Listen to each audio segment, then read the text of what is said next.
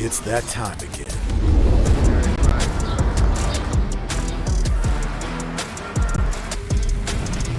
Welcome to the stage. Oh yeah.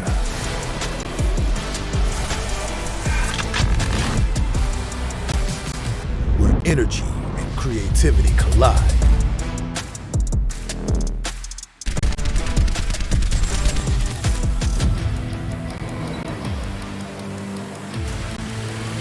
Here we go. Let's level up. Make this something to remember.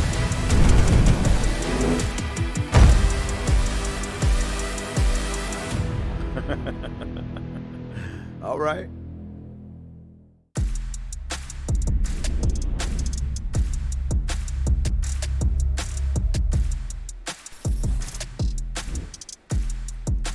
It's time for another season of the Call of Duty Varsity League here. While we're running it back in the fall 2022 season, we got 32 teams looking to fight out once more, running it back on Vanguard, and I couldn't be any more excited. My name is Seymour. Joining me is Cash on the desk. And Cash, I mean, we get to run it back on Vanguard. How are you feeling?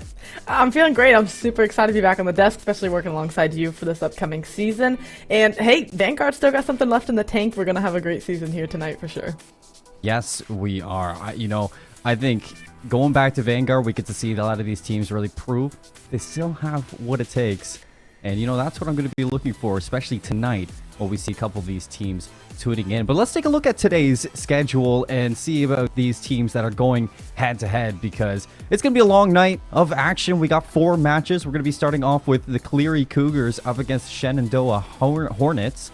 Then we got Baldwin Wallace University versus Kaiser University of Pembroke Pines. In match number 3, we go to the West Central. We got University of North Texas and Dallas versus Keanu College. In match 4, the final one of the night, we're going to be looking at Nicholls State University versus Irvine Valley College. Any team really here that you're looking at? I mean, of course, you know, I know having some familiarity with Nickel State, that's going to be a fun one to watch. And then some of these new teams that we get to see, too, at least that I have never been able to cast over Baldwin Wallace, I'm excited for as well. So, again, a couple ones in here that I'm just excited to get eyes on these players and how they're looking to shape up and finish this Vanguard season. As am I, and you know, into the new season, we got a little bit of a new format that we can look at. We're going to be starting off with our regular season, going into our conference play-ins, and after that, you're going to be looking at our conference championships for who's going to go into the playoffs. And for playoffs, we can't forget those last chance qualifiers to see who is going to make it and push in to play those conference champions.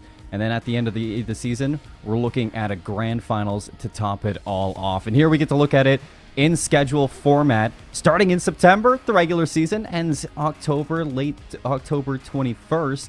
And this season's going to go all the way, Cash, until December 4th, where we're looking at an in-person grand finals. I'm stoked for an in-person grand finals, and like you said, we have several months of great COD gameplay ahead of us, concluding at that pinnacle with the grand finals. Going to be so exciting. I can't wait to get there, but until then, we have so much great action ahead of us, and it all kicks off tonight.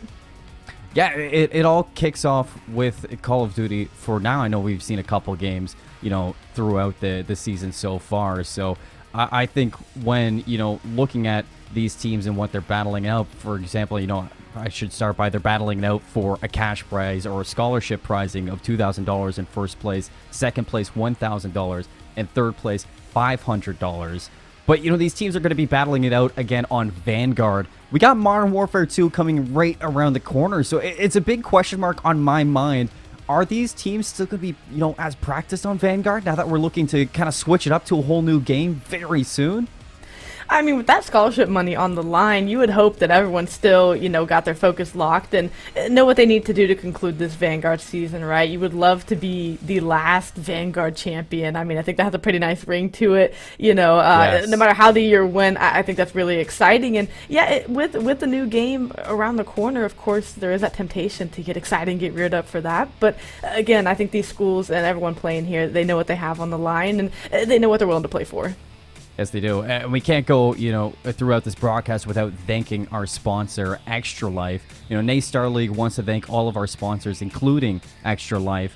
Extra Life is head over to extralife.org for more information on how you can help change the future within games. That's extralife.org. If you want to go check things out, head over there. Big thank you for them for sponsoring the Nace Star League. And, you know, Cash, I like that we're talking about, you know, what's looking into Vanguard. You know, a lot of these new teams, a lot of new faces that we're going to be looking at.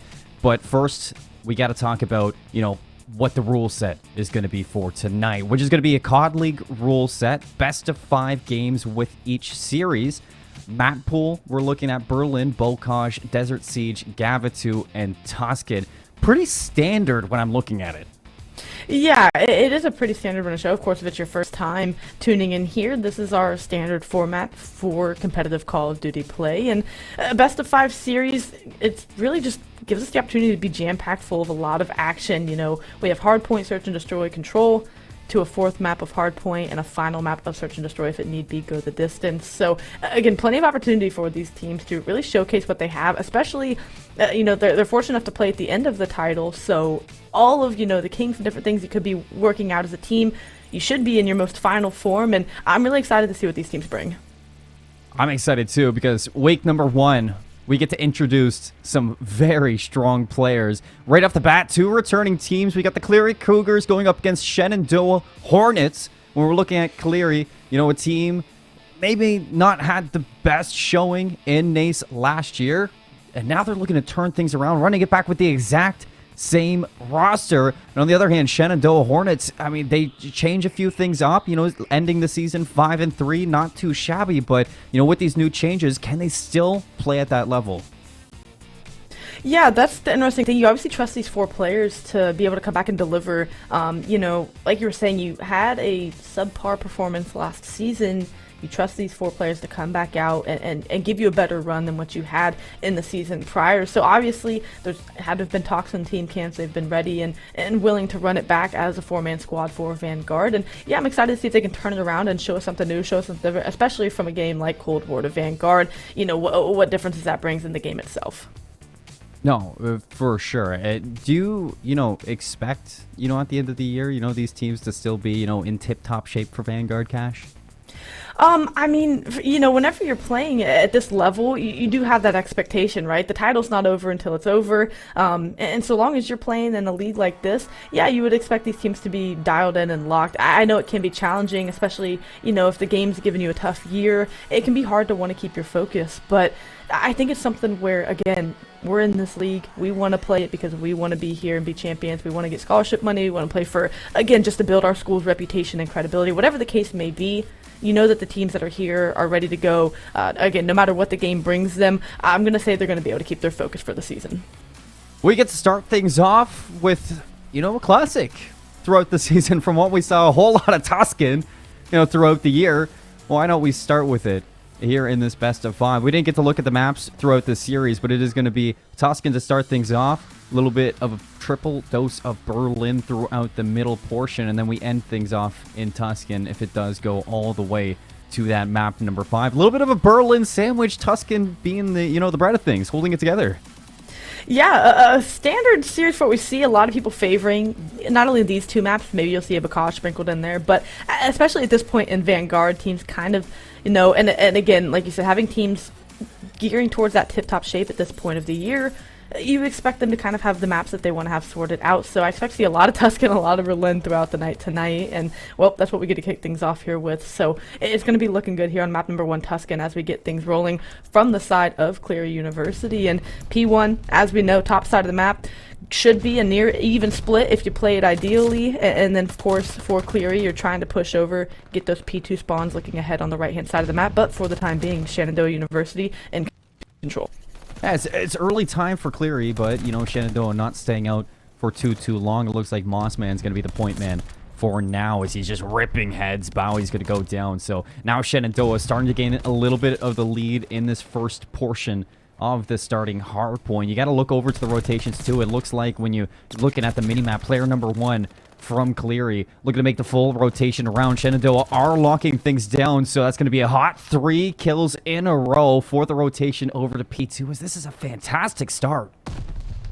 It was a great read by Toxic to be able to match player number 1, as you called out, trying to make a rotation through P5, making that read, and they had a very good map spread for the side of Shenandoah. Now they look to get a hold of this, or excuse me, on the side of Cleary, they look to have a hold of this P2 spawn and get more time. They already have a 40-point lead going over to P2, a fantastic position to be in after a P1. An early break looks to get in, but with enough players present, you clean things up. Toxic doing just that, and now you look to have control of P2 and start to grow this lead as much as you can. Get that hard work done early so you don't have to worry about it too much in the late game. 61-7. I mean, this is as good as it gets for the rotations from Hills 1 to 2. Meat looking to start things off for a retake. Unfortunately, going to lose out on 2 players for this siege. As you're stuck now, as you get flipped out. Shenandoah obviously thinking ahead, as now they're set up for Fountain. Meat's going to get cut down. Relic to double down for his team. A full setup again for Shenandoah University. The Hornets going to be locked in for P3. Cleary boxed out once more. Cash, this is not looking good. It's definitely less than ideal start for the side of Cleary. You have 4 players funneling through, well, all the lanes of the map you can get into for P3. You get a break from the front, but again, that repenge coming back in from the front side of the hill. You were able to get the spawns forced out, but that's just giving Shenandoah the ability to hold it from the front. It doesn't seem like Cleary has been able to get any kind of footing or foothold here on the map to get comfortable. And that's props to Shenandoah for applying constant pressure, whether they're holding from the front or beating them out on the rotation. They're finding a way to get it done, and again, not letting Cleary get comfortable. No, they're not at all. Toxic's going to be soaking things up again as he's just finessing his life on the inside. Has some backup for 2 from Mossman. Snaps over to Plank. A little bit of electricity coming out from Toxic right now. He's just finding himself on 4 in a row. Low in HP, but still alive and well on the inside as the race over to Church begins. Cleary looking to beat out the Hornets. Unfortunately, they're going to have to fight a few players just to set up shop on the inside of the churches. Player number 5 is going to be playing a little bit coy in the back line, trying to bide his time. Relic is going to be there for one at least before dropping, keeping things a little bit dicey for Cleary. Although, still walking away with the majority of the clears or kills. Cleary starting off with church time.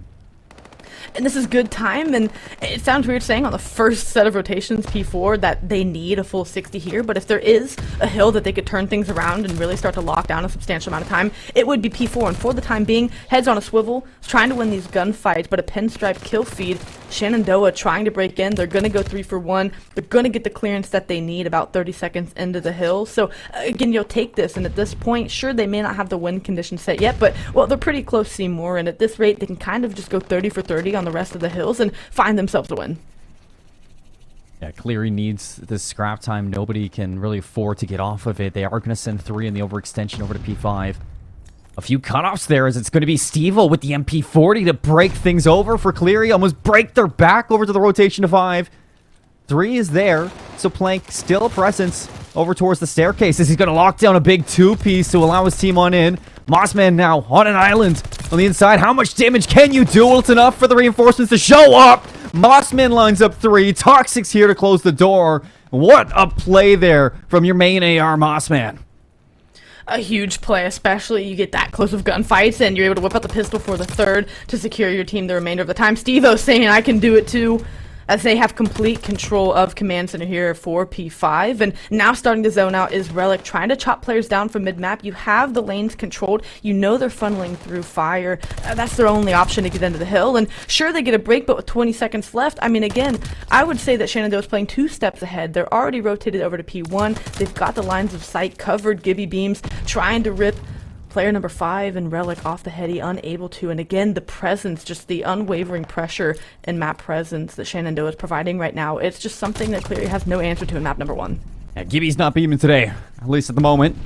For now, Cleary, they need a momentous comeback inside of this game 1 if they want to see a dub here on Tuscan Hardpoint.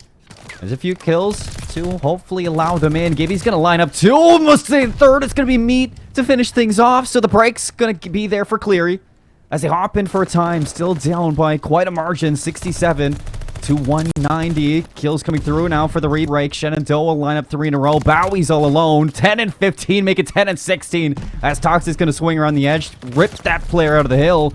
And now, I mean, you're looking at the end game here if you're Shenandoah.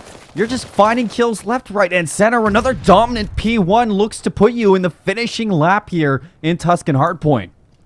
You are, and I want to say sure Slang has been the reason they've done that, but again, they're just controlling the map so well that for Cleary, you only have so many lanes you can run through, and when they're so aware of, you know, where everyone is on the map, that starts to shift the tides of Slaying in your favor, and they've been in complete control of every aspect of this game. I mean, you're sitting at 218 to 75 here. Again, win condition has been set so early on. They did so much of that hard work early on where Cleary hasn't been able to respond, and even if they respond here, again, I think this one might just be out of reach, but we still have hard point left to play and time to find out if Cleary can maybe mount a response. But another break coming in from Shenandoah.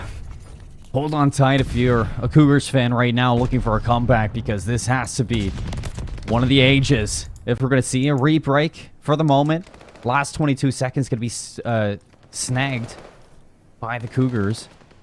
But now Shenandoah, I mean, with this winner's advantage, you can see they're already setting up for P3. Give me beautiful shots there on the Toxic, but I mean, the damage, it is so it's so skewed in the direction of the Hornets right now, Cash, that, I mean, all they need to do is, you know, hold off the routes through the middle of the map and set up shop here in P3. Gibby's going to be trying to, you know, extend to try to get there in time. He has some help from player number 4, Meat, but as Toxic's going to shut him down. Gibby, soon to follow, down to 28 HP, slides on out, he's going to go down. On the outside, it's Plank to keep things open for now.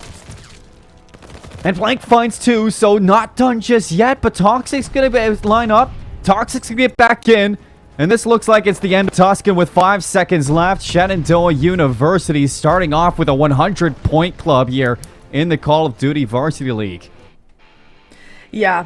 a 98 to 250 performance, and from Shenandoah, that's a way to start off strong. That's a way to show that, yeah, we've still got it for Vanguard, and we're going to come out here and show you that, we're trying to build upon the 5-3 season that we had last year. So for them, it's about making those improvements. And again, a game at this end of the title, you might not be thinking there's stuff to learn, but as a team, there's always something to improve on. Even on P3, right? They didn't get broken there where they got broken the first go around. Just little things like that start to set those teams apart. And that's great work out of Shenandoah to get a really good map 1 win. I mean, that was just sublime from Shenandoah. I mean, that was just standard Call of Duty from themselves. Just strong rotations, heavy slaying. It was the whole package when you're looking at from the point of view of the Hornets. Although the Cougars, I was kind of had high hopes for them going into the season because they're sticking together with the same 4 from their last go around in Vanguard. And, they didn't have the best showing back in the first season. A 3-5 finish to the year doesn't even get them into the conference play-ins. And, going into this one, you almost feel like you have something to prove if you're on the side of the clear Cougars. Going into this map 1, it just seems like the pieces still aren't there, Cash. And perhaps that's first game jitters, perhaps that's, just maybe things being out of sync or trying to get on the same page, right? There's so many facets to it that maybe in the team camp we aren't seeing, but hopefully that's just a first game jitter where, hey, Shenandoah came out strong, we couldn't quite get an answer for them, but we're looking to bounce back here with this slower mode in search and destroy. And I hope that's the case for them. Like you said, we came into this with fairly high expectations in the sense of an improvement. One map is so early to tell in the grand scheme of the full season that we have, but you definitely want to see if they can make a map 2 turnaround. Otherwise, you start to get in that slippery slope of, okay, now we're in a reverse sweep situation. Now it starts to be a bit of pressure that begins to mount. We get a little overview of map number 2. I mean, things can start off, just from opening picks if you're Cleary. I was looking at Gibby in game number 1. He definitely was there in the slaying potential for this team.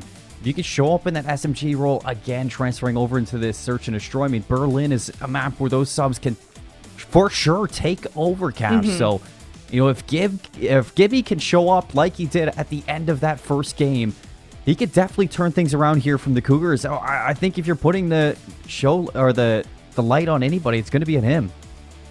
It definitely is. A sub can really, again, especially on a map like Berlin, you get in those nooks and crannies of the map. You find different places, different routes to hit where you don't have to cross those long lines of sight and close distance on those AR players when you're ones as a sub. You can definitely shine in a search and destroy on Berlin. So, like you said, I'm looking for Gibby to be the one to kind of kick off that turnaround for Cleary. And, it's up to the other 3 players as well. You have to be able to put yourselves in good positions to win gunfights, set your teammates up for trades. In different situations, there are so many power positions on a map like Berlin where you've got to be willing to look around and be in positions for the ability to trade your players out if they fall or to make good calls and have good information. Clean comms are so important on a map like Berlin because there are so many places people could be, so you want to try to eliminate as much of the map as possible. After a whole year of this map, Cash, I didn't think we were going to come back to it. But, Berlin started to grow at me. At the end of the season, you would see tons of plays back in champs on this map that, are angles that you just never would have imagined throughout the season. And it kind of opens up that I wonder tonight if we're going to see some of those creddy angles on Berlin like we did see back at champs. That's what's kind of cool about playing at the tail end of the title is, hey, secrets are out. No one's got anything left in the bag. Maybe some people do, but like you said, now we've got all of these spots that we got to see at events like champs and different things where, yeah, I bet you we see some. You're going to pull all the tricks out of the bag to be able to finish this year strong. And especially on Berlin, we saw so many angles, the wallbang spot onto the A bomb site, so many different plays. You see SMGs with crazy movement able to get around, and you look at that top 3 around P5, the middle of the map, that can be an SMG's playground as far as maneuvering around goes, jumping, slide canceling, and starting to really just chow those corners the way that they do. It is one that did start to grow on me a bit with the way it plays, because you can play at a really high level with really high in-game intelligence, and it shows, right? What team's more prepped, what team knows the map better. Of course, having team chemistry is great, having a game awareness is awesome too, but again, how well do you know the map you're playing on? We talk about the team elements of it, we talk about the objective play, but the map itself is something you also have to be well versed in. Now let's see if Cleary can be versed in Berlin enough to bring things back and even up the series one apiece. Into the search and destroy we go. Game number 2, folks. Shenandoah up 1-0 after a dominant map 1 back on Tuscan Hardpoint. And that momentum is going to be something that you have to take into account here for the Hornets. It's not going to be easy for the Cougars to break that momentum here in round number 1. You're going to need something big from the player on screen right now, Gibby Beams. He's got the auto in hand, not the SMG. He's going to go for the opening peek. Spots 2 on the cross, so the information is there. I'm surprised Meat's still going for it. Yeah, there we go. We get the rotation out from the bomb, and it looks like the heads-up play call there from the in-game leader to move that bomb over to the B site. And that's a smart play. That's what you need to do off that opening break on offense. At least you know 2 players are over there, so you're willing to stack your odds 4-2 over on the B site. But the problem with that is you have to work the bomb plant quickly because you don't want to give the defensive team time to wrap back. And they are able to get a clean bomb plant. It's still going to be a 4v4 retake. Plank does find the opening first blood, but now you have to be wary of the wrap through A site, which you see player 1 backing up to be able to handle. You don't want these players flanking you, but you've got to keep eyes on the site. Mossman with the trade back, and now we've got a 3v3 situation here. 27 seconds left. So slowly but surely, Toxic looking it on in, slides through Meat, gets run over. Now Toxic full control of the bomb. You see Bowie in a little bit of a chaotic, frantic scramble trying to get eyes on Toxic in the inside. The unfortunate part of that is the pincer right there from Shenandoah was picture perfect. So the rest of the Hornets who, popped out from that A site, they clean things up in the back line and they allow Toxic for that easy defuse at the end of the round. You come out, you win a map 1 as dominant as you do, and you worry that you switch to a mode like this and maybe you slow down or just don't quite take it the way you should. And Shenandoah, they come out with some vigor on the flank. They make a good 4v4 retake, and that can be hard to do, a 4v4 retake, because it feels like you force your players to have to win so many ones, and it feels like you have to kill so many players before you can even get to the bomb. They don't panic, they don't fret. They take care of business and get the first round on the board, and now it is a decisive B hit. They don't even wait for the cross. They're just going to send it over here, and it's going to be a 4v2, so odds are in their favor. Gibby. We'll see who can get the timing for a first blood. Oh, Gibby's getting aggressive here. Through the window, he finds one. A little bit of ring around the rosy. Steve-O not finding the beatdown. Off screen, there was a kill for the Hornets, so things end off in a 1-for-1 trade, and Gibby gets back in. He slides into the corner. Steve-O has no idea what a play there from the sub. Gibby is doing it all to keep that bomb from going down. Has single-handedly taken down 2 players, and now you're allowing your player and player 4 Meat to get that long line of sight and start to wrap through for the pinch. Gibby able to find his 3rd in the round, and give him the ace. Let him wrap around. He's going to check this corner and should be shooting a player in the back. There it is, 4 for 4. Gibby beams. We said he wasn't beaming in map 1 Tuscan, but he's definitely shooting straight here for map number 2. They respond back with a big defensive round of their own. Well, Cash, let me, rephrase that. Gibby wasn't beaming the first half of that map 1. The back half, Gibby started to beam. That's true. Start turning up for sure. And into map number 2. It only takes him 2 rounds. And Gibby finds himself an ace. I mean, talk about a way to bounce back. If you're the Cougars, you really need to, take that energy that Gibby's bringing to the map, and they need to harness that throughout the rest of the team. That needs to be momentum for sure, like you're saying, that you ride going into this, right? You'll take any momentum you can get when you're the team that's playing from behind, and you need someone like your IGL, like your leading Slayer in the Search and Destroy to say, hey, that's a good round to respond. Let's get this offensive round win, because defense usually reigns king in Search and Destroy. Opting towards this A-bomb site, but not having eyes on anyone yet. Gibby's going to go through and, going to be greeted with a gunfight of his own, somehow able to finesse and maneuver and stay alive. Bowie able to find 2. Wonderful teamwork out of them, and, that's a free A plan. A little bit of bait and switch, and Bowie says, okay, I'll line up 2, no problemo. Bomb goes down. Steve-O for the answer back, still down a player, so a lot of work to be done here from Steve-O. Gibby has confidence surging through him as he is able to at least put Steve-O into a 1v3. Now 1v2, that Steve-O finds that trade. 28 seconds for the retake. Bowie around the outside. Steve-O on the hunt here. Hasn't found any lick of information until he hops on in. There goes Meat, 1v1. Bowie all the way down low. Steve-O should know he's there. Goes for the long-range shots. Bowie hits the ground. 15 seconds. Trying to milk as much time as he can. Steve-O gets the kill, but is there the time? Can he get there? No, he can't. Bowie with the absolute clutch in round number 3 to keep Steve-O as far away from the bomb as he can. Steve-O tried to do his best in responding with an ace of his own. Unfortunately, that doesn't get the round win. Impressive nonetheless to be able to go back-to-back rounds, either squad finding an ace, but Bowie, like you said, doing just enough to stay alive there on the staircase. I thought he was going to get picked and reach out that. Again, played the timing perfectly and got them another round on the board, so heads-up plays out of Cleary to give them a one-round advantage here in map number 2. Still a long ways to go, but now you're on defense. Now you can really grow out this lead if you can get a good defensive hold here and start to set yourself up for success, but Toxic with a real early pick on the cross to A. Last time it was Gibby. This time it's Plank, and won't find the same success with that player change. So the bomb's going to go down relatively quickly here for the Hornets. The post plant looks good as ever. This isn't going to be easy to break with 2 players down.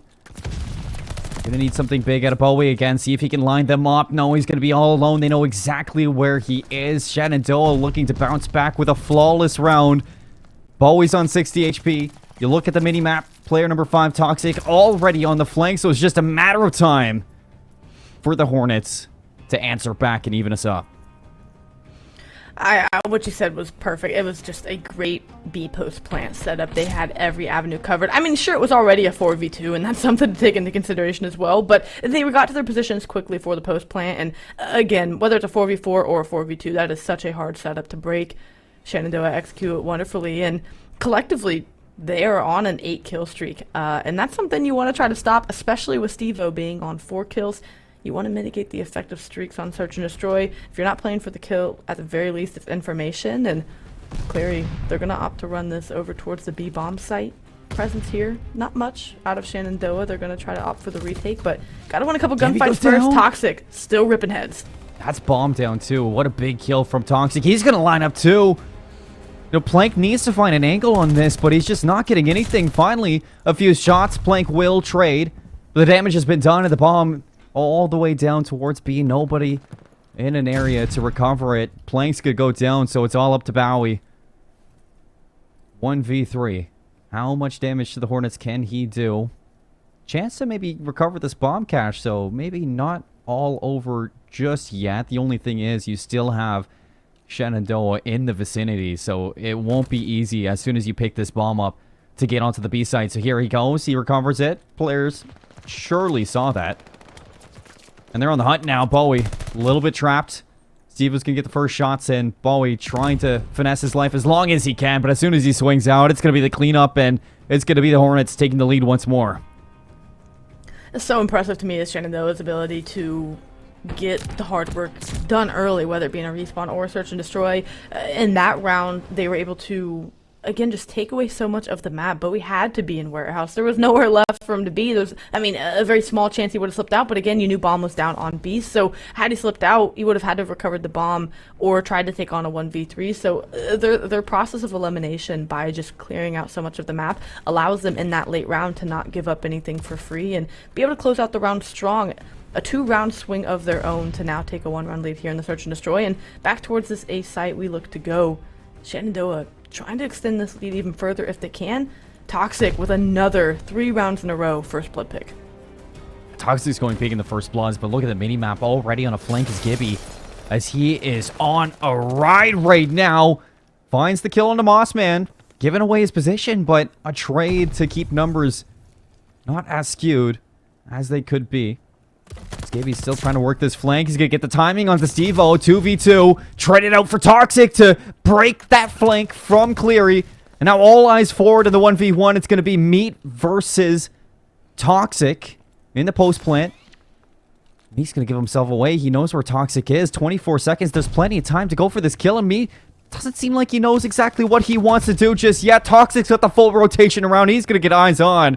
That's 3 rounds in a row for the Hornets.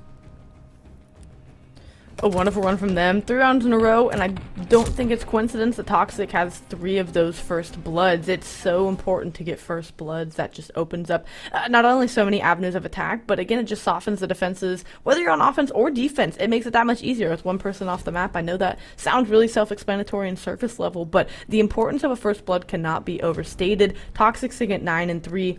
3 rounds in row 1, 3 first bloods by Toxic, and I'm expecting a little more of the same here. Cleary, though, need to find a way to respond and whether either get him off the map or value their initial lives a little bit more.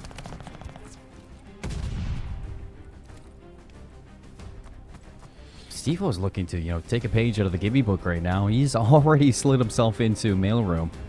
Second floor at that. Meat should get some timing if he holds this. He looks away and Stevo crosses. Information will be there as Meat does see him through the wall. This is slow and steady right now from Stevo to get this flank. Trying to work a flank of his own. So many players scattered around the map from both teams. It's going to be quite the blowout once we do get players ready to go. And Mossman goes first, plank for the trade. Finally, the flank's going to come into fruition. A little bit of battle here from Gibby versus Stevo. It's going to be Stevo. Sliding down, it's going to be Stevo for 2. And another round for Shenandoah. It was shaky at first. They give up the 2 rounds to Cleary Cash, but ever since then, it seems like they just found their rhythm. They really are playing in stride, and yeah, like you said there, in that early round, it was slow, and then everyone was intermixed. Players had slipped through for either side. Stevo's the one to get the last laugh, finding the last 2 kills in that round. And Meat, knowing that Stevo was up there, I would have liked to have seen Meat make a quicker play on at least trying to challenge that or get a teammate there to maybe double chow it and trade it. Either way, they don't, and Stevo makes them pay dearly for it. A quick B hit coming in from Shenandoah to take map number 2 and get a 2-0 series advantage. But Gibby going to be sitting here in this corner, and I expect him to at least find one. Well, I think Relic knows this time. I think they're very aware that Gibby should be lurking around, and finally Relic will get the information. Gibby's trying to play his life now on the outside. But Stevo's got the sniper, and he finds the first pick. Mossman doubles down. They know they can overwhelm this player onto B, but if it's that, Relic's just going to take this bomb, and he's going to hightail it and run. They take down Bowie at A. That's a free site right now. It's Gibby versus the world in a 1v4. Can he ace once again? First, he's going to have to be blessed with a little bit of timing, Cash, because he is finding nothing at all. That bomb's going down at A. Gibby's going to find the kill onto Stevo. But is it too little too late? Toxic has eyes to the middle of the map, and he's going to cut things down. Shenandoah University, a dominant map 1, a dominant map 2. They just look unbeatable right now. They truly do, and those first 2 rounds had gone the way, for the side of Cleary, and it looked like they were trying to make those adjustments whenever they had site control, and got the bomb down quickly and didn't wait for Shenandoah to be able to make an adjustment. It was great for them, and it panned out very well. Unfortunately, they're lacking in the next step of that, which is, okay, when Shenandoah adjusts, how are we going to counterplay that so that we can give ourselves the leg up again? They can't quite get to that point in the respawn and in the search and destroy. They haven't been able to find a way to adjust to Shenandoah adapting to their gameplay. Here in map number 3, it is do or die, as you said. Shenandoah looking unbeatable right now, and we're staying on Berlin for the next 2 if we even need them, but especially for control, where Shenandoah could look to close out here in a 3-0 fashion. Cleary University, they've got to pull something out of the bag quickly. I mean, we talked about at the start of the the series how comfortable a Tuscan and a Berlin map set is they're the only 2 maps that we get to see throughout this best of 5 if it does go the distance. Yeah, and now I'm starting to think, if it really did favor Cleary as much to keep it as, clear cut as this, and instead of going to maps like, a Bocage or a Desert Siege, to really throw a wrench in the plan of Shenandoah. I mean, these vetoes are very basic, and to that, you look at a team, as seasoned as, Shenandoah, you look at players like Toxic and Stevo, who have been around the block a long time here in collegiate Call of Duty. I mean, this should just be another walk in the park for the 2 of them. And I'm a little bit, worried now for Cleary that, going to these maps, I would have liked to see a little bit more diversity in the map set. Yeah, especially something like Bakaj you bring up where it plays much scrappier. So if you know coming into a series that you're the weaker respawn team, it gives you a chance to play it scrappy and maybe pull off a win. You see that fairly often, at least more so on a map like Bakaj. But like you said, we get a pretty standard run-of-the-mill map set, only 2 maps, so not a lot of diversity. But for Cleary, and who knows, maybe they have something up their sleeve where they're just trying to expand their map pool early in the season, maybe trying to get some reps on maps that they're weaker on, having not seen a lot of these teams at the tail end of this Vanguard season. You know, there could be different things going on behind the scenes we're unaware of, but for now, it doesn't seem like Tuscan or Berlin that we've seen have been their strong point, at least here tonight. You never know what kind of bounce back they could have week to week, but it's all Shenandoah here. It's all Shenandoah so far throughout the series. Map number 1, 100-point club on Tuscan. Map number 2, 6-2 on a Berlin Search and Destroy. Map 3, we go back to Berlin, this time Control. As, I mean, you put it perfectly. This is all on the line for Cleary Cougars here in their Week 1 match versus the Shenandoah Hornets. Can they pull things back? Can they reverse sweep? I mean, what a way to start your season off. You know, you go down 2 maps, not looking the best. You come back against the Hornets, you completely wipe that off the slate. This would be huge for them to be able to pull back and find a way to get to a map number 5, right? But you've got to handle it 1 map, 1 round at a time. You can't look too far ahead down the scope, otherwise it can look a bit overwhelming. But if the series does go to a game 4, we will be taking a short break after this game. So for Cleary, you're looking just to try to push it to a map 4 and stay alive, just to push it to a map 5 after that to stay alive. And next thing you know, you have the ability to win a series, but for now, you've got to take care of business here on this Berlin Control, and it starts off with a good offensive hit. If you can get an offensive win, hey, in Control, that's nearly half the battle. Oh, yeah. You know, I feel like if there's any map that you want to win on offense, it's going to be Berlin. As I want to once again, you know, thank Extra Life, our sponsor here for the NACE Star League. If you want to check them out, don't forget to go to extralife.org and help the growth through gaming. Shenandoah on this offense, you know, pretty standard start. Going to be looking to lock things down. Early additional minute to their time bank. Haven't lost out on a single player. A little bit of dent in Cleary. But now you're looking at A. And this is a lot harder to take over. If you're looking at this from the point of view of the Hornets, it's got to be 2 very clean 4 down. Especially to break into this, they're opting to take the route through fire, which can be an advantage if you can keep the numbers there and keep the spawns a little weird for Cleary. It can definitely pay off for you, and I think that's the most successful look. Again, Shenandoah is looking like the better repped, you know, the better prepared team. Looking at how they want to play and the routes that they're taking, very intentional around the map to set themselves up for success. You lose a couple players fire, but Relic still doing damage in there and turning heads, allowing your team to maybe take those gunfights at the front of the hill. They end up losing them all, so the defense holds for the time being. You still have a minute and a half on the clock, and just down 2 if you are Cleary, so very much doable. For now, the Cougars, they put their foot down. Say no way. A is off limits as playing frontline contact. Not able to find a 3rd in the row. The streak ends there. Shenandoah looking to work their way through the map as they line up 2 in a row. It's their chance to strike meat. Probably a little bit stirred up now on the inside. Shot down to 69 HP. Stevo's going to clear that back up. Now Meat all alone on the inside. Broken down. It's going to be Toxic on the way in.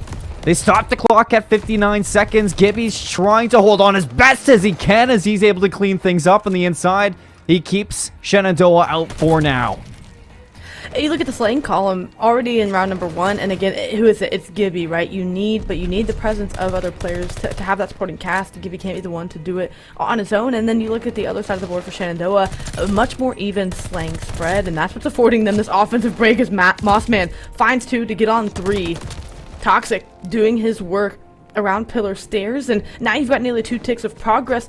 For Cleary, you've got to flight this. It's going to be 1v1s. You're going to be throwing one-off lives at it. And if you are Shenandoah, you're just trying to hold pre-aims here and get this last tick of progress. Oh, yeah. Stevo is lining them up. 3 in a row. That's going to be the round. Heading out on a little bit of a spree. Stevo making it look easy as ever right now on its offense here in Berlin Control is a pretty standard take there. for Shenandoah Hornets. It took a few tries to get in there, but once they did, I mean, they cemented themselves inside the offices. They couldn't get cleared out, and that's just a testament to being able to win those hard gunfights and lock down the lanes, because once you start to see on defense that tick bar progressing quicker and quicker, you start to play a little more frantic. You start to have to be like, we have to get to the hill, we have to get to the hill.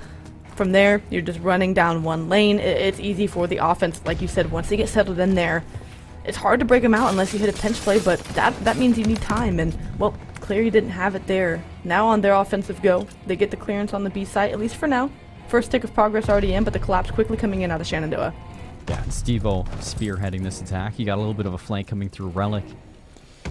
So a chance to pinch things out here if you're the Hornets. Mossman does go down. It's going to be 2 out of the hands of Shenandoah. Make it 3. So everything's going to be riding on Relic to go big. And as he drops, 2 players standing tall inside of mail room for the Cleary Cougars. Now looking to finish off that B zone, and they do. So you add things up to 2 minutes and 20, just about the exact same as what the Hornets had on their offense, looking to, you know, take over A. But, I mean, that is such a hard thing. I mean, you saw how hard it was for Shenandoah just to break Cleary on the inside of there. Can Cleary do the same to Shenandoah? That is quite the ask, especially on control, seeing back-to-back offensive round wins. But I really do like when teams just take the point that's closer to them, right? Just get more time on the clock. That gives you more time to work routes and maybe catch the defensive team, you know, slipping up. And now you can hit a route and get a lane and get an opening for the A site. So often you see teams put so many resources towards that A site just to get B and barely have enough to go back to A. So I really like the choice by both of these squads offensively to get the easier site, get more time on the clock, and then work the kills from there, doing just that. And if you're clear, you're sitting in a decent spot, right? Down 1 life, you have a minute and a half to work with. Now it's just a matter of playing as a team, getting some good collective team pushes in, and trying to replicate what Shenandoah just did. Right now you have player 5 and Gibby in a peculiar position, trying to wait for the timing to get onto the site, wait for the teammates, but with Steve-O finding 2 and no one else really finding some kills for Cleary, this offensive hit just got that much harder. Yeah, he's just Gibby waiting for his teams to make that mark, but he waits too long and his teammates fall. So as soon as he gets into A, he's cleaned up relatively quickly. Now down to 1 minute to even things up here inside Berlin control, and it's getting so much harder just to get in here. Steve-O's going to get aggressive again over towards the train yard. Has an angle on the respawns from the Cougars. And he's going to go deep into this one as well. I'm not sure if Cleary are going to be aware of this one. They are. Meat's going to clean him up. That's a big kill now to start things off. Unfortunately, you lose out on Gibby, your main slayer, and Mossman is tearing you apart inside offices. It's 1 by 1. The Cougars falling. Mossman, the culprit. And that's going to be 2 rounds in a row now where Shenandoah, they just look like they are putting this one away in 3. Really running away in the mid-round. You held it close if you were Cleary, but again, it's how you play once your first hits aren't successful. They didn't try to take any routes through fire, or if they did, it got sniffed out. Gibby tried to play for timing at pillar stairs, and again, when your teammates fall around you, it's just that much harder to get something to work out. It feels like it has to be that much more of a hero play, but the 4 down that you need to stack the point is in with 4 seconds left. Can Shenandoah get back and get the kills? Oh, this is what I get. This is what I get for calling it too early. A team kill at a Toxic, and somehow, some way, the Cougars get back in. What are we looking at? I mean, Plank lines up for a beautiful double kill, but it's the team kill coming out from Shenandoah that is really the nail in the coffin there. A small mistake, it's blown wide open, and we said it back in round number 1. As soon as the offensive team gets into A, it's hard to take them out. As with any map of control goes, it takes 1-4 down, especially on Berlin, where you really only have 1 lane to fly through once you get broken defensively. It just takes 1-4 down, and what looked like hopeless for Cleary, well, next time we'll give them the benefit of the doubt, because they made that look easy. Once they got that 4 down, they slotted in and did what they needed to do to get the round win here. Now Shenandoah leveling up once again, trying to get this A site, trying to make it easy for them to get this offensive round. And I mean, Seymour, we just had 2 back-to-back offensive round wins. This control map's already crazy.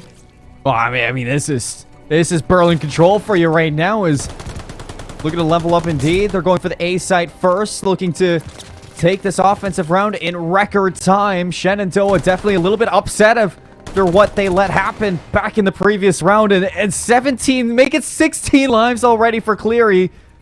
A site gets chalked up. Still 2 minutes to take over B, and this is the tallest mountain that you can ask to climb. If you are Cleary right now, all you have to do is get into B right now. If you're Shenandoah, and this should be the round. They are spawning so far away. You have player number 2, Relic, here to cut off any rotations, any help that you can even ask for. But it's the front line right now. Toxic and Mossman to just line them up for now, leaving things on the outside to Relic, keeping Cleary boxed out. Can't plank it in time.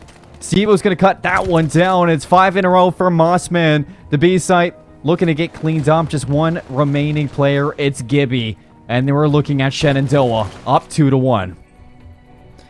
3 offensive round wins in a row, and I want to say if you're Shenandoah, you're glad to be going back on defense, but on Berlin plays just that much differently than the other control maps that we have, where really offensively it feels like at times you could have the advantage depending on how you opt to play it. I mean, especially to get the A site with it having one clean line of sight to run through and funnel through for your defense. Like I said earlier, it almost gives offense the advantage, where it feels like more so than other maps, you really just need 1-4 down. And sure, you could say that about the B side on Gabatu, and sure, you can say that also about Tuscan, but it feels like you have less options on the defensive side if you get broken. So here for Cleary, could they push it to a map number 5? Could they try to extend their life in this series? We'll have to find out, but taking a page out of Shenandoah's book, they're trying to hit this A site. They made a fool of me back in the last offensive round.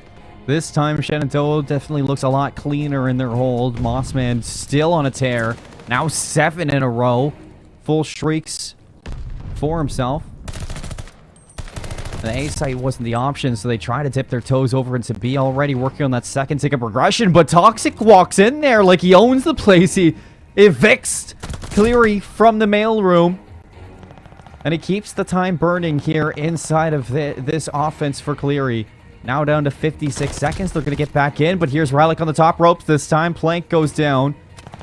And still picking apart the Cougars. It's going to be safe right now for Shenandoah to really set themselves up in a position to end things. Mossman, the only one lurking over towards A. He's going to shut down that offensive attack, and all eyes should be over to the B side. If only you took down the player over towards B. That player now just keeping the time stop. But again, I'm looking at the lives, and especially since last round, they ended that round with an 18 life advantage. It was 25-7. Unreal out of Shenandoah. And now you see it here, another 12 life discrepancy. So even if you are able to get either of these zones, the lives are just going to come into a factor, because Shenandoah's ability to just lay out a point, like you said, whether it's Toxic, whether it's Stevo popping in and finding 2, it's just something that Cleary haven't been able to account for here in these last 2 rounds. And the defense, like you said at the start, has tightened up for Shenandoah. Yeah, you get a minute and a half on the clock, but once again, you've got 2 full team pushes on this, and that's it. Well, Mossman calls in the glide bomb. Doesn't find anything, but it is able to zone away Cleary into the inside of the buildings to take these gunfights. They go 2 for 2. Minute 10 to go, but you're looking at 20 lives to 9. This just does not look feasible. When fighting up, you're going to need a clean 4 down on the inside of it. Unfortunately, Stevo is going to take down Bowie. Looking at an outflank here from Mossman, slides on through. Meat's going to take him down, so a chance now from Cleary. You got to take down Toxic on the flank, and it's just not going to work out. Meat goes down, only 2 players on the inside. Stevo in and out, taking down 1. Another team kill here from Mossman, but is that going to be enough for Cleary to really take advantage of the inside? It's so scrappy back and forth between these teams. But here comes the reinforcements. Shenandoah will get back in, and Toxic clears out the rest.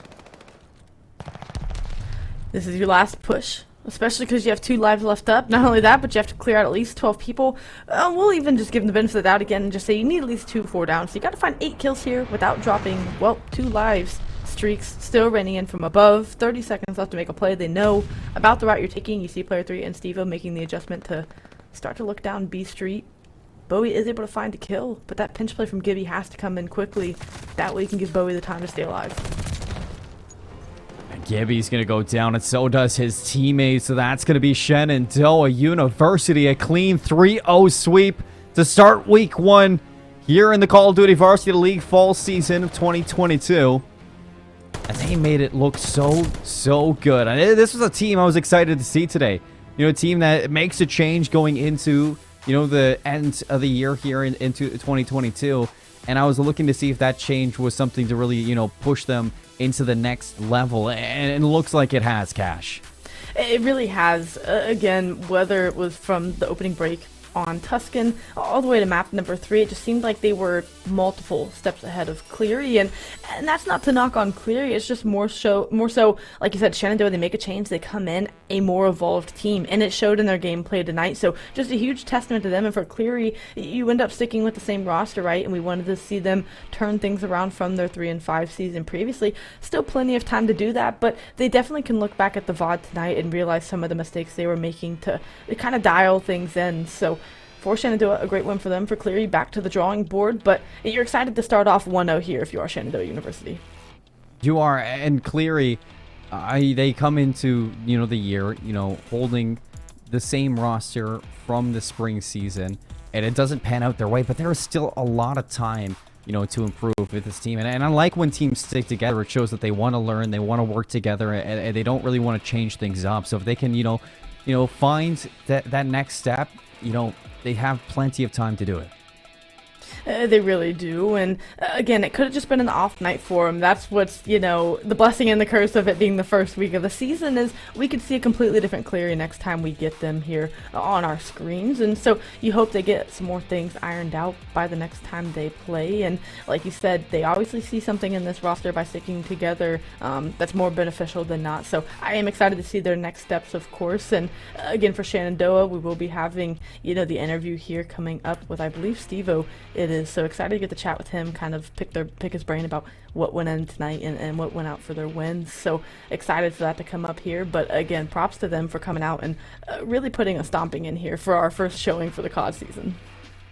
Yeah, it does seem like we're going to be getting Steve-O into the booth for the interview. As soon as we get to know him, we'll bring him through. But after that, best of 3 or best of 5, it only went to 3 maps. I think I'm ready for another season of Vanguard, Cash. It was a lot of fun, going back to the roots at the start of the year or the past year. But let's bring him into the booth. Steve-O, congratulations on the win. You guys looked great tonight. Hey, thank you. All right, I'm gonna start things off pretty simple. It's the start of the new season for your team, start of the new school year.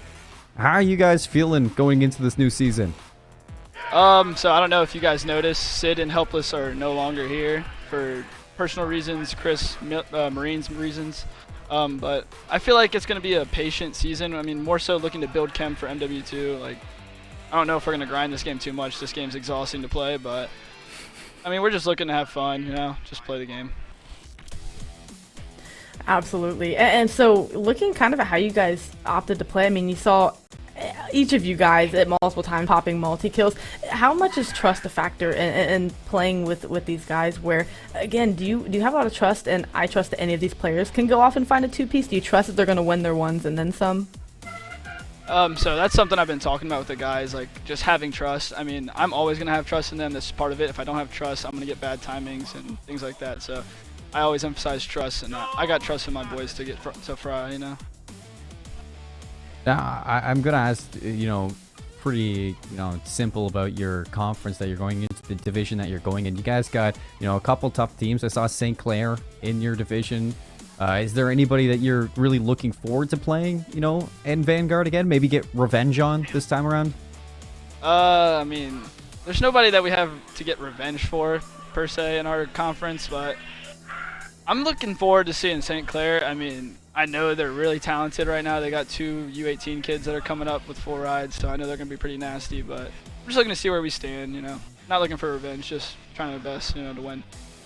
I like that. It's classy. Absolutely. I guess just the final question here to wrap things up. You'd mentioned that you guys aren't going to grind the game too much, more so looking for building team chemistry going into MW2. So in those VOD review sessions, is it more so, hey, what comms looked like in this situation, how we could clean that up there, or are you guys still kind of looking at gameplay in some instances? In some instances, we're looking at like rotations and like what they're doing, but more so it's just like playing together, just like listen to the comms. Yeah. 'Cause sometimes our comms slip out, but I mean just things like that, comms and just playing together. Definitely. Well, I want to thank you for coming on, Steve-O. I mean, you guys looked great tonight. You know, even with the new team, you guys looked as clean as could be. And I know it's only the start of the season, so you guys are going to improve. Before we let you go, you know, is there anybody you'd like to shout out? And also, you know, where can people, you know, find you on Twitter? Yeah, thank you guys for having me first and foremost. And Twitter, it's Steve-O_, same as my gamer tag. Shout out my boy Hanky Poo and Gamer Dude. Know they're out there watching. A big shout out to there. But thanks for coming on, Steve-O. Congratulations on the win. Now go enjoy with your team. Thank you. You have a good one. Well, Cash, interview number 1, series number 1, all done for the I guess the start of the season. You know, how are things feeling? You know, after that interview, is there anything that really stood out to you? It's really exciting to see teams put so much of an emphasis on team chemistry, you know, and those things, because I can kind of slip through the cracks in some team camps where you focus so much on the gameplay, you forget to just enjoy the game, trust each other, as Steve-O said, and just have fun with it, you know, clean up the comms. The intangible things that you don't see on the scoreboard, it's exciting to see that be their focus, especially not only going into this new season, but finishing up this game title. Yeah, putting the last little bow on the season. That is Vanguard. Well, folks, that's going to be match number 1 done for the night. We're going to go to a break, and when we come back, we got Baldwin Wallace University going up against Kaiser University of Pembroke Pines. We'll see you on the other side with the continuation here of the Call of Duty Varsity League.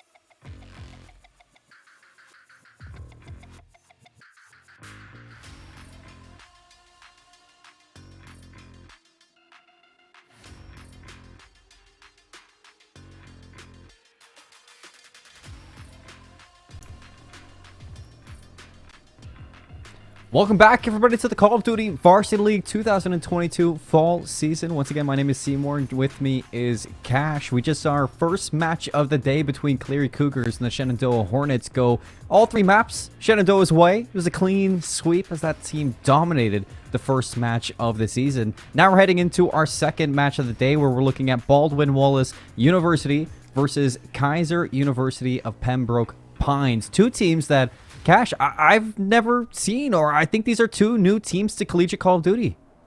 Yeah, two teams I haven't, been able to cast over either, so it's exciting kind of venturing into the unknown with what are we going to get? Like you had mentioned, we just had a 3-0 our last series. Do we get that here? Is one team lights out? Does it play really even to a game 5? It's exciting to get, fresh eyes on a couple new schools that we haven't seen, so I'm excited to dive into this one. Yeah, I was, during the break, I was like Googling as much as I can to see if I can, find statistics from last season or even in previous seasons of other leagues of these two teams, but I didn't find anything at all. So this is clean slate, folks. I mean, going into this series, I think that definitely it's just going to be kind of taking it as it is, learning the teams, learning how they play together. We mentioned it going into our last series that this is the end of the year for Vanguard. We got Modern Warfare 2 coming up very soon, so a lot of these teams, I'm sure they're just working on their team chemistry like we heard Steve-O talk about it. And I think when you're looking at these two teams being so new to collegiate Call of Duty, I think it's important to look at how good these teams play together right off the rip.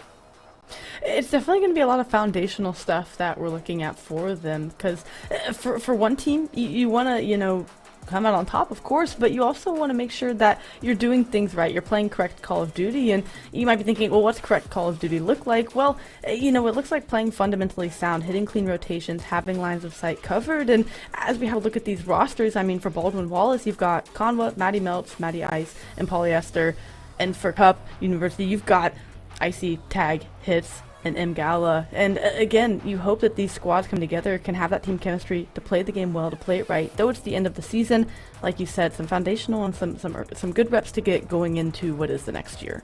Well, they already got the name chemistry over on Baldwin-Wallace. They got Maddie Melts and Maddie Ice. That is going to be a mouthful if we're doing like play-by-play, and we got Maddie Melts and Maddie Ice working together to break a hill in hardpoint. That is going to be something to get used to as we see this team now inside of the Call of Duty Varsity League 2022 fall season. But let's take a look at what we got for our map overview. The best of 5 is going to be starting off with a Tuscan. Then we get a triple dose of Berlin once again. But if this does go to a map 5, we're not getting a Tuscan. We're getting a Bocage Search and Destroy. Cash, this is almost a mirror matchup from what we saw in our previous game. I'm hoping we don't get the same outcome, though. I agree. I'm hoping we get to go to that Bocage, at least get a switch up of the maps. Of course, even a Berlin hardpoint would be new for us to see. So for the start and for the first 3 maps, it's going to be a copy and paste of our previous series, and we'll see if the gameplay shakes out the same way. Like we were saying, fresh eyes for these two new schools, and there's got to be excitement too, that of course coming in and playing against the squad that is also new to the collegiate competitive COD scene. Definitely going to be exciting to see who's going to take that win, who's going to take that early edge against the newcomer on the block. It's like, the same feeling as like a first day of school vibe right now. It's a first day of collegiate Call of Duty vibe for these two teams going up against each other now. Hopping back in with Tuscan hardpoint. Let's see if we can get a little bit of a closer matchup between the two. It looks like Ice is going to start off with the first kill over from from Kaiser University. It's Baldwin-Wallace starting off with the initial time, working on the less preferred side, looking clear to break this hill. It's a full 3 down to take control of P1. Haven't yet been able to break those spawns over towards P2, but this early time is going to be good to give them a little bit of a buffer for the rotation. As you said, from the non-favored side, and for the side of Kaiser, they're not applying a lot of pressure here. They're really just chalking it up. So as they get the rest of this time, it's going to be a near 50-second P1 hold from the unfavored side. I'm hoping Kaiser comes out with a really solid P2 hold here to give up that much time off the rip. We saw how that can hurt a team, especially in our last series, if you give up that much time early on. But the setup looking decent to start for Kaiser. You got someone slip through the back in Maddie Melts for Baldwin. No eyes on it yet, but player 8 trying to be aware of it. The hill popped, the time is clean, and well, so was the kill feed, Seymour. It's clean, concise, and it is a strong hold so far from Kaiser to bounce back. And Look at not hits right now. Over to P5, looking to catch rotations, just not there in time. And in fact, he's going to get caught looking the wrong way. It's Baldwin Wallace to slip through Church undetected and break the hill to P2 for now. The only issue is with this now, Baldwin Wallace, yes, you're looking at getting scrapped on here. Kaiser University, they're looking to scrap it and set up for Fountain. It's really interesting how early player 8 in Gala got over there. They, again, aren't really fighting for scrap time. Once they get broken, they're opting for rotation, and, well, that's only afforded them 16 seconds of time, so we'll see if they look to either hold hills for longer and get more time, or opt to fight back if they get broken into, because Baldwin Wallace, they're on the break here early, Seymour. And Baldwin has been good so far for the breaks. This time Tag hiding in a corner, not hit. It's going to back him up. It's 3 down for Kaiser on this retake.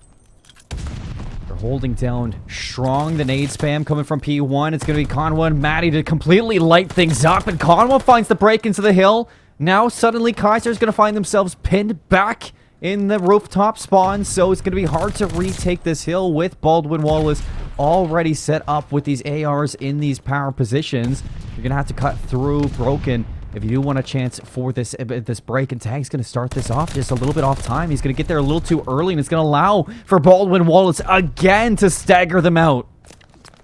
These hits coming in, like you said, staggered, and now pushing them back, once again opting for rotation, are the Pembroke Pines, and we haven't seen anything come to fruition for them. Hopefully they can get a solid hold here. P4 does afford 4 more of a money hill if you can get a clean setup, but with 2 going down on rotation, and as the hill pops, you leave 1 player left on the site to fight for their life. Maddie Melts doing just that. They get a clean break in on P4, look to grow their lead out to over 100 points, and now for Kaiser University, I don't want to say it's panic time yet. It's only 130 points, but you are down 100 points, so you really are going to have to find a way to get significant time here and re-break into this hill. And right now, the duo of Maddie Melts and Maddie Ice look like they are well and synergized going up into the fall season. As now they're looking to zone out Kaiser from breaking back into Church. It's Maddie Melts and Conwa to find the first couple of kills to back them up. And it looks like Kaiser want to completely disengage from it, scrap the hill. And they're looking to rotate over to P5 first, see if they can set things up and, you know, hold this early, which I do like. The only thing is in the past, this hasn't worked out for them. They've opted to do this every single hill. If they get broken, they fight for it until about the 25-second mark, which is stretching it to give up a hill at 25 seconds. But again, if it was working for them, like you were saying, maybe I wouldn't think it's that bad of a strategy. But we're 5 hills in, and I'm not seeing much of an improvement from them. Tag gonna get in the mix here and try to find a couple of kills. It's gonna be 2 for 2 in the feed. Gala able to pop a 2-piece, and again, the pressure still being poured on from Baldwin Wallace. Job's not done yet. You've got to find a way to get a clean amount of time here, and, well, this is the cleanest look they've gotten on one of the mixier hills, so I guess kudos to Kaiser, but a break quickly on the cards for Baldwin Wallace. Quick as ever, as it's been throughout the rest of Tuscan. It's another 3 down clean. You can see on the minimap, Kaiser University spawning back over towards P3, but look at the forward aggression coming up from Conway. He's going to completely just zone them out even more. Ice going down with that kill sends them packing over to P1, and it just seems like this team is just rotating ahead so often, but not able to hold things down. And Conwa's got a glide bomb too, so if you talk about how easy it's been to break with guns, now they have a streak to back them up for the most open hill in the map. They could get a break and end it here. Now, they'd have to break in the next 5 seconds to win it on this hill. I'm going to anticipate that it will be pushed to a P2. The streak does come in. It does connect. That's going to be all 4 down in the feed. Not only do you have control of P1, but you have that right-hand side of the map as we look ahead towards P2, where this game should be closing out, as I anticipate how Baldwin Wallace has been playing. The tacticals on point tonight. Conwa doing his thing at 20-9, 47 seconds of hill time. A fantastic stat line here, and we aren't finished yet, but for Kaiser University, you're just trying to keep those guns hot as you look towards map number 2. Maybe try to rotate over to P2 and get things a little bit scrappier, but at least as far as this one goes, it's all but a matter of time before it's done and dusted. Yeah, right now you're trying to light a fire right now under the spirits of your team, just carrying over into that map number 2 if you're Kaiser University, but it's so hard when Baldwin Wallace just aren't missing. Polyester for yet another double kill, up to 4 kills in a row. Nobody negative on Baldwin Wallace University. What a debut we're getting at a Conwa as well here in Collegiate Call of Duty. 23-9 now in 3 in a row. look at it, just completely put things to the wayside inside Tuscan Hardpoint, map number 1. A dominant win for Baldwin Wallace, 250 to 55 cash. I mean, you couldn't ask for a better start from this team. You really couldn't, and you know, for Kaiser, again, we talk about the squads being 2 new teams to the collegiate scene. Like you said, couldn't ask for a better start for Baldwin Wallace. Of course, things to improve on for Kaiser. I mean, one thing I will give them, the rotations were on point. They won every rotation but that last one, and so, again, just trying to look at the positives where you can. For Kaiser, strong rotations. Now, when they're rotating as early as they are, you would like to think they'd be able to get those. It's just, of course, tightening up, you know, the ability of not only getting broken, but how are you going to react to getting broken, getting back into the hill and finding time. They weren't able to do it there on map number 1, but in the blink of an eye, map 1 is through and over with. We're focusing on map number 2, heading to Berlin. It's going to slow down here, and hopefully for Kaiser, they come in with a little more S&D prowess and confidence to try to bounce back and draw the series 1-1. Well, one thing, Cash, that I did enjoy from, you know, Kaiser back in map number 1, that I hope that they take into map number 2 is their proactivity. You know, this team did not, you know, think twice in rotating to the next hill. So I'm going to need to see that proactivity continue here in map number 2. And if they can, you know, work off of an early pick, you know, maybe think about, you know, counter attacking into the later rounds of a search and destroy. I think that, you know, Kaiser University, they definitely have the pieces there, and they definitely have the thought process to think ahead. And I hope that this team, you know, stays in that lane going into the search and destroy. It definitely can help you out if you're playing off of those first bloods. It absolutely can, and the slaying obviously lopsided favoring Baldwin Wallace, but you get into a map like Search and Destroy where, like you said, if you're playing proactive, you get those first bloods, you can slow the game down for yourself and start to level back out that slaying field in Search and Destroy where it can kind of get out of hand in a respawn, and before you know it, you know, you're just kind of in a rinse and repeat cycle. On Search and Destroy, you really get a lot more control over, you know, when you give up a life. In a sense, you can play your life to the best of your ability for as long as you can before a team looks to make a break, but behind first bloods, it definitely gives you the advantage. Hopefully they have that quick objective mindset where it's get on the objective first, carrying that over to search and destroy, where on offense, let's get to the objective first, let's get a quick bomb plant and put the ball in the defensive team's court, let them have to make the play to try and retake the site. We'll see what S&D prowess they bring here on map number 2, but for Baldwin Wallace, I mean, you could not have asked for a much better opening, like you said, to the competitive COD scene, especially on a hard point. I mean, dominance, things were clicking for them there, very much so, and, well, welcome to competitive Call of Duty, and yeah, teams are going to have their eyes on you, not only after this map, but depending on how the series go, you're going to be turning a couple heads, I can tell. Yeah, welcome to competitive Call of Duty, not just for, you know, the players, but for stream as well. It looks like we got a little bit of a lobby reset, so we're going to be waiting a little bit more to get into that map number 2. But speaking on Berlin, because, you know, we saw this exact same map back in our first series of the night. You know, one thing to, you know, take out of it from Cleary's side, even though they lost, is they put up a fight in the early rounds. If you can find a player on Kaiser University that's going to take the role of, you know, Gibby, and that player can pop off, I think that, you know, the Kaiser can work off that a lot more. I'm definitely seeing a lot more team coordination within this team, so I'm looking at somebody to, you know, pick up those reins, you know, being the Maze Slayer, find the Gibby of your team to hold things together.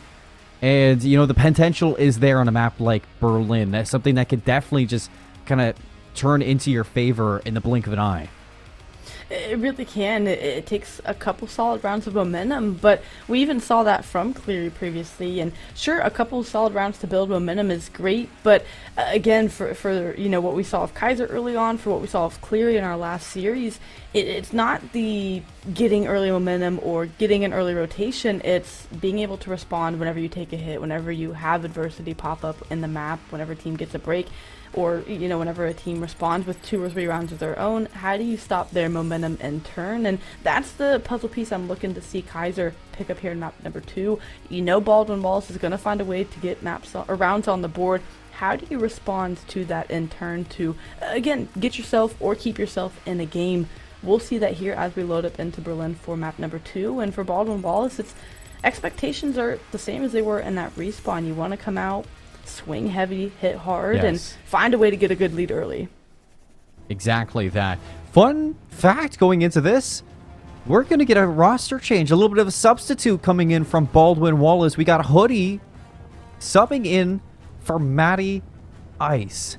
So bringing in this player, you know, it's a topic to talk about. I'm not sure, you know, the thought process in bringing him in, but it's something that, you know, I've talked to, you know, many other casters about and many other players about it is, you know, the potential of maybe having, you know, substitute search and destroy aficionados.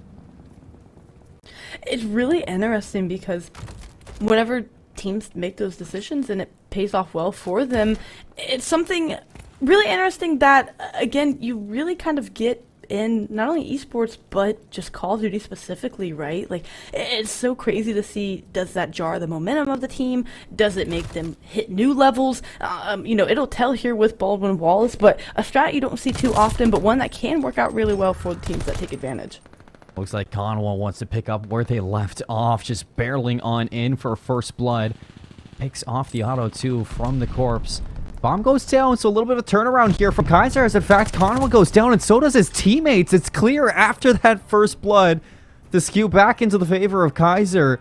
As soon as that bomb goes down, nobody could touch the offices. And tag here, we're going to see in the final kill cam, just holding the close angle towards staircase.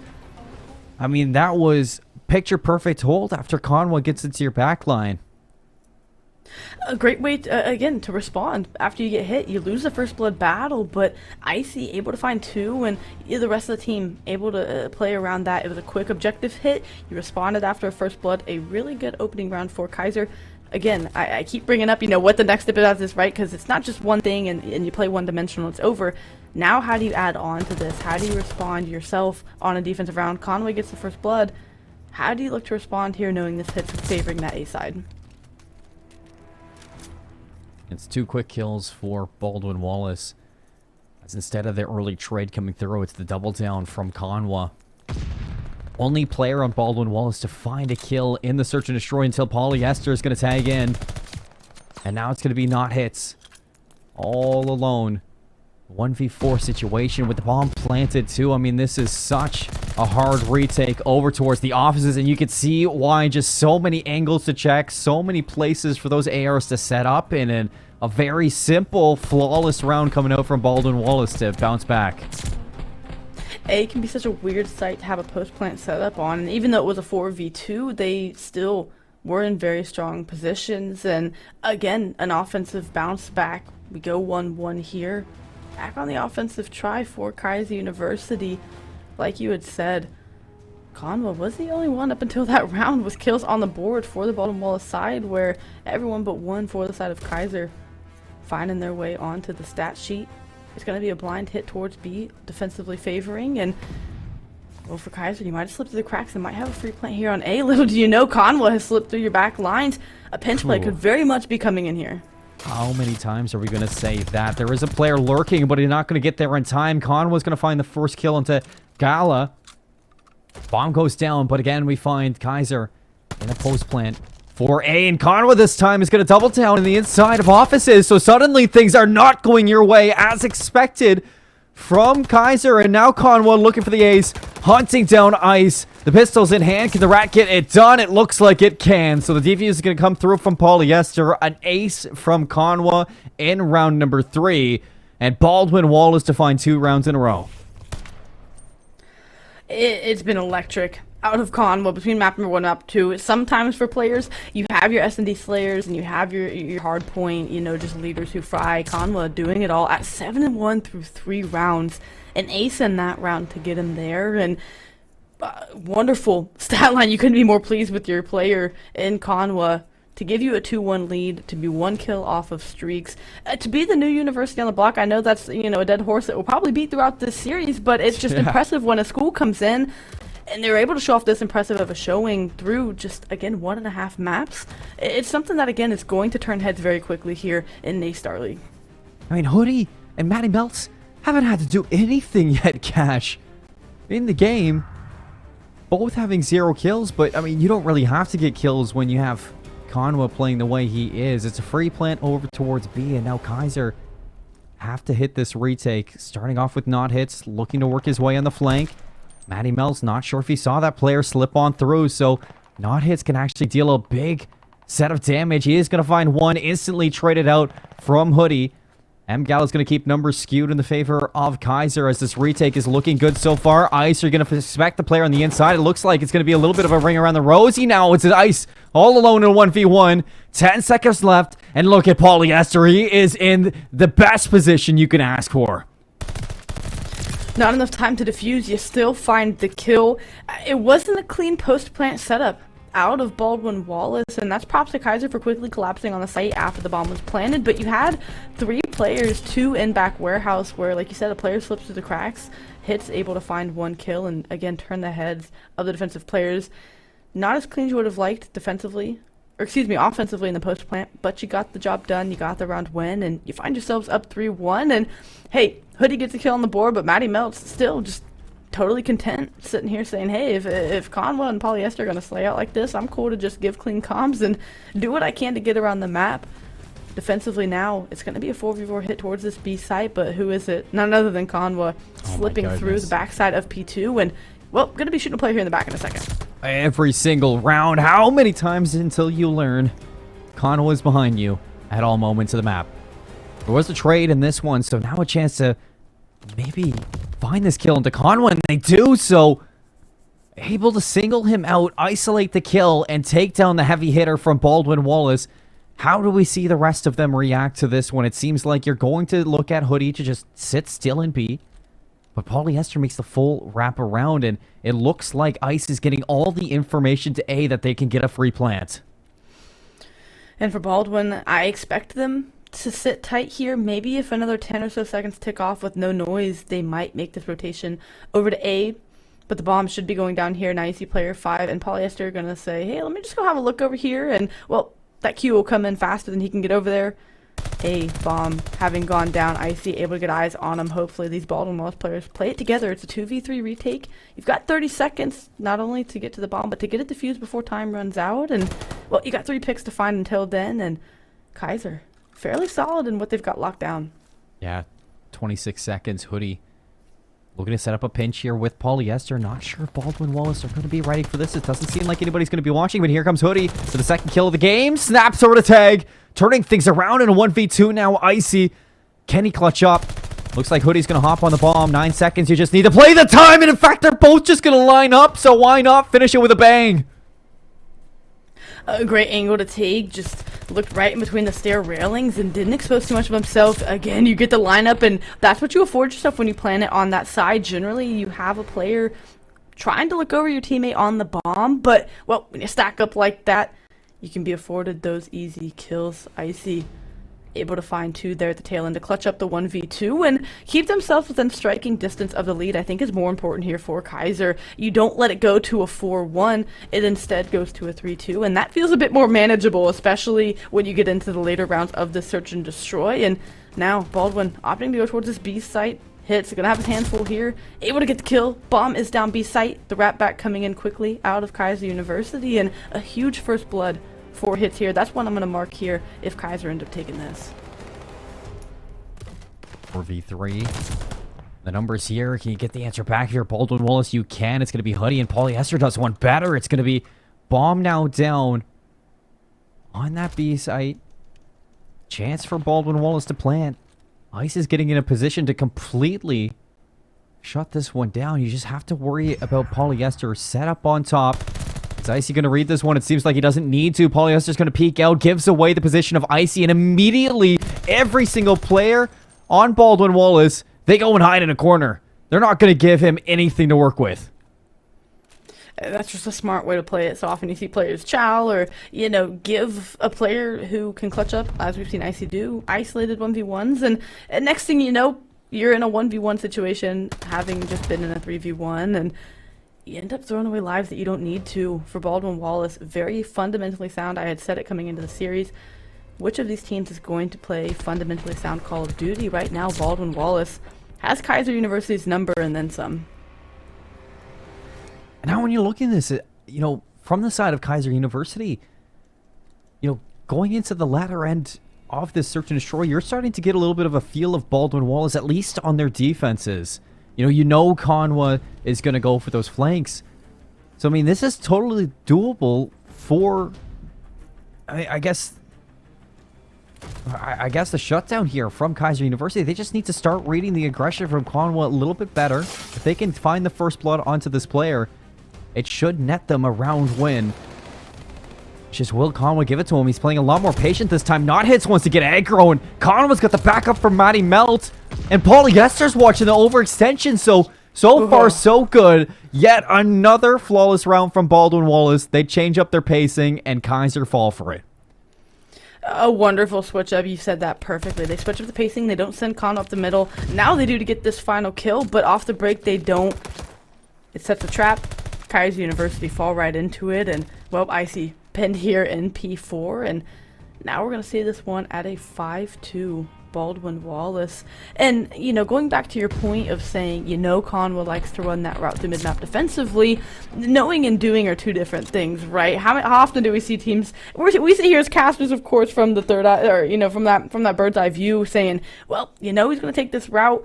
Doing something about it is a completely different thing. But for Baldwin, you switch up the pacing, and that entirely throws Kaiser off, because you saw Icy watching the A cross and anticipating a mid-map hit. Nothing came, and well, they ended up getting punished for playing into the trap that Baldwin set. The more you know, the better. And for Kaiser University, they've been in the dark this entire search and destroy.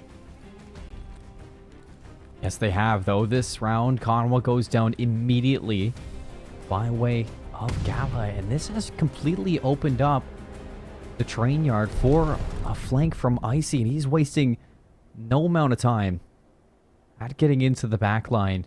You have a feeling that Polyester is going to be playing into the warehouses. This time has rotated over towards Docks with the rest of his team. Tag's trying to work through mailroom. It's going to be a complete opening for the rest of Kaiser to just break on through and collapse now onto the bomb platter. Matty melts 1v4. He's on 5 in a row. Can Matty get it done? Well, he's dancing inside the B.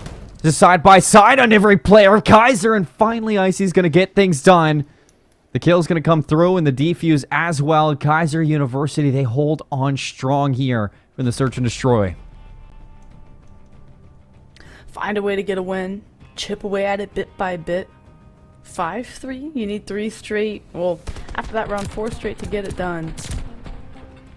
Is it too tall of an ask? Is it something that they're able to pull off? Icy has really been the hero for Kaiser University in these situations. We'll see if he can replicate more of that magic into the latter portions of this search and destroy. But again, slaying for the side of Baldwin Wallace, there's no lack of it there. And you know, apart from the 10-5 of Conwa, it's not looking too bad for Kaiser University either. It's just those plays they gave up where they let Conwa through mid-map. They were punished severely for it defensively, and it looks to be that same route again. And I don't know if anyone's got the read. Icy has to be the one ready for it, but Conwa slips through and gets through on Gala. First blood going to Baldwin Wallace. Conwa's looking for another one. He's just going to break through Secret. Tag will take down the aggro player of Baldwin Wallace, but Matty Meltz finds an angle into Tide, and that is bomb down for Kaiser University. I'm not sure if Baldwin Wallace are going to know this, but if you are Kaiser, you have to go on a little bit of a recon mission to recover that bomb and get things down. And look at Baldwin Wallace aren't really moving at all. They're waiting for Kaiser to make a move. And that's simply because they have to. They know they have to get this bomb down. Here goes the play, but Hoodie could play spoiler and does just that. Lines up 1, tries to line up 2. Teammate there for the bait and switch. Baldwin Wallace, they take map number 2, find themselves up 2-0 in the series, and quite the collapse there offensively from the side of Kaiser University. Sure, it was a 2v3 situation, but whenever Baldwin Wallace wanted to go and roll with it, it was quick and it was decisive. No lack of fundamentals for that side as they find themselves sitting pretty here in the series. No, and it's no surprise to, you know, see how dominant they were in the hard point for that to transition over into the search and destroys. Those first couple rounds at a Conwa were pretty exciting too. I mean, we got an ace out of him to open up. I think round number 3 it was. Yes, we get to see it here. He finds 2 on the inside of offices, spots out Ice, and the rest of the team's like, okay, go for it, Conwa. That's yours. It's your ace right now. And maybe a little shaky shots at the end there, but he gets it done with the pistol, and it's just one fantastic search and destroy from Baldwin Wallace. I don't want to put all, you know, the showcase on that team though, because, you know, when you look at, you know, Kaiser University, you can see the makings of a team that will find some wins under their belt. It's just, you know, executing on a lot of these plans have been a little bit slow for the team Cash. They have been, and that timing and those things come, right? You don't want to, like you said, you don't want to be too critical of a team coming in their first break for competitive Call of Duty. You see that the building blocks are there, right? It's going to be building on top of where they have found success here tonight, and maybe it's not in this series, maybe it is. But still, there is so much season ahead of us that I am excited to see this team continue to grow. Again, they still have life in this series to be able to win. You know, they got to come out with a big chain of kills and momentum swinging their way in control in that swing round for map number 3. But again, the fundamentals, the building blocks are there, and they can only grow up, you know, from however the series shakes out tonight. They definitely have some pieces there to build upon. Yeah, you know, I think going into this map number 3 in control, you're thinking of it, you know, at least when looking at Kaiser University, it has to be, you know, #1 priority shutting down Conwa. If you can shut him down, that's going to take a lot of the slaying potential out of this team, you know, that we saw, you know, back in map number 1 on that hard point. That made it hard to, you know, hold on to a lot of those hills. If you can double down for Kaiser University and take that player out of the situation, I mean, you could definitely push this to a map 4. It's just that has to be a high priority, is watching those flanks and watching those routes. I love that you mentioned that. It's a matter for Kaiser of stacking those priorities. What is our top priority? What's our #1 pain point? Conwa, you know, finding big kills, finding lanes open in the map. And so you have to clean up the comms, right? It has to be, I've got this lane, okay, mid-map's open, okay, I'm picking up the mid-map, you know, our flank through warehouse is going to be open in our spawn. It's calming about not only where Conwa is on the map, but what's open and what's not, who's picking up what lanes. That's so important to mitigate the effect of players like Conwa who like to take routes and make big plays like that, because that could blow up an entire round. But if you account for that in your comms, and if you account for that in where you're controlling the map, it's definitely something that you can, you know, not only shut down from the side of Baldwin Wallace, but turn towards your advantage. If Conwa looks to get aggressive, punish them for that aggression, because you know if he's aggressive through one lane, they've got to be soft through another portion of the map. It's finding that pain point and turning it onto the side of Baldwin Wallace here. But here we go. The break going in towards this B site for Kaiser University. They're going to get on it early, but who is it? Conwa. First blood on the map, shutting down that B push early on, and now the rotation coming in for the defense. He's just going to plant his feet on the inside now.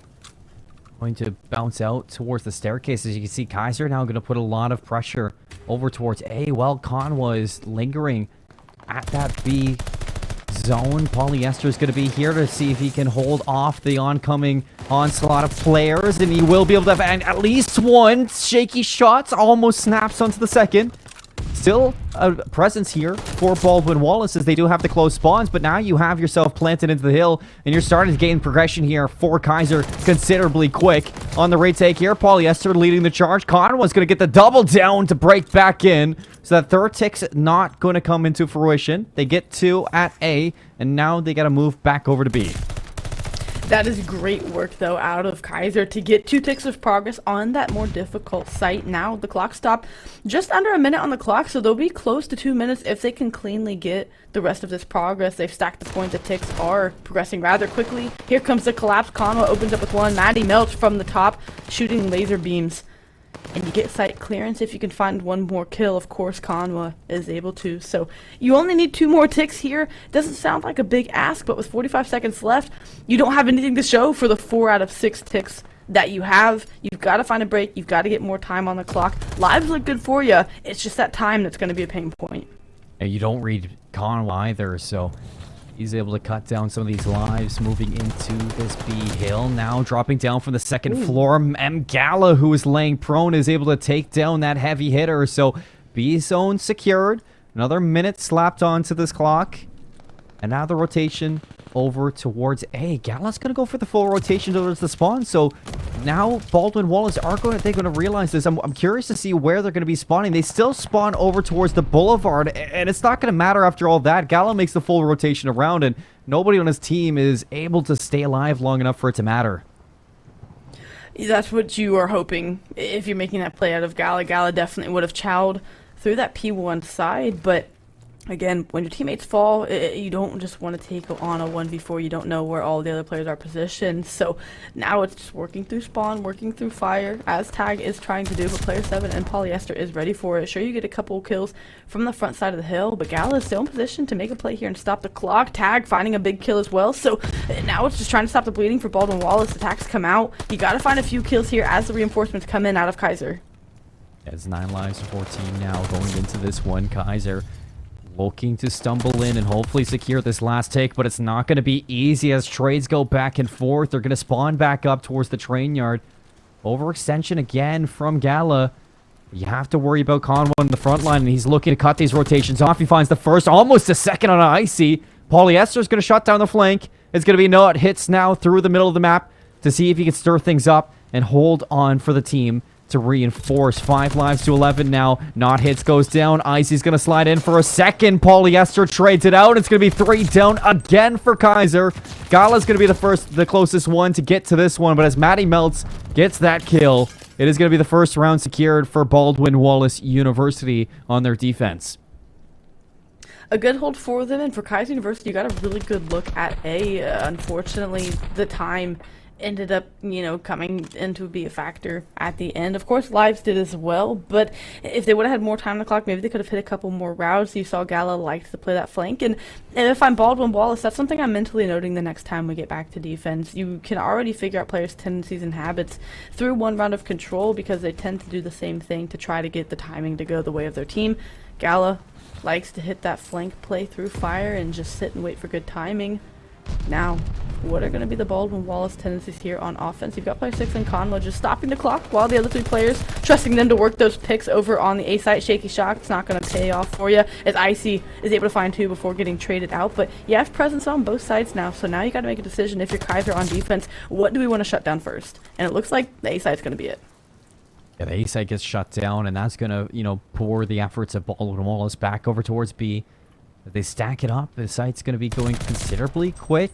Tag was looking to, maybe dip his toes and destabilize, but Polyester is going to be watching the rotation in that B zone. It is done. 2 minutes and 20 seconds. Conwa already working towards A. He loses out on 2 teammates, and now Kaiser, they have to zone in on this player and shut him down. Not hits is going to get the job done. Got a little bit shaky there, but huge kill coming out. The defense holds.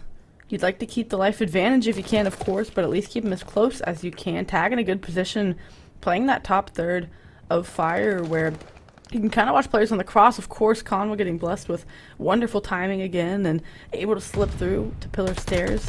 You hope to have a player ready for his hits, gets tagged up there before Conwa retreats and reworks the pinch.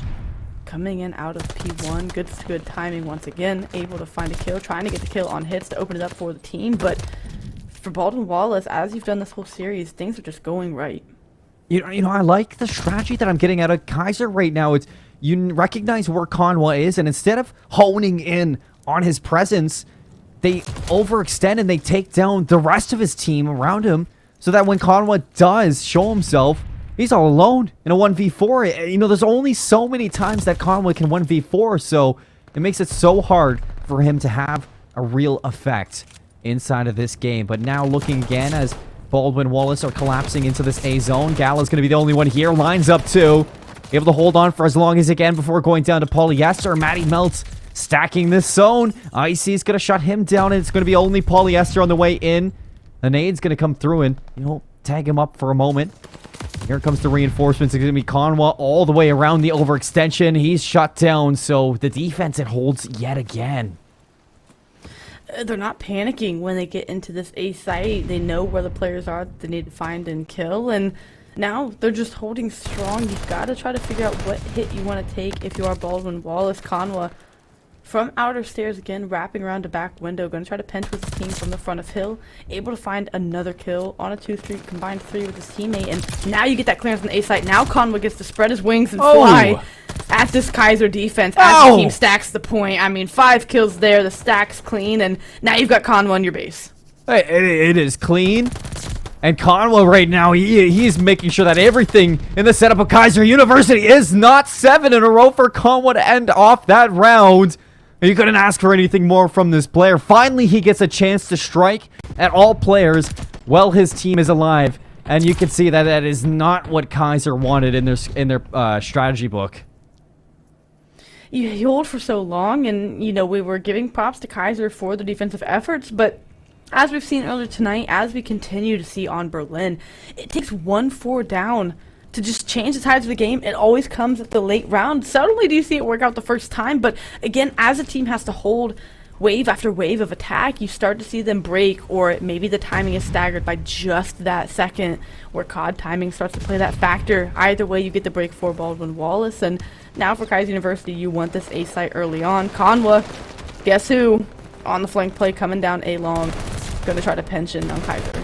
And Kaiser go for A right off the bat, but it blows up in their face, and Conwa hits the quick flank to just make sure that it's so, and now you're leaving Gala all alone on an island over towards Burning to see if, you can take a few of these players out, rotating over to B, but at first you gotta think about Conwa, who's on the inside of B and making sure that it's so hard to find these kills to lock down that zone. Hoodie's gonna be the next one up.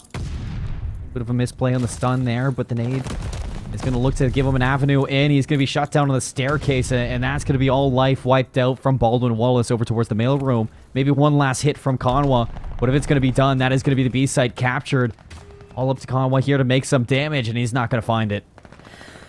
And I know we've been, so wrapped up in the action, but having a look at the scoreboards, I mean, for Baldwin Wallace, there are no kills left on the map by the time Conwa gets through. 32 and 13, the rest of the team just trying to keep up with the slaying output that they're able to provide. Defensively, you have Kaiser University and fire control, which is where you want to be. You got to try to stay alive here as your teammates come up off spawn, and once again it's Gala being asked to stay alive until the teammates can reinforce them. That's not going to be the case. Polyester shutting things down over at P4 before things start to get a little bit shaky for the offensive side. You have player 4 and Gala again trying to take that fire route, but you don't really care. You've been able to deal with it this entire time. The hits coming in from the front, so your attention's going to be on that if you're Baldwin Wallace. I mean, you just think about what this game would look like if Conwa wasn't in the roster here for Baldwin Wallace University. I mean, Kaiser University would have a sure shot at taking this series, but just because this one player is in the lobby, I mean, he's putting up MVP stats for the team, and he is really putting the rest of this lobby in the backpack and carrying it to a victory. 34 and 16, looking to hit a flank once more. Tag's going to be the first up for the chopping block. They know he's in the back line, but here comes the cavalry all through the front. It's going to give Conway another route into the zone. 3, make it 4 down for the team. 46 seconds left, 10 lives to 16. Baldwin Wallace there looking to sweep again here in the Call of Duty Varsity League for the second match of the night. It's just a matter of time, whether it be 30 seconds or the final 8 lives. Kaiser dropping one by one here in map number 3. Not able to get enough going to stay alive or get around here in control. But like you said, the impact player of the night for certain, Conwa, making the difference for the team and setting them up for major success. Yeah, right now success is definitely highlighted in big bold letters, and it's subtitled Conwa 40 and 17. What is he going to end on? Is still 2 kills to get for this player. Polyester takes down Gala. Not hits, looking to do everything he can to maybe stretch things out in the 1v16, but he's not going to get a chance. The time's going to drain, and it's going to be a 3-0 sweep for Baldwin Wallace University in our second match of the night over Kaiser University of Pembroke Pines. What a series we got of the team. I mean, the rest of the team, they were able to just, chill on the map. It was probably the easiest series that they ever played because Conwa was really carrying the weight. Yeah, not only did Conwa, but Baldwin Wallace University as a whole just put the rest of the league on notice. Like, hey, we may be newcomers on the block, but this isn't our first time around the block. Looking very well repped here in Vanguard, and I'm excited to see them play against a team, that we've been able to see before, that we have some history with, and how they kind of fare because, well, Conwa, a one-man wrecking ball here, as we see this highlight play come in. Wonderful, wonderful stat lines through each mode from that player, and just, again, a great way to close out the night like that. It's your first go-around, and a dominant one at that. Yeah, debut for Baldwin Wallace University, not too shabby from this squad. And you know, Kaiser University of Pembroke Pines, I'm going to talk, you know, a little bit about that team too for just a moment, because, you know, they have a little bit of room to improve for sure. I mean, they got 3-0 swept in today's match, but I can see that improvement is already being worked on within the team. You can see, you know, they are definitely piecing things together. They're talking to each other. They're communicating. And I just hope that the spirits, you know, stay strong going into the rest of the season, because this is only week number 1. And just like Cleary Cougars, this is a team that I can see having a heavy improvement towards the latter end of the season.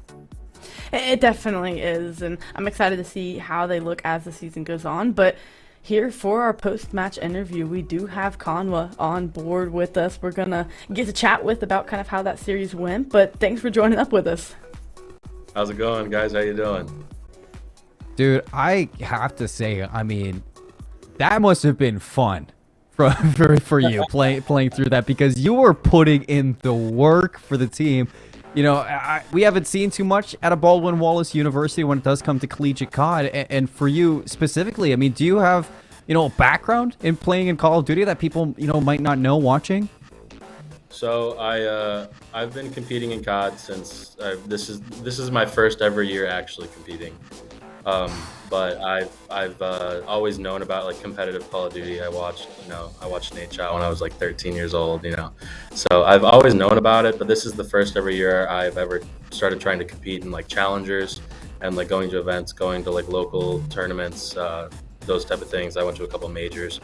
But this is our first year in collegiate COD, so we're excited to get to it. I mean, putting up numbers like that, I can only imagine that there's some players that are definitely going to be looking at you, eyeing you up to, you know, walk through challengers with. I'm excited to see what comes, you know, out of you for this collegiate scene. But I'm going to give you over to Cash now. I'm sure she has a few questions to ask. Yeah, definitely. I mean, you had said that this is your guys' first go-around, right, competing at the collegiate level. So, you know, what are kind of the things you're working on? Of course, you've been around the competitive scene in a sense, but as a 4-man unit, what are you guys working on? What's priority number 1 going into not only the end of this title, but I guess the start of a new COD season? You know what? This is all of our first go-around at collegiate COD, and none of us have ever played together before, other than like maybe some ranked play. You know, we played 2 scrimmages against some other teams going into this. That's really the only practice we got. So I'm really excited to start playing with these guys. All 5 of us on the team are all really passionate just about having some fun, playing together, growing as a team. You know, Vanguard's almost over, so this is really good practice and really good experience to get together. The main thing we're focusing on is just improving teamwork and just making sure that our teamwork is better than everyone else's. Because COD is 80% mental. If our mental is better than everyone else's, then we're going to succeed.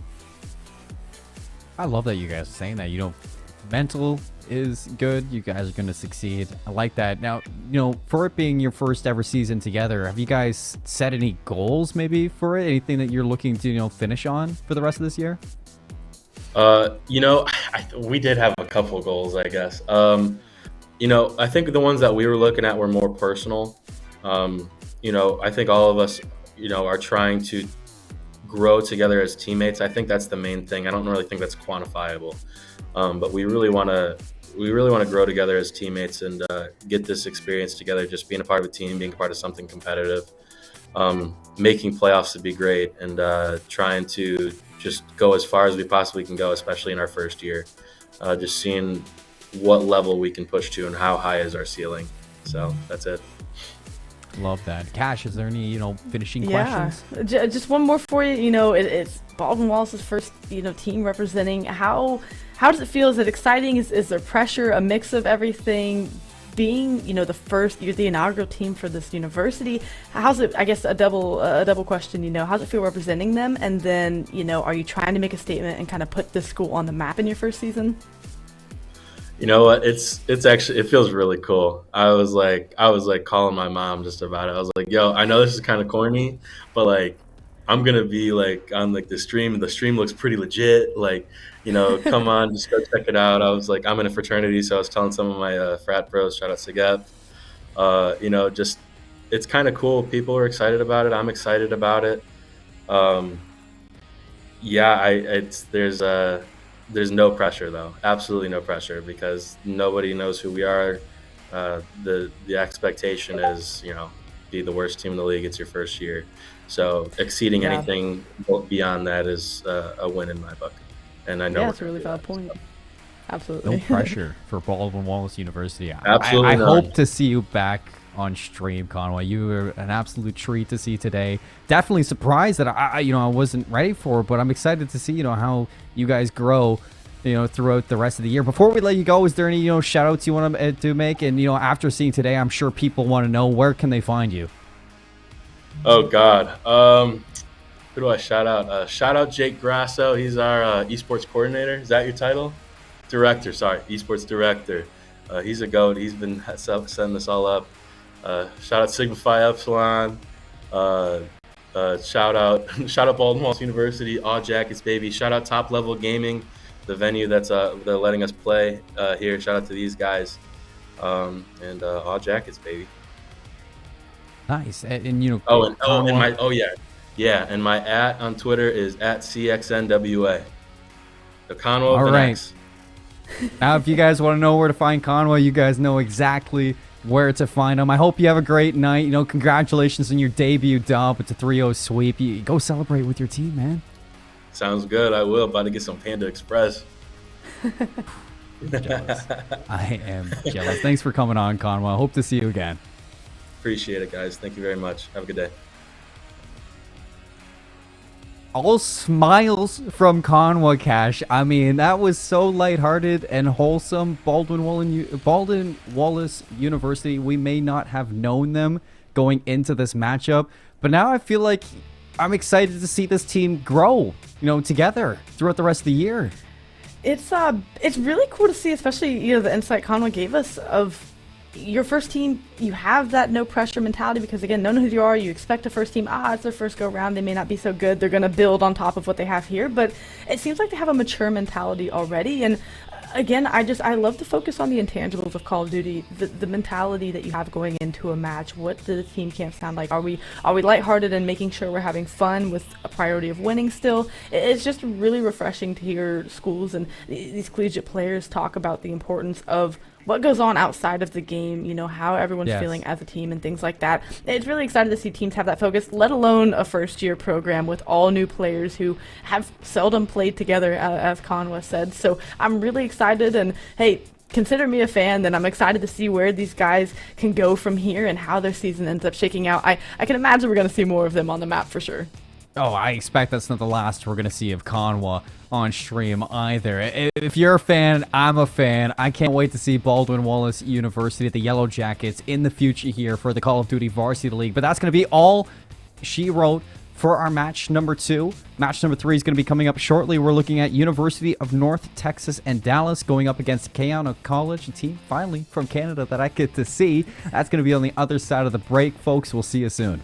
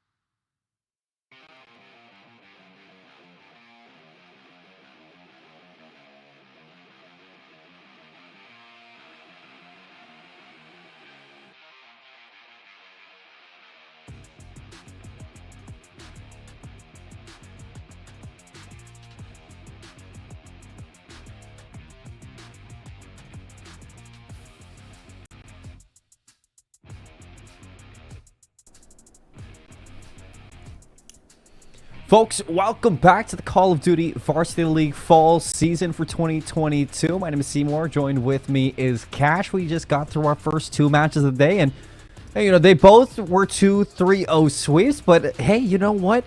We got to meet some pretty cool people, both interviewers. I think Vortex in the first one, and then Conwa in the second one. Both amazing people, making fans out of me. And now I'm excited for a third one. We got the University of North Texas in Dallas versus Keona College. You know, Cash, I'm hoping this one at least goes to a map 4. Hey, we can only hope at this point. We've kind of been cruising to 3-0 finishes, and well, yeah, we'll see if a team likes to put up any other kind of resistance here in a series, or if we'll just keep the 3-0 trail cruising along throughout tonight. But like you said, we're halfway done here, and again, the matchups still continue to be electric as we have North Texas at Dallas up against Keona College. Again, I'm excited to be on the desk with you. I'm excited to get into a new season of COD. We were talking in the break, right? Like how exciting it is to be back on the desk and how pumped we are for a new season. And well, we're gonna dive right into this one here as rosters.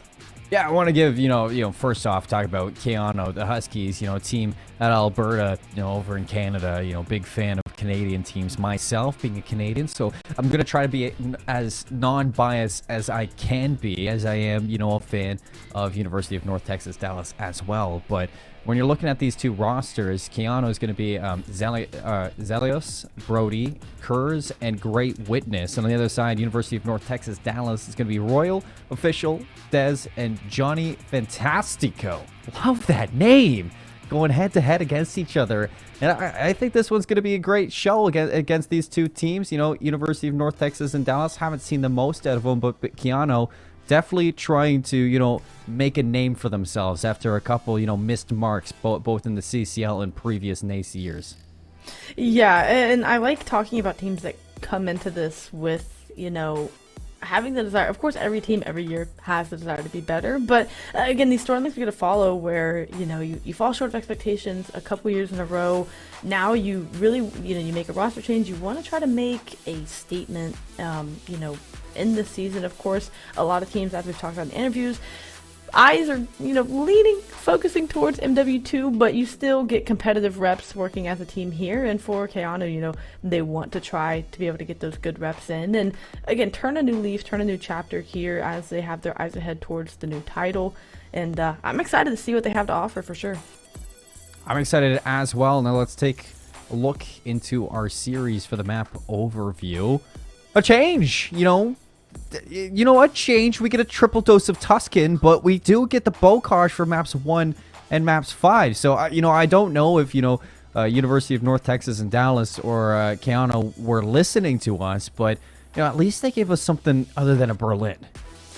I mean, I think this is my ideal series. I'll be honest with you. If it's triple any map, I hope it's Tuscan and we get that here. And hey, we start off with Bocage, and that's, you know, Tuscan, it's a really solid hardpoint map to play on, but as a caster, personally, I love the thrill of just, you never know what you're going to get out of a Bocage. You just know it's going to be high octane, and I'm going to get the blood flowing and get into this one. That's why it was, you know, labeled at the start of the year a rage in the cage. It's, you never know what to expect in this match. I think if you're ever looking to throw a curveball into a team, you go to this one because, you know, you have a chance to upset anyone when it's Bocage. I like to think that, at least, you know, Bocage just, it has that upset potential to it, you know, that you wouldn't expect in other maps. I'm a little bit, you know, kind of sad we haven't got to see, you know, a Gavitu Control or a Desert Siege Search and Destroy, but I'm not surprised because a lot of teams, you know, haven't been playing Vanguard, as we are seeing, you know, the new Call of Duty title rolling out very soon.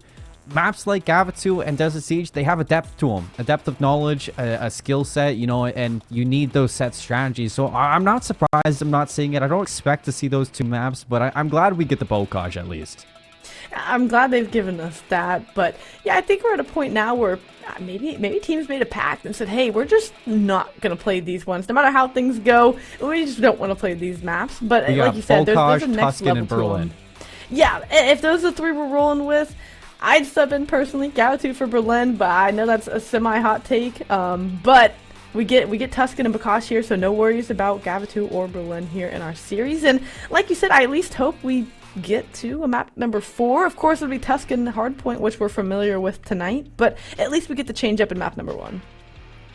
Yeah, it does look like we're going to be tossing it to a little bit of a talk about the season format as well, because, you know, there's a bit of change into this year, you know, for NA's, for the Call of Duty Varsity League that we haven't seen in previous years. And it's this right here that we're going to be looking at, the last chance qualifier. We didn't get that, you know, last year, you know, if I'm remembering correctly. And that's definitely going to lead into a lot tougher of a playoffs when we do get down to it down in November.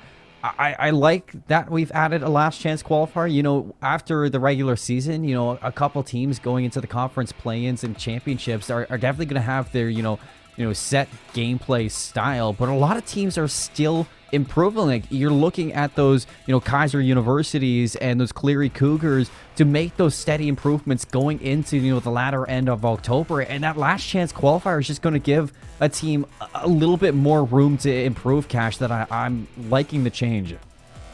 Yeah, it gives teams just that other opportunity to stretch their ceiling that much further, especially towards the tail end of the season, going into playoffs and other such things. So it's an exciting element to add for sure. And of course, my eyes are focused on that in-person grand finals. Nothing's more exciting than a grand finals, let alone one in person. And I'm excited to see, you know, what we have going on here, especially at the varsity fall season over here at NACE. And again, we have these two squads that we're looking at to get into things tonight, and a very long season ahead of us. But I do get excited for grand finals. I think that brings out the best COD of everyone, especially considering it's an in-person grand finals too. I mean, I'm happy to finally see, you know, players, you know, going into the in-person games, you know, having that chance to, you know, meet each other in person, face each other in person is a totally different atmosphere, and I'm excited for when we get there. But it seems like we're getting these players into the lobby, and it's taking a little bit of time, so we're going to throw things to a quick little break, and when we come back, we should be looking at our first map of the match. We'll see you there.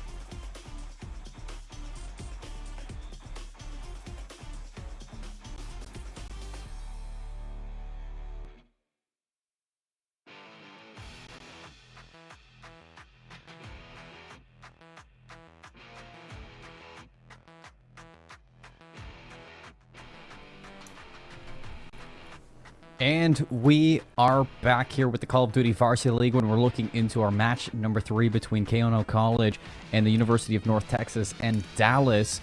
Still working on getting these players into the lobby. I'm sure we're just ready to get into this Bokash hardpoint. But Cash, looking into this series, I think there's a chance here, for Kayano to really prove themselves. Because like I said, they didn't really meet their expectations in, NACE last year or in CCL last year either. And now moving into a brand new season, I'm sure the roster has gone through a little bit of a change too. I'm looking at them to really, start off on a strong foot. You definitely would like to kick off a season, well, with a win, of course, but even in a loss, you can still have improvements. It's whatever the team camp is kind of looking for to have as those priorities going into the season, right? And yeah, for Keanu, you definitely hope that they can come in with, just a different feel than they have in years past. Of course, they'd like to find themselves ultimately at the end of the season in a grand final, but we have a long way until then, and you've got to start small. And maybe that starts here with clean rotations, clean comms, and hey, that could evolve to a win here tonight, and a few more wins down the stretch as well. But you definitely want to see that for a team that's been trying to make improvements here for the last few seasons for certain. For sure, let's get things going. It's the Bokash, like you said, the rage in the cage that we've seen so often. I keep referencing to last year for the Huskies. They finished the season 3-5. So any improvement now to look at the team looking to go positive into the fall year of Vanguard, as we're going to be starting things off with the first hill. Dead center in the middle of the map is going to be Keanu for the first touch. But a quick break from Dez. It's going to keep things a little bit situated as expected. This is a very chaotic hill number 1. I don't expect teams to get a lot of time inside of it. Instead, I'm looking at, North Texas at Dallas, a team who is on the less preferred side for the rotation of P2, already working on flipping it. Player 6 and official is through the back and really playing parallel to Exelios, where neither of them have kind of sniffed each other out yet. Spawn's now starting to be influenced a touch, but even then you're still spawning out for the side of North Texas. And for Keanu, yeah, you've held on for the time being, and now you've got P2 spawns under wraps. Again, players continuing to slip through. You're trying to get the timing to go in your favor, but the break comes in. You look to extend your lead out to about 20 or so points with the first bit of time going your way, and the break from the front now coming in from North Texas. It's been a very clean rotation for Keanu College so far, as now you're looking at frontline aggression from your main sub. Brody slides on out. Daz is going to absolutely put him down, but soon to trade is going to be Cruz, and it's going to make it so hard for North Texas and Dallas to find this break. You're going to need something big, and you're going to get out of Royal 4-2. Can't find a third. It's going to be Brody to shut that down, and Zelios to just help him at cementing this time here for Scrap back in P2. It looks like the rest of the 20 seconds should go their way. Looks like we might be getting a last-minute touch out of University of North Texas, but as Zelius finds that kill, it should be all eyes over towards Grandma. And what do you know? Cruz is already here, Cash. And spawns flip out now for North Texas as Cruz is on a tear. The hill pops, and again, they won the rotation battle towards the next hill. This hit coming in from Kitchen and Tools, and Curtis is ready for it on 4, trying to make it 5, but teammate quickly there for the trade and Brody, and an 80-12 lead. I mean, these opening hard points have looked pretty standard the same. It's really first to 100, and whatever team gets out to the early lead, well, they've been able to hold on. Woo! Royal is popping off. It might not, show in the scoreline right now, but if he can stay on pace and you can get a little bit from the supporting cast, University of North Texas and Dallas definitely could find their way at climbing back in to this hard point. But here we see the break coming through. Kurz is going to find a kill on a Johnny Fantaz, and Kurz doubles down, so completely boxing away North Texas at Dallas yet again. The spawn trap is initiated. Look at this setup from Great Witness. He's got the auto in hand. He's watching. He's going to back up. In fact, he feels the pressure, so he's going to get away, see if he can hold this streak for now and play his life, and he does get away too. So nobody from University of North Texas at Dallas shutting him down. With a spawn trap as strong as they had, the first 10 now going to be more as they find these kills on the opening hill. Gonna go their way. It gets in the first 10 seconds so cleanly, and now you have to get across the 50-yard line of the map, but Curtis just absolutely causing problems, and of course Exelios looking over him with an AR, just trying to be that person protecting him on his streak. You get a slip through, but the comms are in and they're clean. Out of Kayana, you said they needed to come in and show improvements, and they've done just that, up 120 points here, holding firmly on to each hill that they get the rotation or break on. You're trying to find footing here on North Texas, but we know so often the Bocage blunder, a very real thing, and something that's hard to get out of. It is, you know, usually you would expect this to be back and forth, but only allowing 16 kills on, or 16 points on Bocage. It's almost an art to it. It's denying so much time from the Jaguars now. Rotating over to P5, a money heal inside the map. Probably the only money heal that we usually see. It's going to be Huskies there first. Royal looking to interrupt. Will find the kill from above. Drops on down. One-on-one going to go there. It's going to be Brody for the trade. Cementing some time here for the Huskies once more. And keeping the Jaguars all the way in the back grandma spawn. Finding themselves coming out of spawn and having to take just numerous gunfights before they can get a clean look at the hill. It is North Texas at Dallas, and Exelios, again, if they find 2 or 3 down, they still have a player on the other side who responds with 2 or 3 of their own. You think you do just enough work, and it ends up being just shy of that. Official able to find a kill along with teammate Dez to get a break with 14 seconds left. And sure, it doesn't look like a ton of time in the grand scheme of things, but just to get some things flowing for you for the side of North Texas at Dallas, you'll take what you can get here. I mean, just to get your spirits up, just to, you know, get the blood flowing a little bit on Bocage. I know you need that warm-up, but now we're starting to see Official get into the rhythm on 4 in a row. Shut down. It's going to allow Royal now an opportunity to look to flip these spawns. Slips on through Barn. Brody's going to be reading them like a book, and it looks like Huskies are going to stabilize with 3 down. They get right back into P1. Ooh, we expect P1s, as we've said at the start of this, to go back and forth, but based on how this map trend has gone, it's Keanu in firm control, and again, when condition set, you cross that 200-point mark. Of course, the scoreline for the other side isn't all that concerning, it's just more so minimizing mistakes now. You want to play clean hardpoint to finish it out and get the win to move on to map number 2, and, well, they're trying to do just that. 2 for 2 in the kill feed leaves things up in the air for the time being. Royal in P4 trying to influence these P2 spawns, but again, the hyper awareness of Keanu College to take care of where players slip through is just next level, and, well, heads and toes above where University of North Texas is. A 150-point lead right now in Bocage, something you don't see every day. Looking to now siege out hill number 2. They do break from the front now. Chance to pin Huskies all the way back towards that riverbed. Looks like Dez wants to take a wide swing. Unfortunately, he's going to be missing the timing through Barn and now has to work from the inside out, as it looks like the Huskies are going to take over the inside of the hill. Dez goes down. Respawns trying to stagger themselves and get into a position to close this hill out and grab some time. Johnny Fantaz is going to slide on in, but Zelios is going to catch him in that slide maneuver, and it looks like Keanu back into form. 20 seconds into this hill. 20 seconds before we wrap over towards Grandma. Still some time that you want to get if you are North Texas at Dallas. And Keanu College, I mean, they're okay with this. This is the winner's advantage now. They just need to set up for P3. They can put this away. They need just 34 seconds to do so. Great witness as the hill looks to pop. Finding a kill, but Royal playing around stairs. Gonna try to find a kill and at least make things mixy and make Keanu have to play around him for now. But again, great witness and Excelsios combining for 2 kills. Just needing 30 points to do it here. And, well, they're gonna try to close it out in clean fashion. You start to see the line forming for this hold. Just one player left to sniff out before you get a little bit of a breather, and it's not much on Bocage, but you keep finding kills and zoning out, you're going to find yourselves more and more time to breathe and more time to put this one away. Just 15 seconds to do it here, and, well, we'll send this map goodbye and head to Tuscan for map number 2. And one more chance, one last hit coming out from North Texas at Dallas to see if they can prolong the inevitable right now. That what it seems like map number 1 in full control for Keona College. Shani Fantastico is going to hold things out as the break does come through. 4 seconds left. The rotation's over to Barn.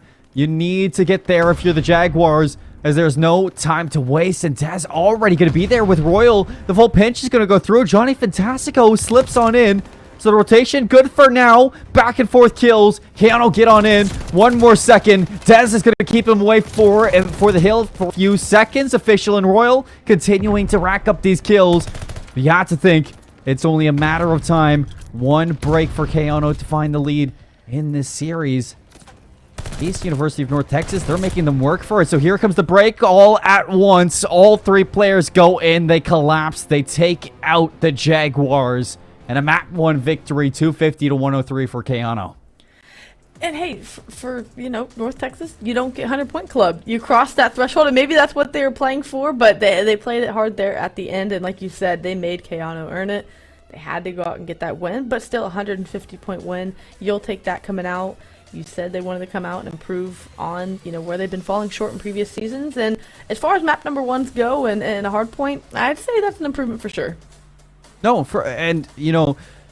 by all means, Keanu looked fantastic. The communication was there. The rotations were on point, and it seemed like they were working together to, hold down those hills, which is what I like to see, from a team on Bocage. If you're going to, take a lead like that, you're going to have to do it together. And we saw it from start to finish, out of the sub duo, Brody and Kurz just constantly always on the rotation, always keeping, University of North Texas at Dallas staggered out off the respawns. And this point, to be exact, back at P3 in the first set of rotations, the fact that they pinned them back there for so long, it just shows the the potential of this AR lineup too to back up the subs at holding down those hills from the inside. It really does show just good team communication as well. To implement a spawn trap like that, especially on a map that small, without overextending and flipping the other team out in turn, it does take precision and communication, and it has to be on point to be able to do that. And like you said, just shows the AR's ability on a map like Bocage, something so small and with minimal clean lines of sight for ARs to get comfortable, their ability to look out for their subs as they soak up that time. So all things clicking, at least to start, for Keanu College. And we're going to switch gears to a map number 2, Tuscan S&D, where we haven't been to Tuscan for Search and Destroy. So I'm excited to get looks at the new map here tonight, especially given that we've had Berlin so far. I'm a little bit giddy right now. I mean, we get a new hardpoint and now a new Search and Destroy for the night.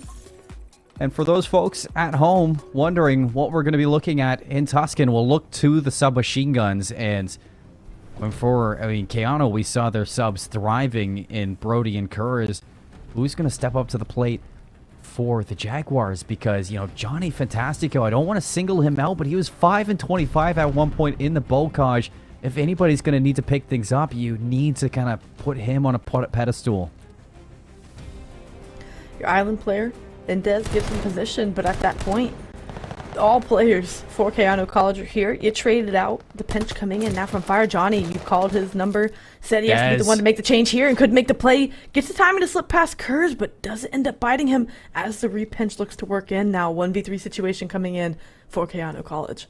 Kurz has been silent as a church mouse for now, but has the damage been done? All you need to do is just single out this player, collapse on his positioning, and they do it perfectly, not giving up a single life. And the Jaguars, they bounce back after, a tough loss in map number 1. We started to see them, putting the pieces together at the end of the Bocage, and it now leaking into the Tuscan. That first round was perfect. And I want to be excited, and it was a very clean and good round. And, every series so far tonight, though different schools, has felt identical in a sense. The underdog gets out to a couple round lead, and then we just see a team like Keanu just get out and start to run away with it. Hopefully that's not the case here, as Official gets the first blood, and again they continue to make their statement here in this map number 2, and hopefully see some more momentum garnered. But after the first blood, we go 2-0 in the feed favoring Keanu, and bomb is down fortunately for North Texas, but you've got to work a couple more picks here in the 2v2. Advantage is still favoring the defense. And Kurz is just looking for that opportunity as he finds a kill over towards P5, so you can see number 6 Royal just looking to, find the information, but instead he's just missing the worst timing ever, and Official gets flanked out. Kurz is going to, give a little bit of leeway now to the Jaguars in a 2v1 situation. Royal maneuvers back over towards top burning and will have eyes on this A bomb. Just in fact, will he find that bomb player? Great Witness takes a few shots. The nade cooked, and Great Witness moves away, so the nade's not going to have any effect. He missed the mark anyways, so even harder for that. And look at this out of Keanu. The Huskies, they take that bomb and they're going all the way over to B. Royal should know this. He's been the superstar of the team, and he's going to get here first. Chance for him to completely shut this round away. quick transition over to the B site, and this could play spoiler if he Oh, gets no. the timing right. He ends up going back, give A a look. You hear the text come out, maybe going to give it a look, but the bomb planted for free, and now you're not going to have any information on either player as they both Left. evade you. Ooh, checks your corners in a 1v1 now. Can Royal pull it off? Yeah, Kirsch is sitting on the patio, biding his time. 32 seconds. Royal, plenty of time to, you know, try to work this. Gets the information. It's Royal for the clutch in the 1v1 or the 1v2 at that. Reads Great Witness like a book. Plays his time. And it's basically given to him on a silver platter right top patio. Gets caught out. Plays the timing well. And Royal 4-1 through 2 rounds here. Really stepping up when North Texas at Dallas needs it. They get an early lead, and you'll take any round advantage you can get to try and draw this series up 1-1, something we haven't seen tonight. They're going to go back on the defensive side here, so a good place to be in. Keanu College on the offensive break, a more standard push towards this top lane of the map, trying to get control to get your bomb carrier through and get a quick plant, but a very even defensive spread coming in for North Texas. Very even indeed. 4v3 though. 4v2 suddenly is. Lives are getting a little bit out of hand, and all of a sudden it turns on a dime, and it's a 2v1. Kurz locks down 2. Zelios wins the fight to Church, and now it's Dez last alive. Makes it a 1v1, but is he going to read this flank from Kurz? Picks up the bomb. All the way around you. Heads poking out. Dez gets the information. Now he's on the hunt. Pistols out. Trying to chase this kill, but right now Kurz not really allowing this gunfight to take place. And it was a good way to just disengage. You chase right around the first corner until you realize, you know what, I've lost him and I'm not going to be the one caught out in bad timing. A great heads-up play just to know that you still have the advantage. Still 60 seconds to work with. So a lot of time for Kurz to make a play still. Going to be the B in sight. Dez going to check Dez now, is but Kurz here. might get blessed with great timing, and I think it's going to be just that here. Round Hello. advantage. You Gonna know, be going the way of very- Keanu. Very sportsman-like Cash, not going for the assassination there. I mean, it Right. was served up. And, you know, Kurz, he just wants the round win for the Huskies. You know, after 2 rounds that, you know, definitely could have gone your way. Round number 3 comes down to yet another 1v1. And it's all down to timing at that point. I mean, Dez almost gets the kill into Kurz, and you barely misses the head.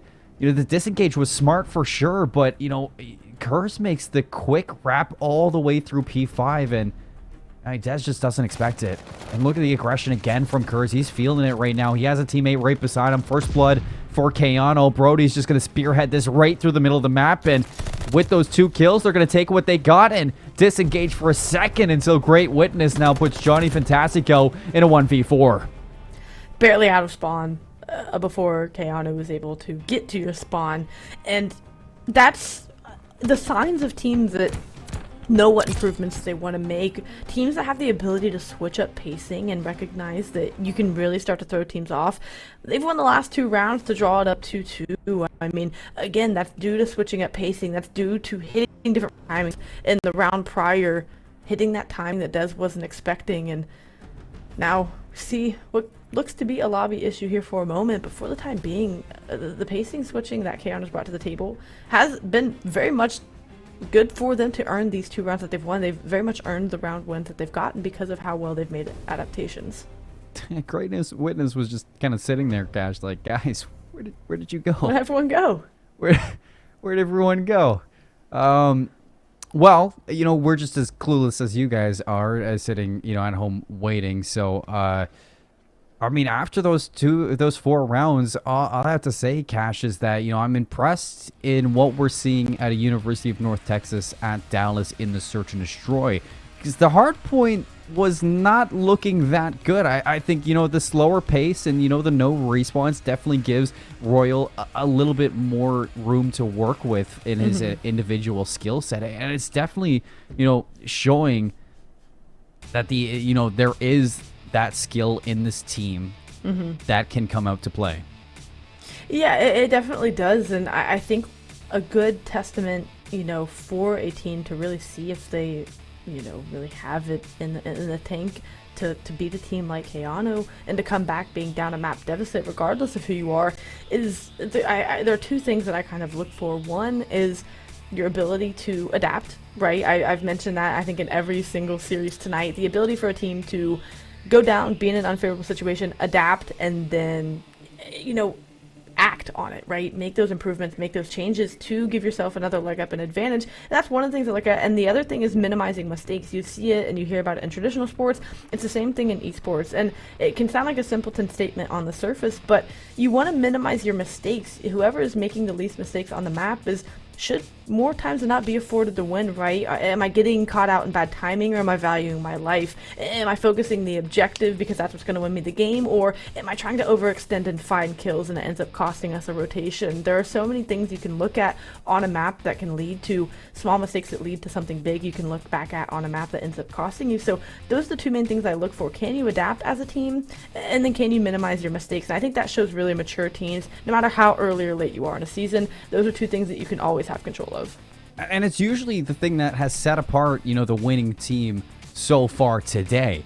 I mean, for example, Baldwin Wallace University on Berlin Search and Destroy, Conwa, round in, round out, was always on the flank. And then all of a sudden, things are even in the scoreline, and Conwa just pumps the brakes, plays it slow, a little bit of a tempo change, and Kaiser University kind of feed into it. They expect the aggression's going to go through, so they look to, show a little aggression of their own, and they fall into the trap. We saw that yet again here in Tuscan with Keanu College. They are down by 2 at the start, and the adaptations come through. You get the one-on-one win from Kurz. Going into the immediate next round, they run it down mid as fast as ever. The opening pick through Church kind of leads the way too for Brody to go through L. And after that tempo change, it kind of shakes things up for University of North Texas and Dallas and what to expect for future rounds. It does. It keeps them guessing, and it prevents you from playing one-dimensional COD. Throughout all the series we've seen tonight, the losing team has played very flat, predictable Call of Duty. No adjustments being made, no changing of pace and things like that to keep the other team guessing, where the other team has been doing just that, changing pacing, hitting different routes, making different timings happen around the map. And again, I like what we saw out of Keanu. For them to answer back with 2 maps, they had to switch up pacing, they had to do something different. Kurz hits a different timing on an offensive route that the defensive player wasn't expecting, and then, like you said, it's 100 miles an hour through mid-map to try and catch them off guard for that. So now you come back into it, you load back into the map if you're North Texas, and you're like, okay, whether we're on offense or defense, what look are we getting? Because they've given us so many things. How do we look to prep for that? That's the little, even though it's tied 2-2, those are the little advantages you give yourself as the game progresses if you're Keanu College.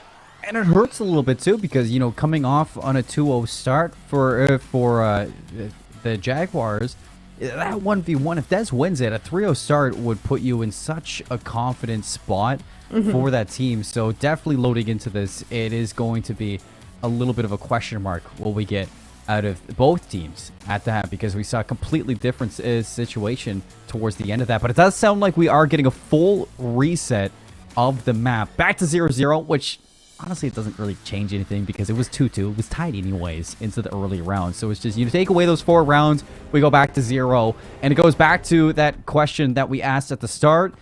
Can the Jaguars shut down the momentum from map 1? They got to do it all over again. And Royal opens up with the first blood. So, why not start like that? And offensively, we see aggression through the mid-map, which you don't see all that often. I usually try to see if you're going for the A site, control over the top side, maybe like you see player 3 and Excelsior's looking top fire for that mid-map control. Seldomly do you see someone push to bottom catwalk, window.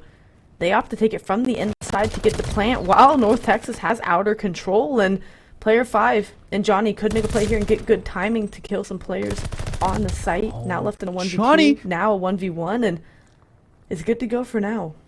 This player I popped on a pedestal going into this game and trying to step up and really find his pacing with this team.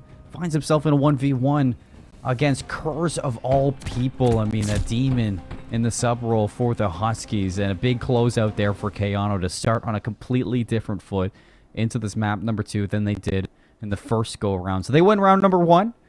down to a 1v1 like we've seen the previous side, but, you know, that was a close round. You know, we got back and forth trades all throughout it. Royal finds the first and immediately traded, and you see, what was it? It was Official finds the second, immediately traded, and it wasn't until the end where we see, you know, Zelios up top burning really make a difference.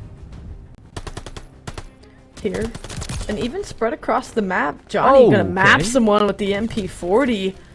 Pinstripe kill feed, now a 2v2, but Brody is in fire window, and you aren't expecting that. Bomb is now down fire. Brody snaps to stairs and is ready for that gunfight. What was a little stagnant start for the first 10 seconds instantly catches on fire as Keanu, like you said, coming out at a new level from what we had seen in the first go-around, taking the first 2 rounds. Yeah, going into this map, I said, Cash, you said, you look at the subs, watch them, because they're going to be the difference makers. And it's the pressure that we're getting at Kurz and Brody that I don't think the Jaguars are really expecting or you know, able to play at pace with. And we see it again there, just a split kill feed until Brody or Kurz really splits the difference. And that gives a little leeway to Keanu to now go up 2-0 in this map. You are getting a flank out of player number 8, Dez. Not sure if Brody's going to read this, but he might be able to catch out the time, and he does. It's going to be 2 down for the Jaguars. And now Keanu, with that bomb, they're moving over to B. And for North Texas, it's the bad side of timings, and it's even given a name. It's called COD timing for a reason. You don't play patient for a second longer, and you could have had Brody and maybe another kill there. You end up turning the corner, trying to get a flank in. And, well, they make you pay for a clean round coming in. Bomb doesn't even go down for the side of Keanu. And we're speedrunning this reset, I'll tell you that much right now. Completely different games, Cash. I mean, this is not the Keanu we got when we started off the series. And I think that they've learned a lot after that start that we got out of the Jaguars. You know, back in the first go-around here on Tuscan Search and Destroy, you know, those constant openings from Royal, you know, and Official have been negated by, you know, Zelios being a turret in top church, always finding those equalizing picks, and then Kurz and Brody finishing the round. So very consistent out of this team. Let's see if we can stay on pace with them to finish it out flawless with this go around, whereas Jaguars just looking to put one on the board. You know, first step is always the hardest when making a comeback. And again, it's going to be Zelios for a first blood. Kurz doubles down in through you. And that puts Johnny Fantastico and Dez in a really sticky situation. You already got Brody on the flank. It was aggressive to get to the positions they needed to, and then they held. And North Texas played so conservative, trying to read for the aggression coming in from Keanu. It's that pacing you were talking about. They got aggressive to the mid-map, and then they stopped once they got to their positions. They didn't overextend. That let North Texas sit in their spawn the entire time. So whenever they said go for the side of Keanu, it still caught North Texas off guard that they were that far aggressive. They were thinking they had slow played it. They ended up slow playing out of spawn and got caught out there. A nice double kill with a tactical to close out round number 4. And in the blink of an eye, Keanu are 2 rounds away from going up 2-0, and a completely different look, like you said, from them. Can't say it enough. And from North Texas, you just are on the bad end of the pacing and timing. You cannot figure out what look Keanu is going to show you, and that's just a props to the good work they've been doing early on. Royal with a little bit of fancy footwork to get on the flank through P5. Well, that's happening. Bomb going down for free, or, you know, maybe going down for free. Right onto A until Kurz gets tagged down to 19. Still alive, but down a player. This can make this a little bit hard because the Jaguars, they have picked up the pace and they've completely taken over the spawns of the Huskies. Great Witness finds the trade, and now it's looking like a collapse coming through from the AR. Official drops down. Unfortunately, going to be meeting his end to Brody. Johnny Fantastic just keeping this back and forth going. It's going to be Kurz in a 1v1 yet again versus Johnny Fantastico. And this is going to be so hard for Johnny to read because Kurz, he just never stops moving, and he's going to go for the wrap again. Both players just missing out on the timing. Kurz has the bomb, so he can decide if he wants to go to A or B. It looks like he's going to get this bomb planted at A immediately. It looks like he's planning it for top church, so we'll see where the post plant comes in. With the automaton in hand, but Johnny with the timing potentially. Woo! A little do-si-do, and, well, Kurz knows the dance. Gets the win there. Was going for a post plant setup. Didn't even need to get there. Up 5-0. 8-1. I want to say start, but it's about finished here in map number 2 for Kurz. Fantastic stat line coming in, and tremendous ice in these situations. This is, I think, the second 1v1 situation we've seen, not only in this reset, but I think even another one prior in the previous one. I mean, let's be honest. Neither player expected them to just bombard each other through the doorway. That was a little awkward, but Kerr is staying strong, 8-1. And he knows he has nothing to lose right now in this game, so he is going to go right back into pacing, stopping at you. Do not pass go. Do not collect $200. Just sit patiently and wait for the offense to make their move, as Kurz is going to reposition actually just towards the outer of Zigzag and looking for that opening. What's it going to be? Who's going to make the first move? And this is what's so great about having control of the pace of the game is Texas has to make the first move. They have to get the bomb down. If it stayed 4-4 and we chilled out, the round win would go Keanu. And, well, the kill feed is going Keanu. Kurz gets caught out by Royal, but teammates there for trade. Lying in wait. A 6-0 sweep from Keanu College in map number 2. I thought with the reset, you know, maybe North Texas was going to come out with a little more vigor. But quite the opposite. Whatever that reset did, Keanu College needed it to put that one away with swiftness. And now we find ourselves chugging along to a map number 3. Again, a new map for our third mode. Tuscan still, but on control. So I'm excited to see that here for our third game mode. And Keanu College, they're rolling, and they look like an improved squad this upcoming season. I just never know what to expect.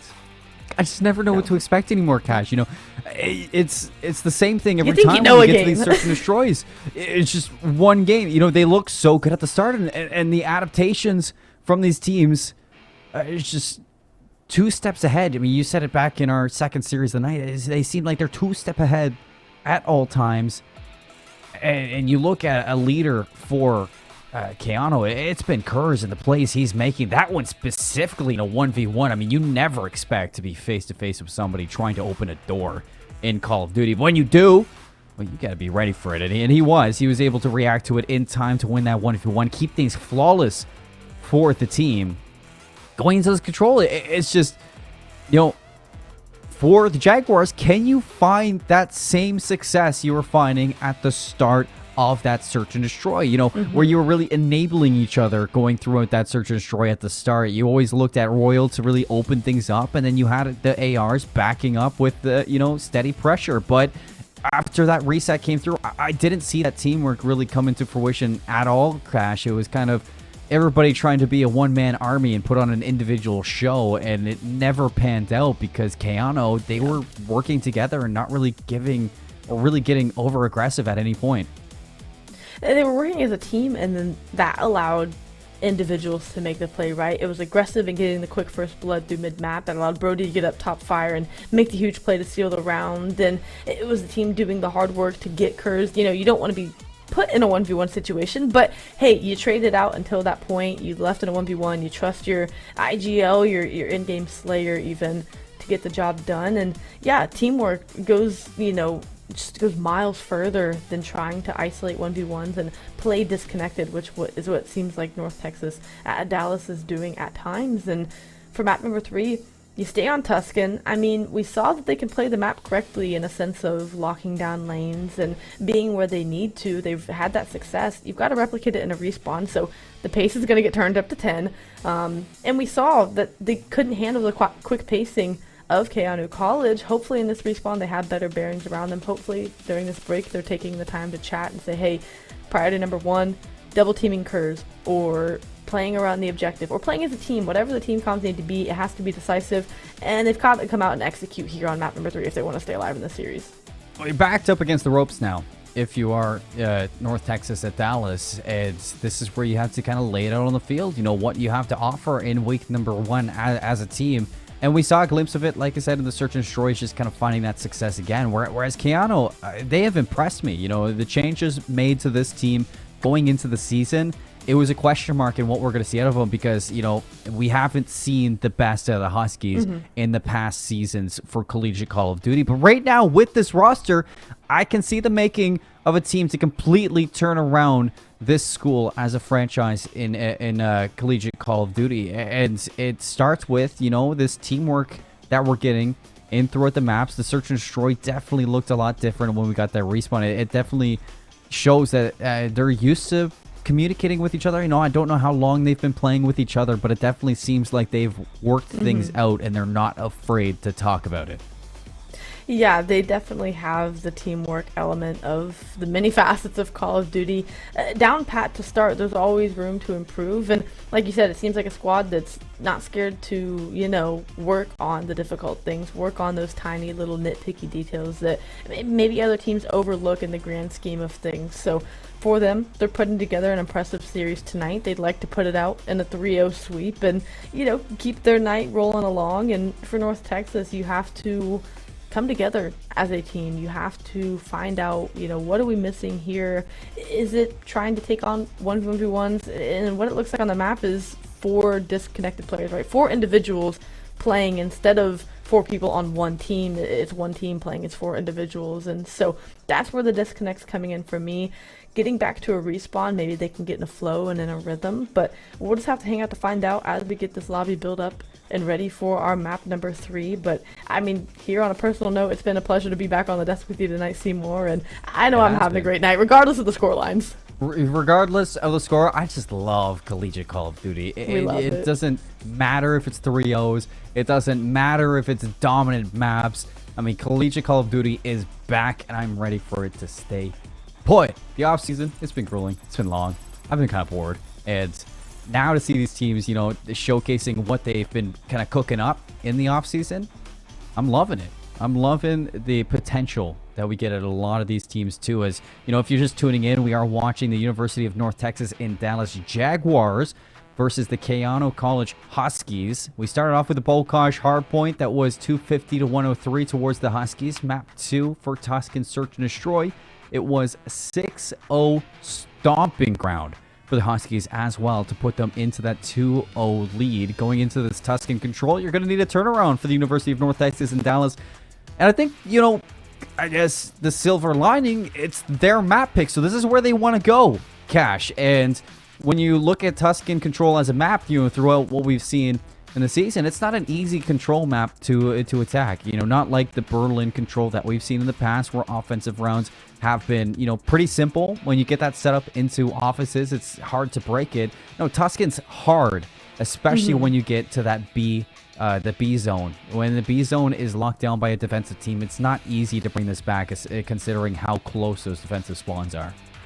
Yeah, it's definitely a challenging one to get into. And if you're North Texas, you know, your map pick was number 1. We talked about Bacage even before we got to the series being one that teams will pick to play.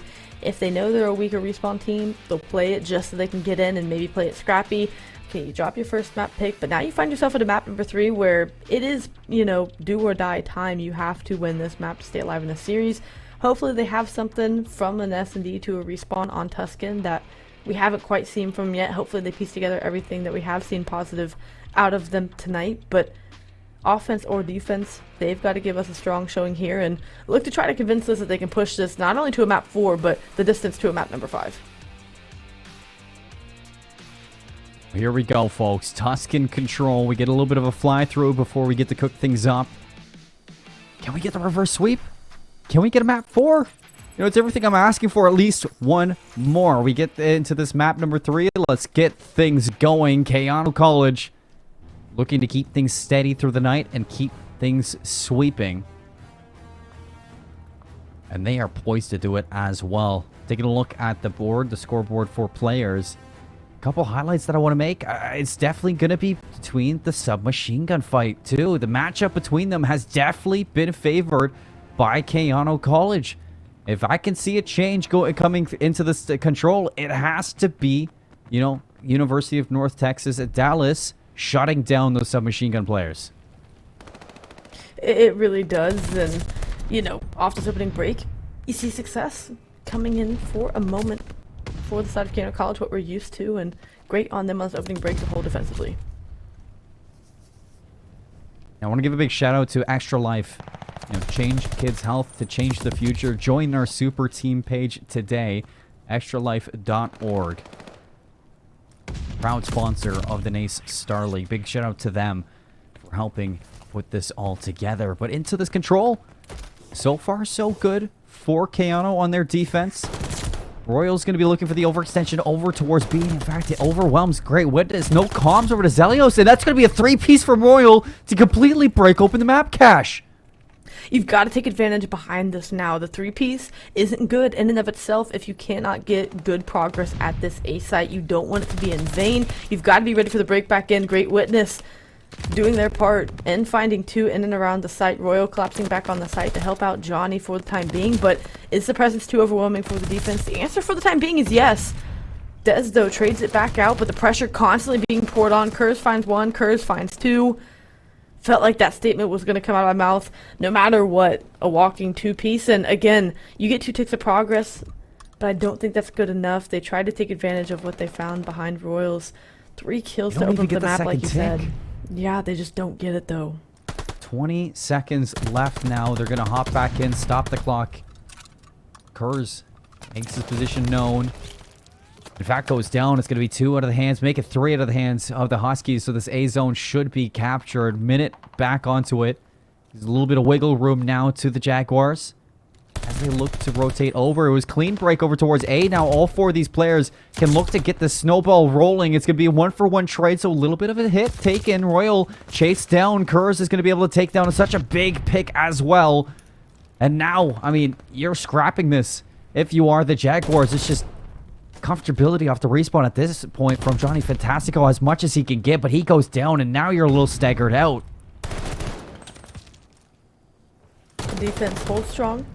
Got a little shaky there for a moment. A hit coming in from Platt, but it's only 2 players. If you can handle this, the reinforcements may not get there quick enough, but a foot race is on. Official trying to take control of Church and at least get some clearance on the map. Kerr is able to find 2 once again before getting traded out.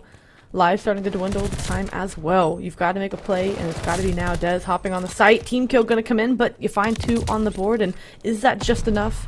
The answer right now is no. Time taking off quickly. Yeah, 6v9, now 5v9. Brody, top patio. Notifying the only player remaining close enough to touch. Johnny Fantastico goes down. Now Great Witness set up top. Church. He's just picking away at the rotations. It's 2 down. Make it 3 down as Royal falls.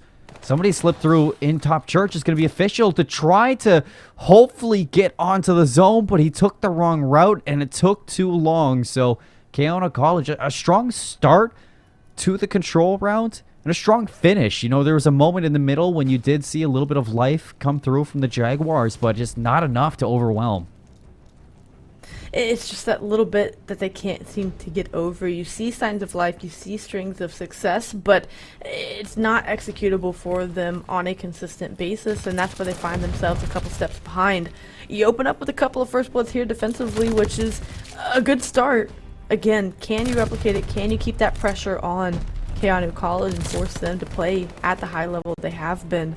Well, that's what we'll have to find out here in this defensive hold.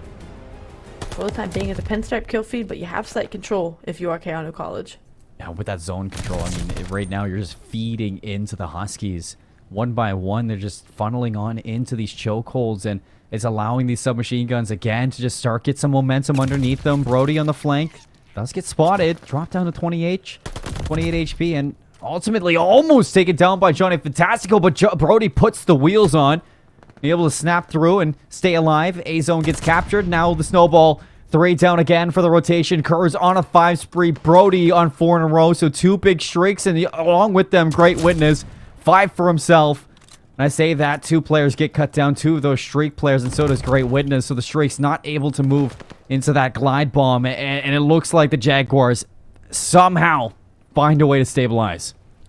And they stabilized only being down 5 lives. That could have been a much worse situation if Keanu College would have gotten, you know, another 4 down. That's when things could have got crazy, but you do have enough control left to stabilize, and you're not down by that much of a deficit to where it should matter at this point, but the time, still a minute and a half just under on the clock for them to make pushes. You've got to stay strong for this amount of time. The push coming in from P5 and Platt. You soften the attack a little bit, but the reinforcements quickly moving into place. Kurz is going to be here to strike. Brody doubles down. Now you got to walk through the ARs. Dez is going to be set up on such a power position and staggers out for a moment. Nice pick from officials, completely bringing the Huskies to a halt. Can you find a second? Going for it, but not able to get that kill. There is a player on the flank. Gonna have Brody. A nice route there from Johnny Fantastico, cutting down Kurz on patio. It should keep player number 5 at bay for now. Brody just needs to stay alive. You would like to see Royal just get a little more help in the slaying column. That could make the job that much easier for the team. They are holding on for the time being. Brody tries to snap onto 2. That's going to be 3 for 1 in the feed. And if they're ever going to have a time to get this B site, it's going to be now. 25 seconds on the clock. No. Finding kills in the feed. You're trying to hold on if you are North Texas, but the presence may just be too overwhelming for this hit. You're going to need something big out of Royal, and Kurz is going to catch him before he can make that damage. It's official, and Johnny Fantastico to keep you alive so far, but there's still presence, and there's still pressure. And 19 seconds on this clock is plenty enough time for Keanu to get back into shape. 2 takes successfully gained now. Here comes the collapse coming through from the Jaguars to see if they can keep this round and tie us up, but it's not going to be the case. The kills come through, and it's going to be Keanu College up 2-0 on match point. Match point, series point, and not skipping a beat from map 1 and map 2 now to map number 3. All players over 10 kills. Exelio's on a 4 streak as well. Would love to see if you can get streaks behind that to really close this round out defensively. Time will tell what that streak ends up coming to be, but it's an all-out defensive push. And an offensive hit over towards the A site. Great Witness opens up with the first blood. It is high octane, quick pacing out of the side of Keanu, and well, they pay for it this time, but player 4 and Royal already crept up to defensive line. Should be able to get 2 kills here if the timing goes. Hello and good night. Royal finds 2. It's 3 down now for Keanu. It's a full 4 wipe, so A-Zone should be under siege for now as Royal's starting to kick into pace. He's finally going to be shut down, but a lot of damage done there. And the second tick being worked on. Not a lot of time for the Jaguars to get back into it. As that second tick gets cemented, you can see that the backup's coming just to make sure that you can push that other minute onto the clock, and you have the support through the middle of the map. Official and Royal, again, they double down and add another minute to the clock, Cash. That's a nice start to the round here from the Jaguars. It is. Royal has been so explosive in through the right-hand portion of the map. Gets cut down there, but 2 players there to quickly play the trade. Now you have back control through the overextension of Keanu College. You've got to try to rework back. You know these players are back here. 3 arrows hunting for it. If you can find a couple more kills, this should be your break for the attack. Official stops the clock as teammates start to fall around him. Now last person up. They're going to be on the hunt, and that's going to be all 4 back to the building blocks. And you've got to work it as a team here. You can't start to throw one-off lives at it and get too frantic, but we'll see if the group up looks to be a 2-hit towards Church and P5. Royal Group again? up in mid-map, and they're winning it. Royal almost makes the play.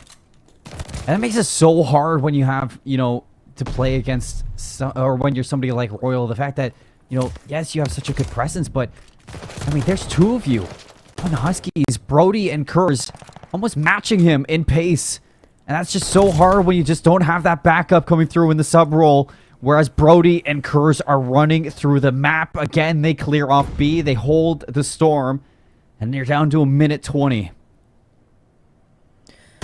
Like you said, having 2 SMGs in tandem versus 1 popping off, it is definitely much easier to have someone else to rely on as Brody. It's a bird, it's a plane, it's Brody playing P5, stairs, gunning everything. Now, fully streaked out for this last round. Might not even need him at this point. Gonna get chopped down here, and teammates still winning the gunfights around the map. Streak could be invested to close it out with security, but you're not really sweating it at this moment in time.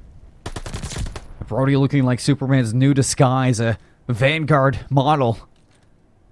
In the sub roll, and Kurz right alongside him. He can do it with the sub, he can do it with the AR. It doesn't matter. Suddenly you're down to the last moments for the Jaguars. Streaks are going to rain in. Brody's going to find Daz. Zelio's going to be cutting down these reinforcements to Royal. 1 by 1 they drop. Royal trying to breathe some life into this team. It's a 6v11 with 20 seconds left.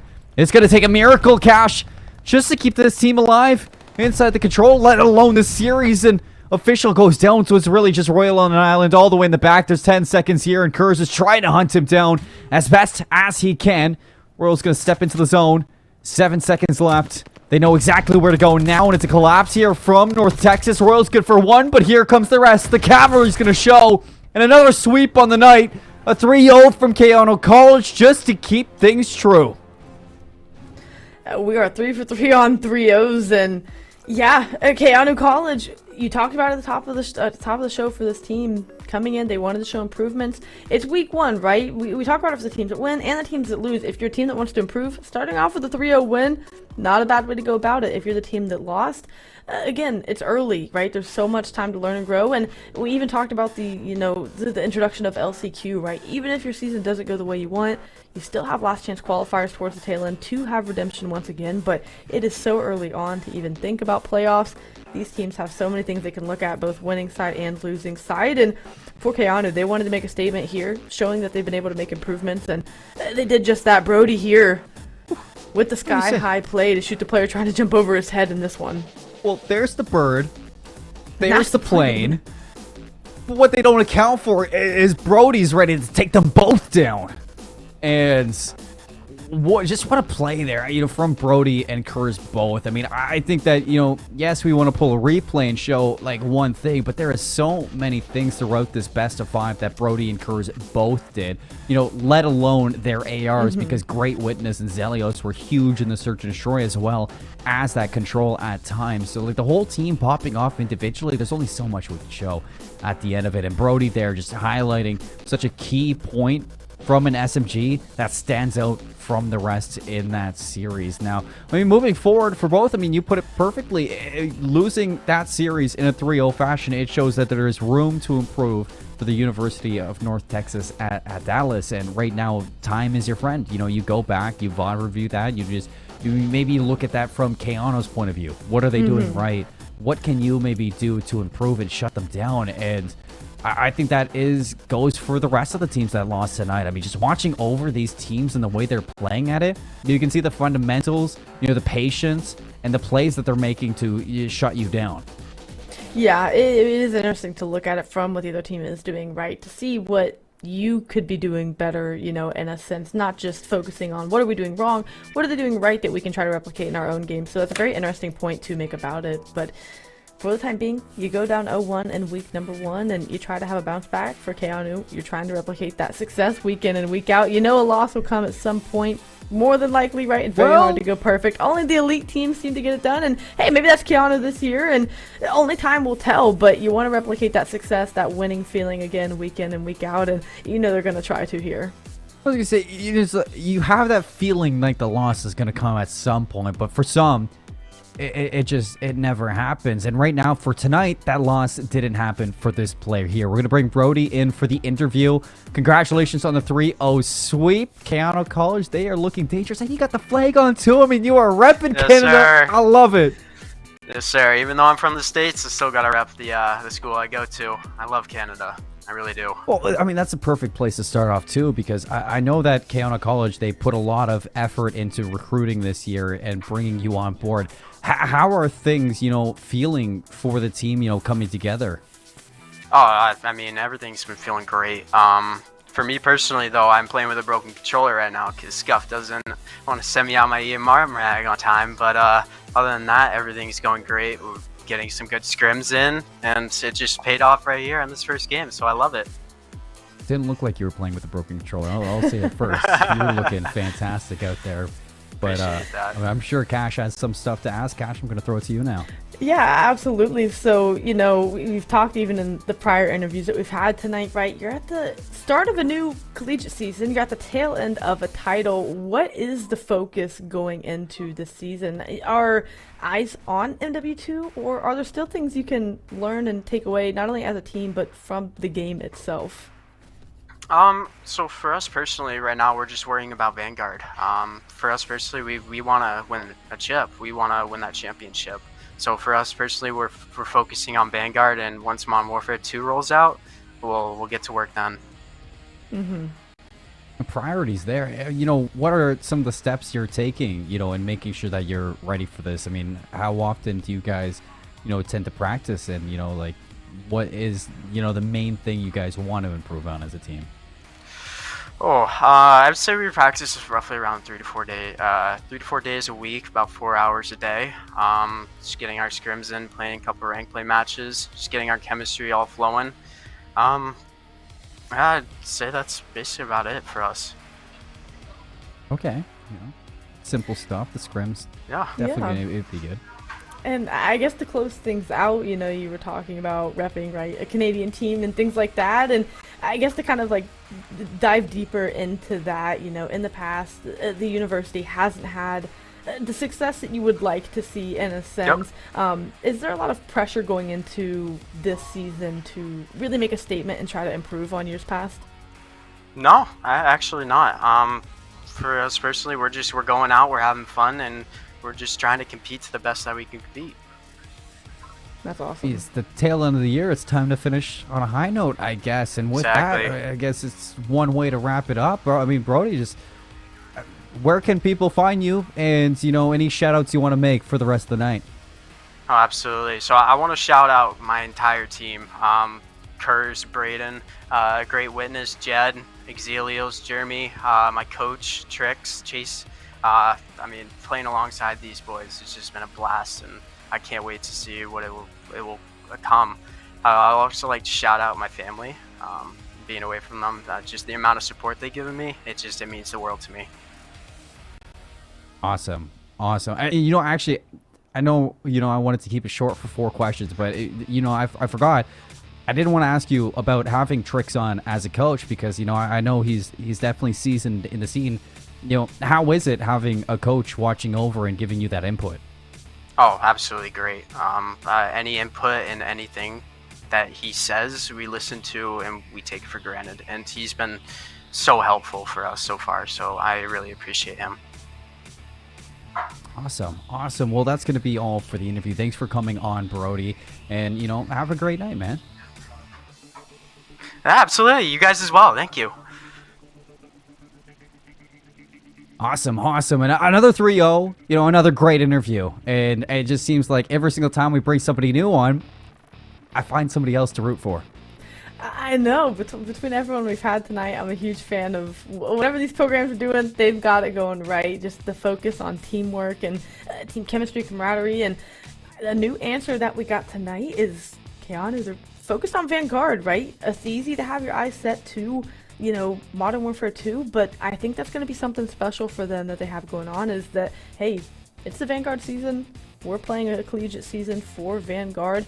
Like he said, we'll get to when Modern Warfare 2 rolls around after the season ends, we'll get to work then, but for now, they want the chip in Vanguard, and I think that's going to really work out for them well if they have their focus on what's right in front of them. Exactly. We're going to have to wait and see for that. Well, we're 3 up, 3 down with matches. All 3-0 sweeps, folks. One more match coming up soon. It's going to be Nichols State University, the Colonels, going up against Irvine Valley College. We'll see you on the other side of the break with our last match.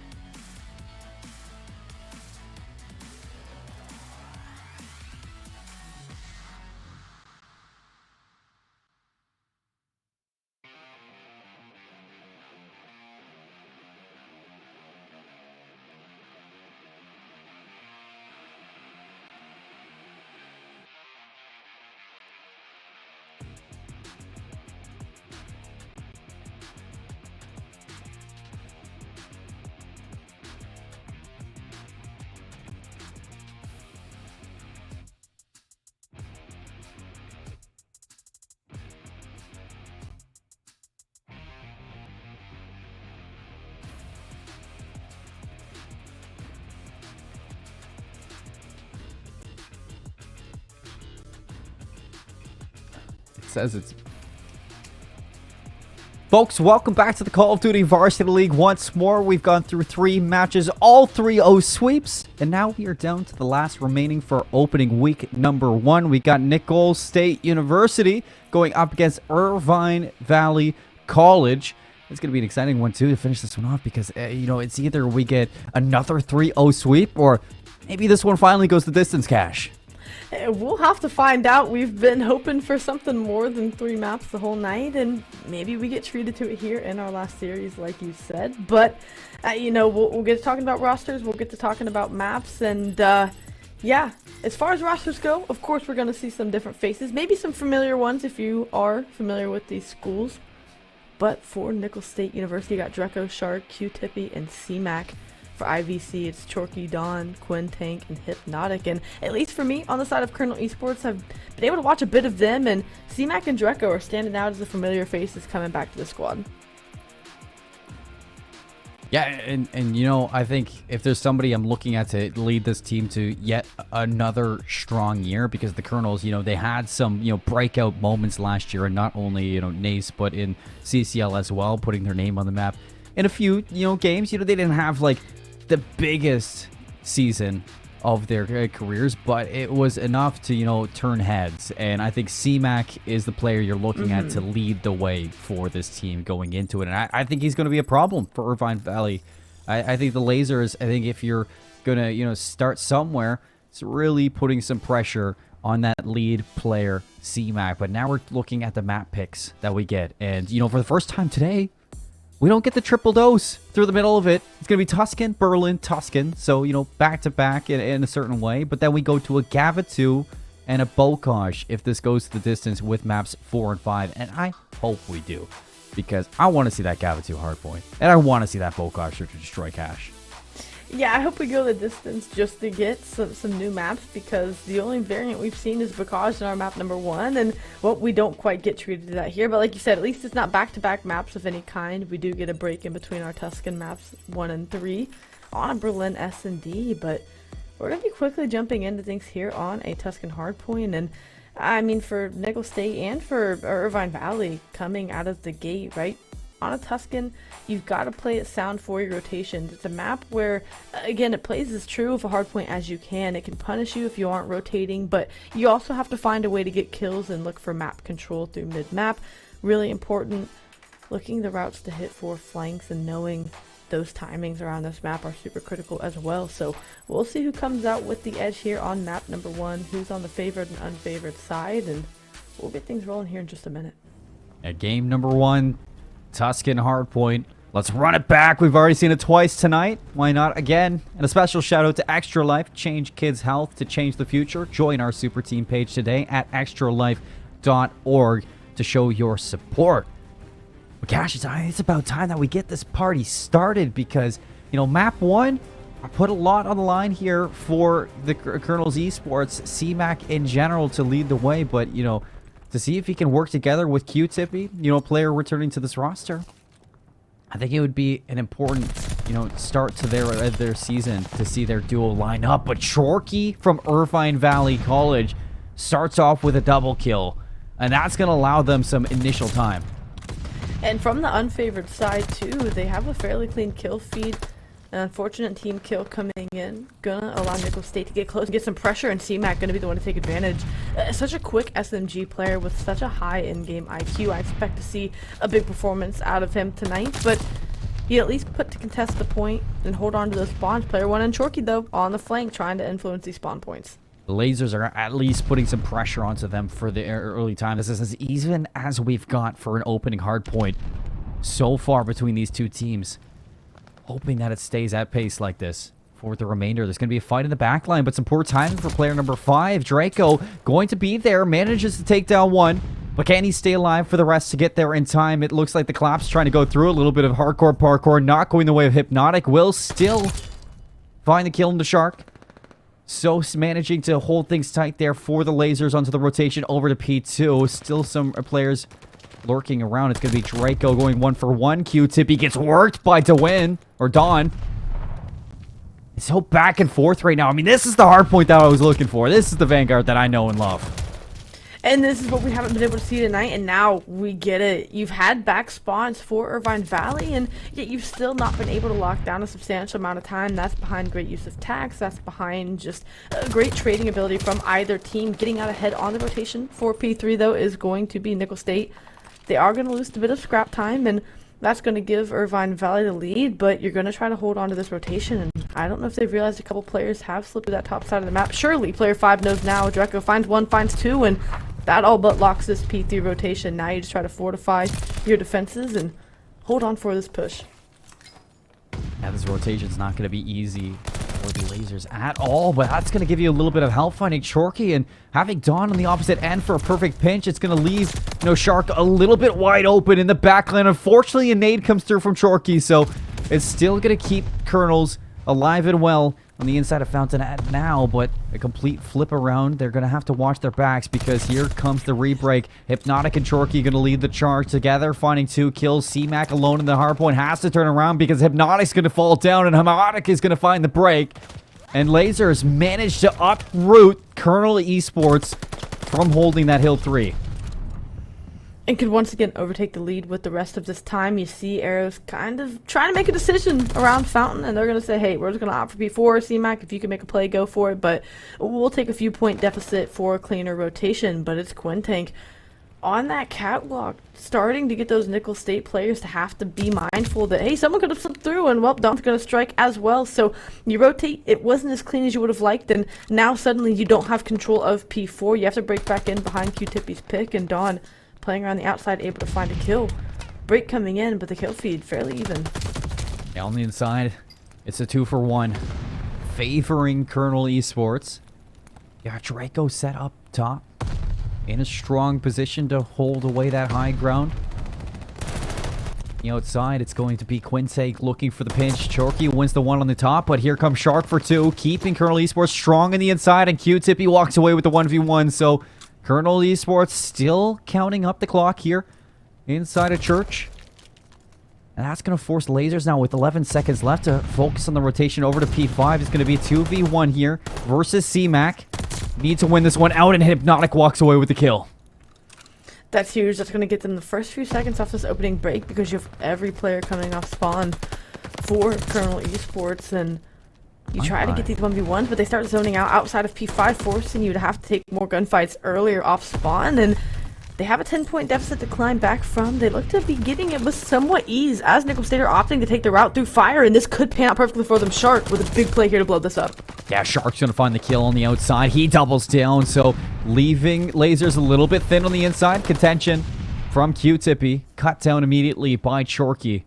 As the back and forth trades continue to favor Lasers, they overtake the lead 107 to 103. It's another 3 down to the feed, so things starting to fall into place here for the Lasers. Going into the second set of rotations now, Colonels, they have to be careful of a little bit of a snowball. They need to set up for this P1. They get the break for scrap time, which is huge. C-Mac does lose a big 1v1 around P1. His teammate, though, there for the trade, and that's going to set them up not only for the scrap time, they roll the dice for that to get an 8-point lead, but they also find a way to hold on to this P1 rotation. Now, a couple 1v1s have to be won, and, well, Nickel State University, they walk away with it here, trying to extend their lead out.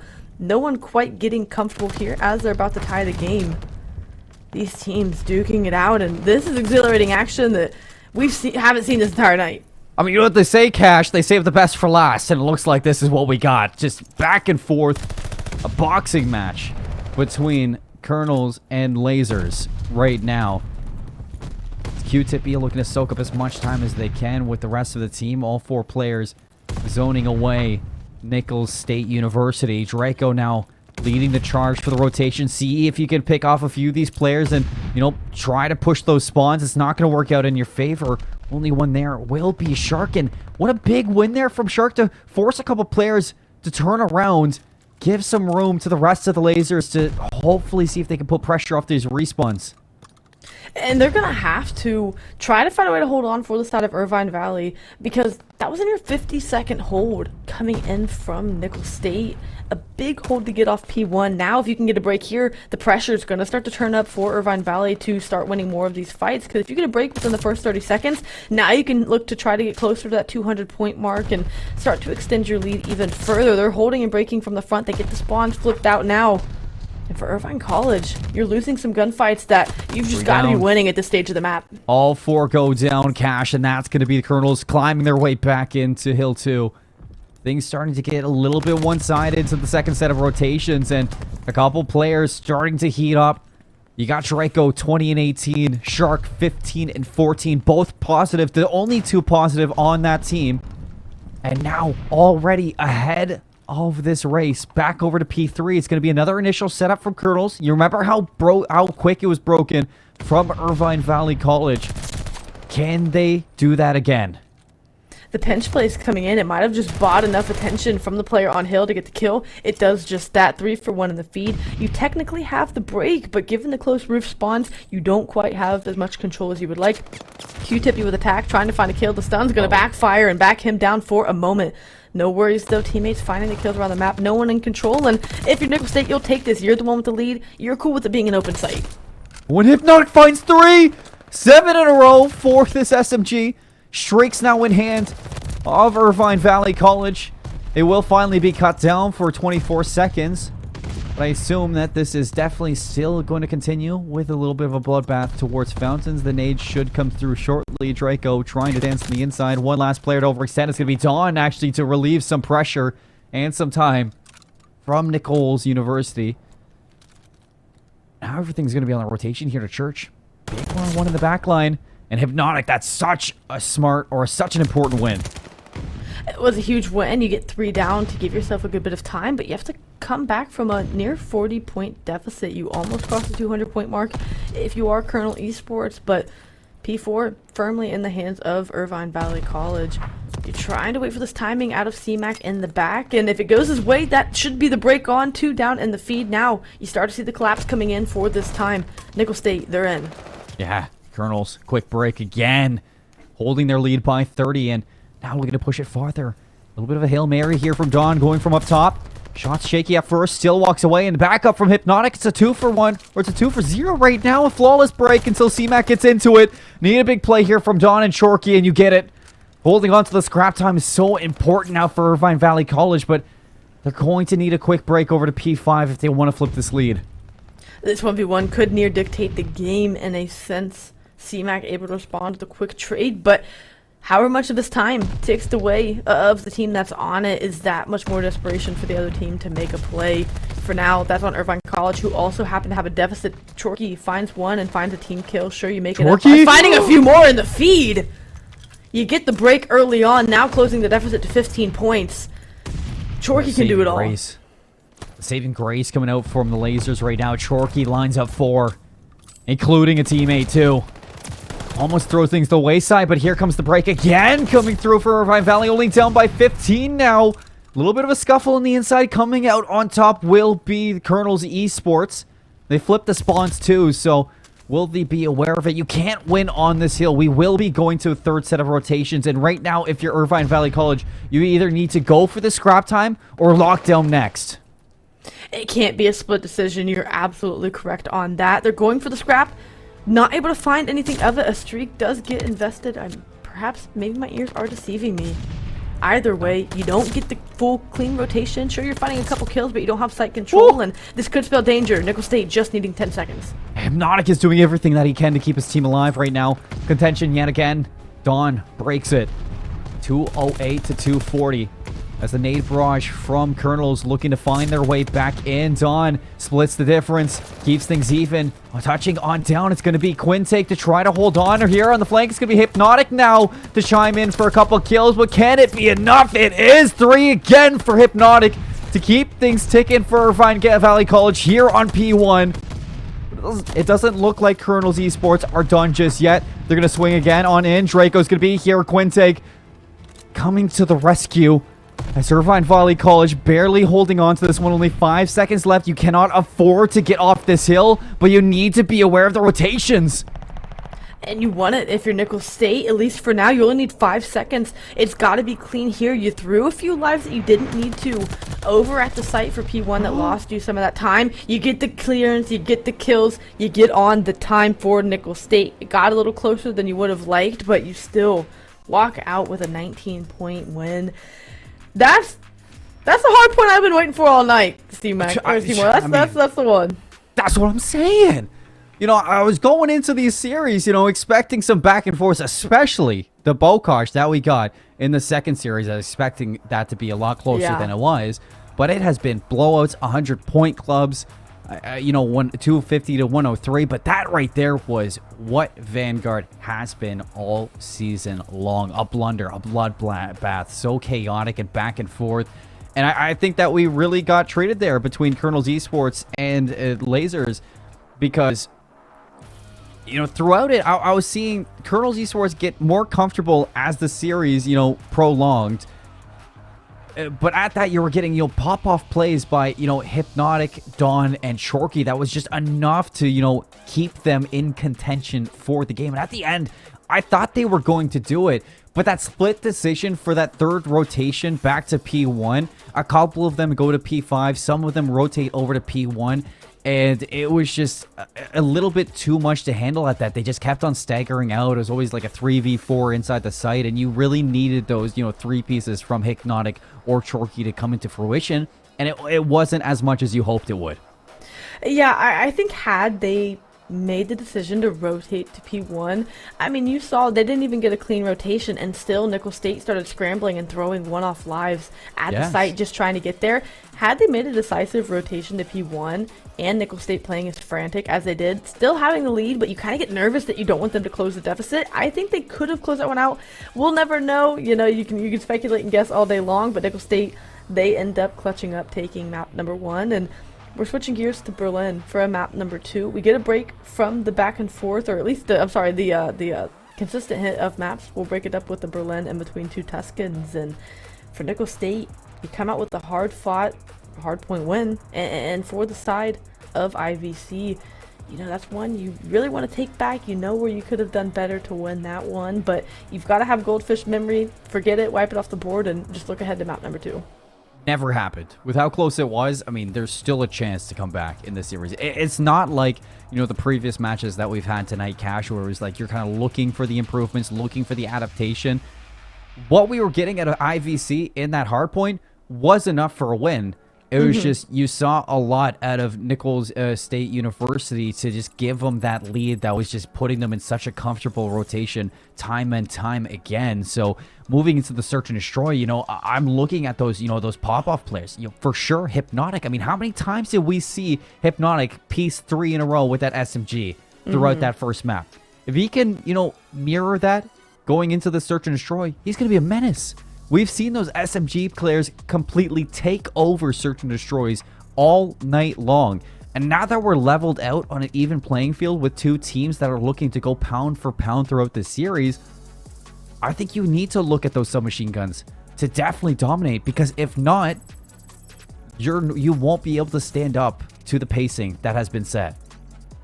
We have to see the team that's down match the SMG pacing a bit better. It has been SMGs all night. Sure, the ARs have played well and strong, but again, it's really been dictated by the better SMG duo, and right now, that's Nickel State. You know, Colonel Esports have the better duo, but again, like you said, it's not that by any means IVC was making mistakes to where X and Y and Z to improve on going into map number 2. It's just keeping up with that pacing a bit more, finding a few more of those kills in succession, or hitting a little bit better timings, because we saw plenty of 3 pieces out of Chorky, you know, doing his thing there. So it's right there, it's right on the cusp, it's in grabbing distance. You just don't want to let map 2 slip away from you here.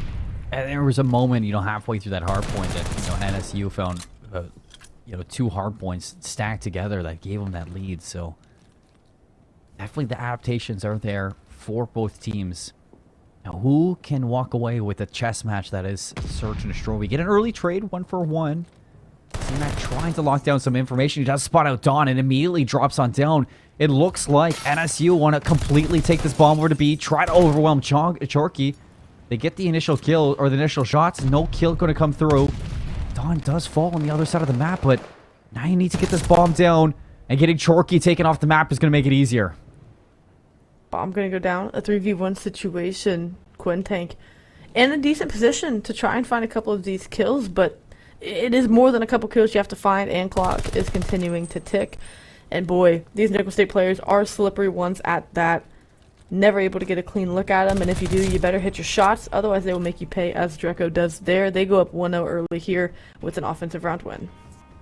You know, you can't blame Quintank at that position. There wasn't really anything to work off. You know, in that 1v3, pressure was starting to mount with, you know, the time counting down on that bomb. And as soon as you take those early shots on a CMAC and miss, you then have to worry about a potential flank. So he was forced to make a move out in the open. Easy cleanup there for Colonel's Esports. Now you go to a defensive hold for the side of Nickel State, sending your island player and Dreco towards the B site, and everyone else kind of getting in position to watch mid-map to really make sure all your bases are covered. And Dreco quickly at the B site and going to moving quickly. I imagine this information is going to be passed along quickly that, hey, this is an A hit for certain. Dawn with the shaky shots. Definitely gonna give it up. You need to get that one if you're Dawn. Q-Tippy barely walking away with his life. Now a second chance at holding off this aggression from the offense. Barreling on in. It's going to be Quintank, but a team kill from Quintank as well. Taking down the superstar and Hypnotic. Leaves us even in a 3v3. Bomb yet to go down. The player's already rotated from NSU. What do you do here if you're lasers? You just have to wait. You have to win your ones. And Shark's going to be the difference maker here, giving the advantage over to Colonel's Esports, making it that much harder. And here comes CMAC on the flank. Everybody trapped now from IVC. All the information's up for Shark. Tries to put shots into 1 and 2. Now at least information given on the final player in Dawn. And they collect. They're just putting themselves in wonderful positions. Again, I talk about how COD is a game of minimizing your mistakes. And for IVC, it's one mistake in the first round that, you know, of losing your isolated gunfights. And this round, it's potentially Dawn not finding that first blood whenever, you know, they had the drop on the team defensively. And it's those little mistakes that can add up to something big. So hopefully, again, for Irvine Valley, they can tighten up their S&D gameplay here, as they already find themselves down 2 rounds to Nickel State. But they're going to have to make a stand fairly quickly. As we've seen tonight, these S&Ds can slip away from you. You're down 2-0, next thing you know, it's 5-0, and you're staring down the barrel of going down 0-2 in a series. Haven't yet seen a team bounce back in Search and Destroy tonight. But, you know, the underdogs in a little bit of a stressful situation. It looks like Q-Tippy has the information that Hypnotic is playing outer docks, so potential for Colonel's Esports to maybe isolate a kill here. Few shots are going to ring out. Nothing really hitting its mark. Nice shots from Hypnotic actually to back them down. So it gives him the exit to docks to, you know, have a little bit of spacing now to work with. You don't quite have information for the side of Colonel Esports. You're playing around mid-map waiting for someone to overextend, and patience Chalky out of Irvine gonna pay off for them. They get the first blood. They haven't overextended. You still have bomb if you are Nickel State, but you just don't have any information to work a pick just yet. Now here they come, 24 seconds. Chorky's going to be getting all the information for Hypnotic to work with. But CMAC is the equalizer. Now everything's going to be riding on what Hypnotic can do on the inside of this B side. Finds the trade, putting the bomb down. 10 seconds left. CMAC has to get it planted. I'm pretty sure they know this. So here comes Hypnotic to double dip. It's going to be the overwhelm 2-for-1, 2v1 from Dawn and Hypnotic. Quintank's going to take down Shark on the other end of that site. And it's going to be a simple defuse here for IVC to finally put one up on the board. Responding when they need to, are able to do so with a good retake on the B bomb site. Looked like they just knew where they wanted to play, got to their positions, and had constant pressure on the bomb site. So even though CMAC was able to retrieve and get the bomb down, again, the timing and the presence a bit too overwhelming for him to be able to take a few kills with them before he went down. Now finding yourself on a defensive hold. For Nickel State, you're going to respond with one of your own. We want to keep this round lead if you can. Of course, that always sits better to have an advantage, but first bloods are the first place you got to start, and once again, it's another A hit coming in out of IVC. Yeah, this time, let's see if we can be a little cleaner. The team kill definitely Things a little bit worse for wear on the inside of offices. Stressful thing at that. Q-Tippy just laying prone. On an island. On the inside.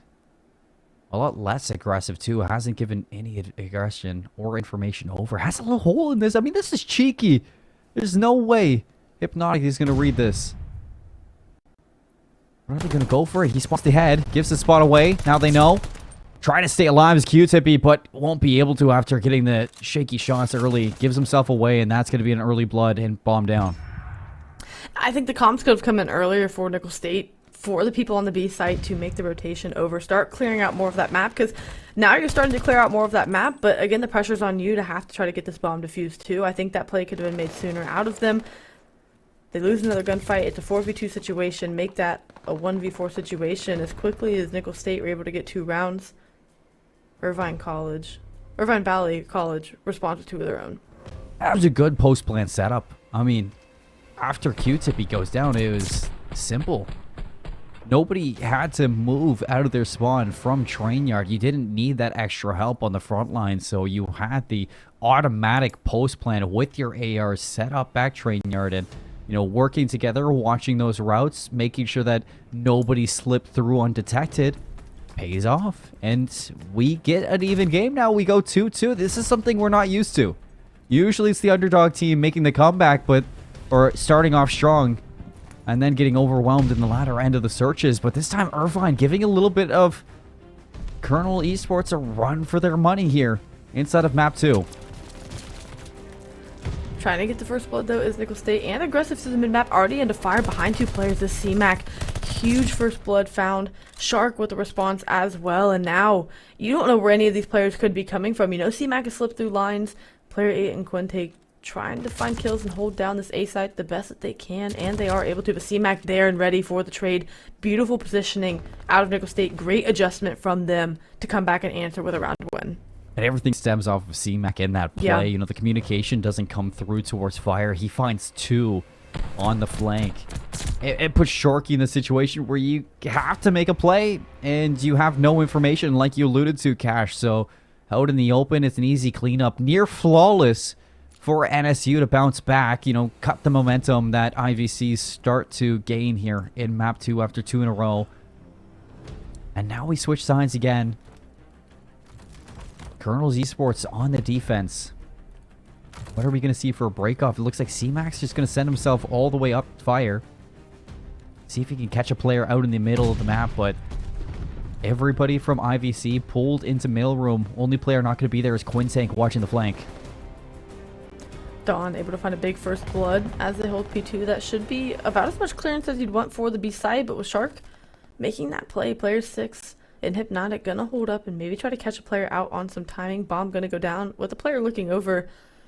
A good offensive look for IVC. Now it's about working some picks to try to get this diffuse Shark through on the flank, and again, you're completely pinched and surrounded on this site.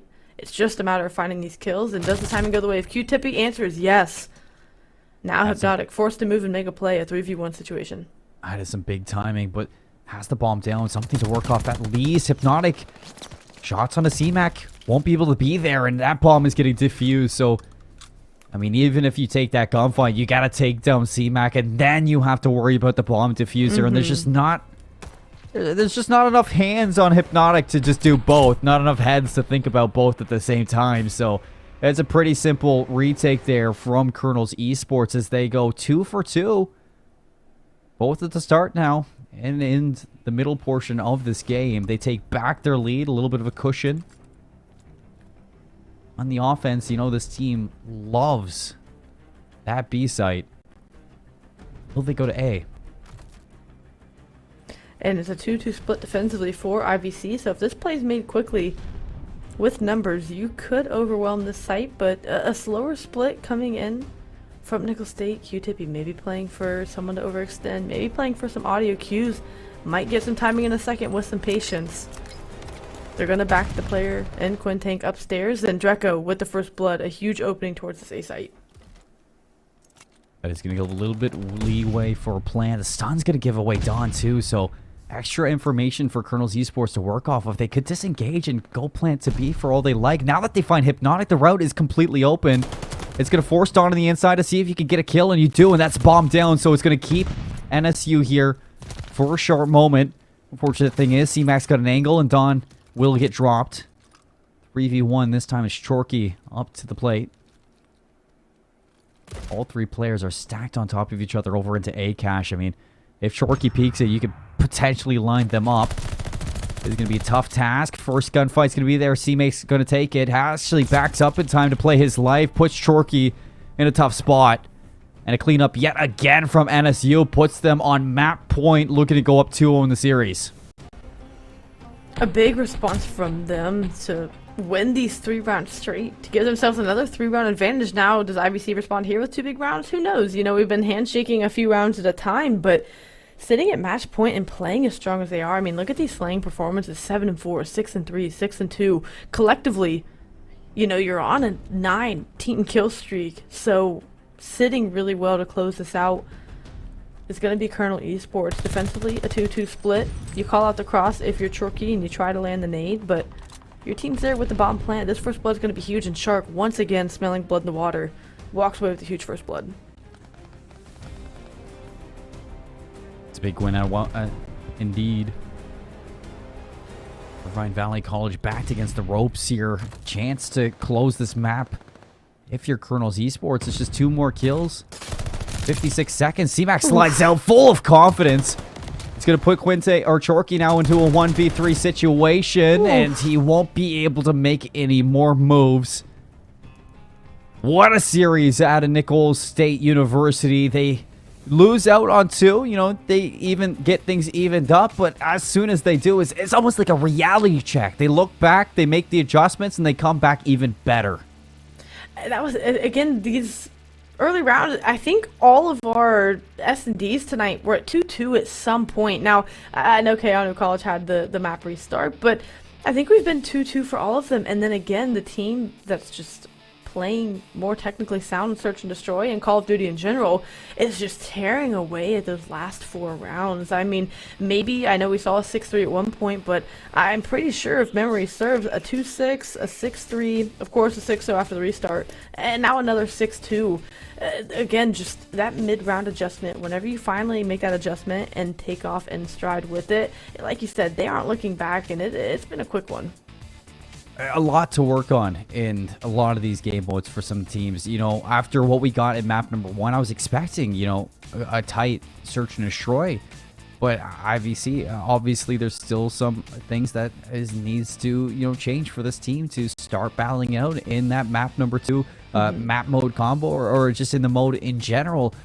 And you always think about, you know, the historic saying in competitive Call of Duty: Search and Destroy wins championships. So if you're a team, you know, going into this season, the end of the Vanguard season here for the Call of Duty Varsity League Fall 2022, you need to start working on the Search and Destroy if you're a team that's not comfortable with it, because as soon as you find yourself in map 5s, which Vanguard oftentimes will find you in a map 5 if you're an even team, those Search and Destroys are important. And if you're playing, you know, without, you know, the depth and strategy in a search as other teams, you will find yourselves in similar situations like we're seeing tonight.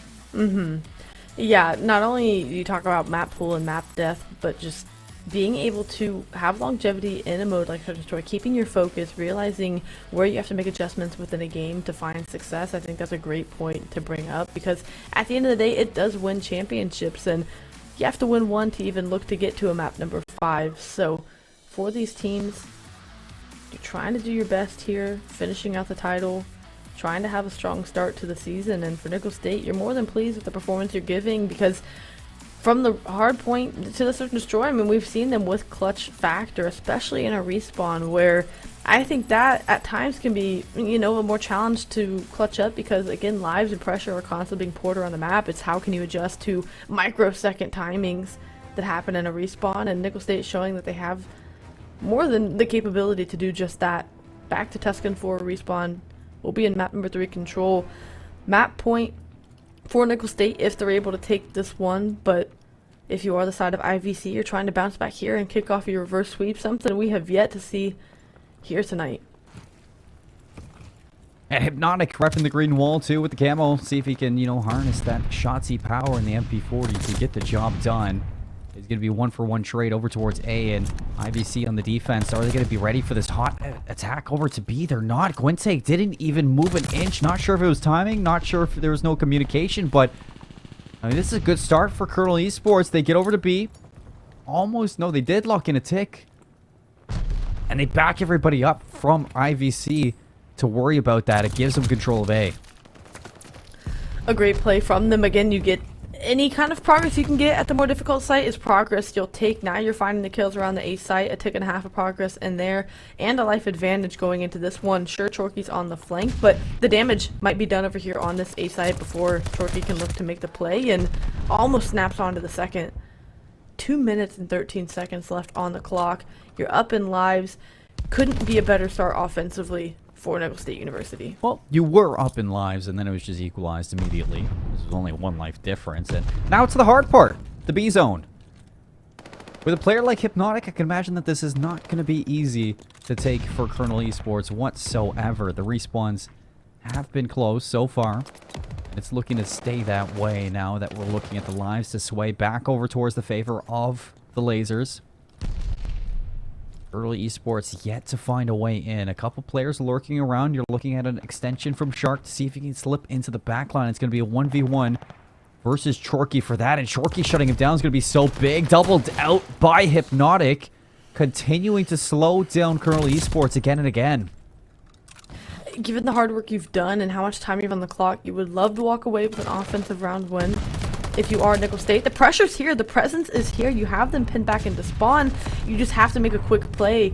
If you're going to rotate over through the back, you've got to find a couple of these kills. C-Mac with a great tag, Shark trying to find a kill on site, not able to, but in the back. Q-Tippy trying to make a play, ends up getting sniffed out. Now, it's important here, your next move, you have to regroup and be ready for this defensive push to come in.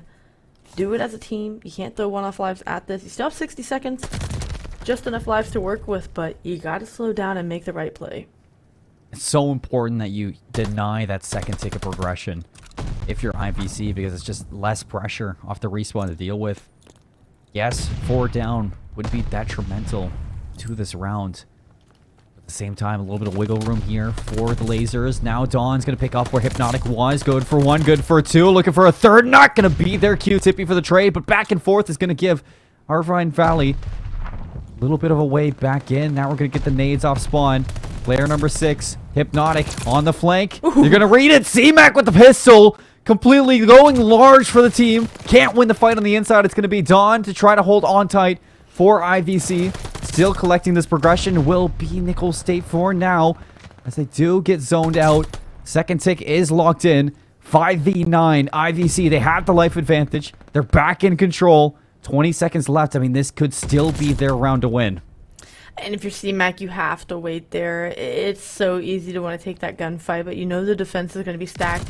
You know P5 is going to be their last push, and to not wait there for your team just puts you in more of a bind. Now it's going to be easy reads for 1v1s. There's 1, there's 2. That's going to be the round. It was a valiant effort, but props to the defense in Irvine Valley for holding on. I mean, they get the job done when really it looked like a couple times Nickel State could have had that one. And a lot of these controls throughout the night, within our 3-0s have been fairly one-sided, aside the fluke back in that Berlin control back in our first match of the day. This is a strong start for Irvine Valley to, cement themselves a defensive round, something that you couldn't do if you were University of North Texas at Dallas against Keanu College. This is their chance to, find their rhythm into control, win an offensive round of their own, go up 2-0 and, force something out of Colonel's Esports now in this third map, and already starting off strong onto the offense. They get onto A, looking for the first tick. Dawn's lining up too. You have a flank coming through from C-Mac. Doesn't look like anybody's going to be reading it at that, and it looks like, Hypnotic goes down. C-Mac will be able to make their presence known. Backs off for the respawns as well. So C-Mac looking to just be a nuisance in the backline, which he is. Gives some room back for Nichols University to get back into the zone without giving up that third tick. And they keep that time falling. Minute 16. Couple players going back for the retake of the B site. You're able to do just that without giving up too much at the A presence. A huge 1v1 to be won to get site back over there, but C-Mac now collapsing back onto the A point, trying to find this kill, and is able to. What a tear and what a start for C-Mac here on this defensive round. Like you said, being a nuisance and almost snapping with the pistol to get that one, but you're back on the A point if you're Irvine College. Yes, you are, Draco. Only one really here. Dawn will sniff that out. Working on this third tick. Q-tip, he goes down to the middle of the map. That's 3 down, so A-zone will be chalked up. 2 minutes on the clock for IVC to work with. Chance for the lasers now to snowball with all 4 players inside church. It looks like they want to overtake the spawns of NSU. They're going to do exactly that. Q-Tippy going to be there on the head glitch. Good for the kill onto that. Traded out 2 for 2 for either side. The respawns for Colonel Esports will be a little bit closer. It's going to be hard to stay alive if you're Chorky and Hypnotic, but they're getting the job done. And now the respawns, the reinforcements should be here from IVC. Missing the mark by a few seconds, and it allows Draco to pop off. The defense finds shape, but you still have player 5 and Chorky in the back, but as long as Chorky's not making a play on the site, you're kind of fine with him chilling back there. Right now, you're trying to get the lives even, but Chorky is now on a 6 streak. Now maybe you try to turn around and find him. You know he's close to streaks. You're going to try to sniff that out. Lives starting to dwindle at the hands of Chorky single-handedly. On the chase is going to be Dawn, and now suddenly it's a round. He knows Chorky bit off a little bit more than he could do, so he repositions, and I love that call from him. In fact, Irvine Valley College, they have a really good setup here towards Pillar.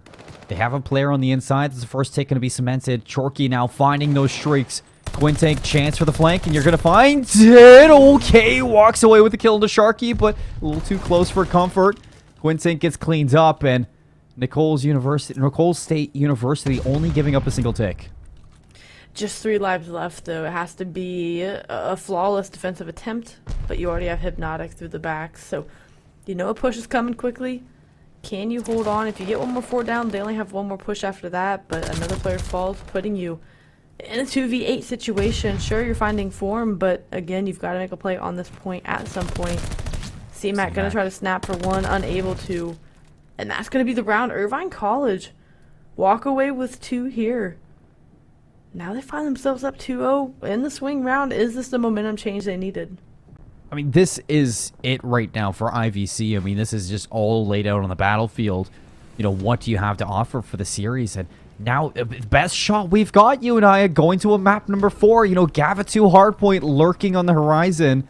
Now that IVC has found these 2 rounds, an offensive round now means that, you know, Colonel Esports, they have to win one of their own if they want to walk away with a 3-0 sweep. And off the initial gunfights, it looks like a lot of confidence going to be here from the SMGs of Irvine Valley College. Dawn lines up 2 on the inside of the A zone and completely shuts down the offense. And it's Dawn and Chorky running the show in the slaying column, 22-10 and 20-13 respectively. No one quite having numbers like that for the side of Nickel State, and that's where we started to see things shift the way of Irvine Valley College. They're applying a lot of pressure here. They're really feeling like they're in rhythm. We said they needed to come in stride here in map number 3, and that's exactly how they look. It seems like everywhere you turn, there's a gunfight to be had, and Nickel State on the worst end of that, time ticking away, and right now they're just trying to stop the bleeding and get any kind of map control. It's a big one-on-one win there from Q-Tippy. It's going to cut off the reinforcements of the player on the inside of this A zone. Hypnotic gets found too, playing a little bit of hide and seek, and you go next if you're Colonel Esports, because you don't really have a player really cemented into any position to collect this time. Finally, somebody steps onto A, but Dawn's already going to be there. C-Mac goes big. Big win there. Continues the progression, and the time stopped at 30 seconds. The setup coming in from lasers. You have a flank coming out from player number 5, Chorky. He can make or break this one. In fact, he's going to break this from behind. Turns away Shark, and it's going to find 2. So 4 go down, and suddenly Irvine Valley College are looking at the map win. Up 7 lives. You know the rotation is coming over towards the B site. Quintank finds 2 on rotation. That's devastating. C-Mac sure finds 1. You stop the clock for the time being. You're down 7 lives. It is doable. But it's got to be a very clean set of kills coming in here, not only to get the B site, but just to stay alive. And I don't know if they're going to be able to do that. It seems like Irvine College hitting new levels, 4 down, and I think that's going to do it. Hypnotic hiding away on the flank. Steals the player towards A. 6 seconds left. C-Mac is a little aggressive just to make sure you can prolong this. 10 life difference. They capture A zone. And they are not done just yet. I have seen bigger Titans fall than this. The lead that IVC has. So, Colonel Esports, what can you offer to the COD gods for now? Shark cutting things down. 7 lives to 15. 41 seconds. It needs to be perfect. So far it has been, but Shark gonna bite off a little bit more than he could chew. Hypnotic's gonna punish that. And now with 30 seconds left, you're looking at the respawns. No more left for Nicole State University. Don's looking to pick them apart. 24 seconds. Can anybody even get there in time? You have the chance, but now that Draco goes down, it's all up to Q-Tippy, and he is nowhere in sight. A hot 3-0 coming in out of Irvine College. The swing mode that we wanted to see out of these teams, finally someone takes advantage of. We're going to a map number 4 for the first time tonight, Seymour, and hey, maybe for Irvine Valley, with how electric they played that, we could see them ride this momentum right through map number 4. Let's go! We get a map 4 cash. I mean, it only took us 4 matches to get here, but it's not only any map 4. We get to go to Gavatu. It's not like we're going to be seeing a Berlin or a Tuscan or a Bocage. We get to see something new on the broadcast tonight. A Gavatu hardpoint for a map 4. I'm excited to see it, but we're going to have to give a little bit of time for these players to take a quick break. So when we get them into it, they should be ready to go. But let's talk a little bit about the end of this game. Because, I mean, looking at, you know, the way that you finished, when you're looking at IVC, it wasn't, you know, necessarily only Hypnotic this time, which is definitely something to really point out, because a lot of the time for the team making the comeback, it's been a one-man army. Hypnotic had so much help there from Jorky and Don. Yeah, Chorky and Don really stepped up big in that respawn for them to be able to get the win, and now can you piece it all together? 2 more maps to be able to not only push it to a map number 5, but to win it. All those pieces have to continue to come together and work together if you want to take down Nickel State. That's how, you know, big of a team they've been playing as tonight. So job's not done yet. It's just getting started. That was a good map win to take to get some win back in your sails, but you've got to keep riding that wave all the way to the end. It looks like that wave, it's only just starting, Cash. So, folks, you're watching the Call of Duty Varsity League Fall 2022 season. We still got more action to go, but for now, a quick break. We'll see you on the other side.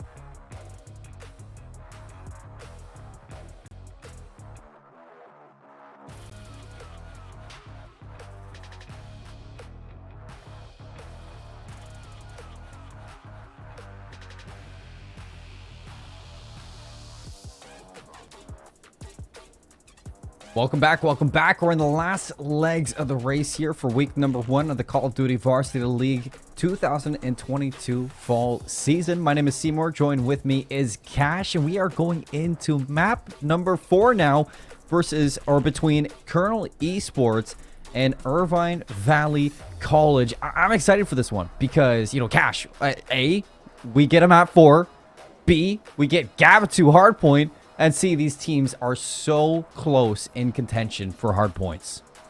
Yeah, it's going to be a really exciting map 4 that we're going to dive into because, like you said, the teams have been playing really close in the respawns. Now, that control wasn't quite as close as the hardpoint played, but I'm excited to get back to a hardpoint to see what these teams have to offer. You know, does Nickel State have the resolve to close it out in 4, or do you have the clutch gene in Irvine Valley College to force it to a map number 5? And, well, that's something we're going to have to find out here in this next map as we get a flyover of Desert Siege, but I promise we're going to Gavitu here for map number 4. Desert Siege hardpoint would play, well, a bit interesting, I think. Well, it makes me excited to see Desert Siege, but sad that we don't get to play it. It's going to be Gavitu hardpoint where we go to, and I'm nervous going into this map for a hardpoint. As excited as I am, it's like it's one of those maps that snowballs fast if you're not ready for it. If you are slow to the rotation, you are going to get punished. This is something that the money hills are every hill. So you need to be a little bit on edge if you're either team and dedicating, you know, how many players are you going to go for the scrap time? How many players are you going to set for the rotation? You know, are we going to the points 3 and 4? Because if so, you need that rotation. There's a lot that's important with Gavitu. There really is, and we've talked all night about how important the SMGs have been, and sure, they can still play a factor here on Gavitu, but it's the ARs that really are going to be the ones that kind of pave and lead the way. Having good AR presence on Gavitu makes it easier for your subs to get around the map, and I'm looking to Chorky for the side of IVC to really just stamp and continue to make an impact on this series, as well as Dawn. And I mean, again, every player, Hypnotic, you know, for the side of IVC that have been playing well tonight, and then again, C-Mac, the person who has rallied and gone big all night for the side of Nickel State. Behind Shark, behind Dreco, and Q-Tippy, all 4 players have played well, but again, C-Mac, kind of that veteran IGL player who's been around the block. Got to see a big performance here from him to close it out. Oh my, nade barrage. Dreco finds 2. That was the full Wrath of God just dropped onto P1 hardpoint from Colonel Esports. This opening is going to be solid, though, for, you know, Nickel State University because this opening hill, it can be make or break. It either be a split hardpoint or it could be just full one-sided. And with this hold, I mean, it is looking to go all over to NSU. Seems like Nickel State's a little salty that they got 3-0'd in control because they're coming out with a bit of fire here to start off our Gavitu hardpoint. The ARs are just beaming right now. Shark, C-Mac, I mean, collectively on an 8-team streak. Shark on a 5 behind the double that we opened up with. And now you're forcing this rotation to P2, and you already have presence here out of Dreco. So Quintake gonna get some time. Oh, no. Get the punch in the back to knock him back down to spawn, but the pressure and presence already being felt. Irvine College have to respond here with a big P2. You don't want to let Nickel State get another 30-point lead that you can't quite get over. Again, you know, shout out to the sportsmanship. Quintank not going for the assassination. But now you're looking at holding things down if you are Irvine Valley College. The first one's into this hill. You need to turn it around after giving up so much points into P1. It's back and forth, but it looks like IVC walk away on top. Only player you really have to worry about is C-Mac, and I mean, I know it is C-Mac, so you have to worry about him. He isn't going to go in for just yet. It's going to be a slide across the contention. Don's going to be on the inside. Good for 3 in a row. Snaps over to the pistol. Up top, trying to work his way into another kill. Unfortunately, the break comes through, and Colonel Esports back into the driver's seat for this P2. But you did lose spawns for P3. Shark being a menace over ring, just constantly applying pressure. What an AR presence that they've been able to provide tonight. You get up close and personal if you're Q-Tippy. And now you're able to start to make a play, turn heads, and you try to give an opening for your team, but a couple fall and a couple more come up off respawn. You need to get a break here. You would hate to have a 60-point swing, and Irvine College stood at 100 points, but P3 is such a hard hill to break, especially from the front. you'd like to see your route taken through P5 because Irvine College have it lost right now. Oh, C-Mac putting that rat to work.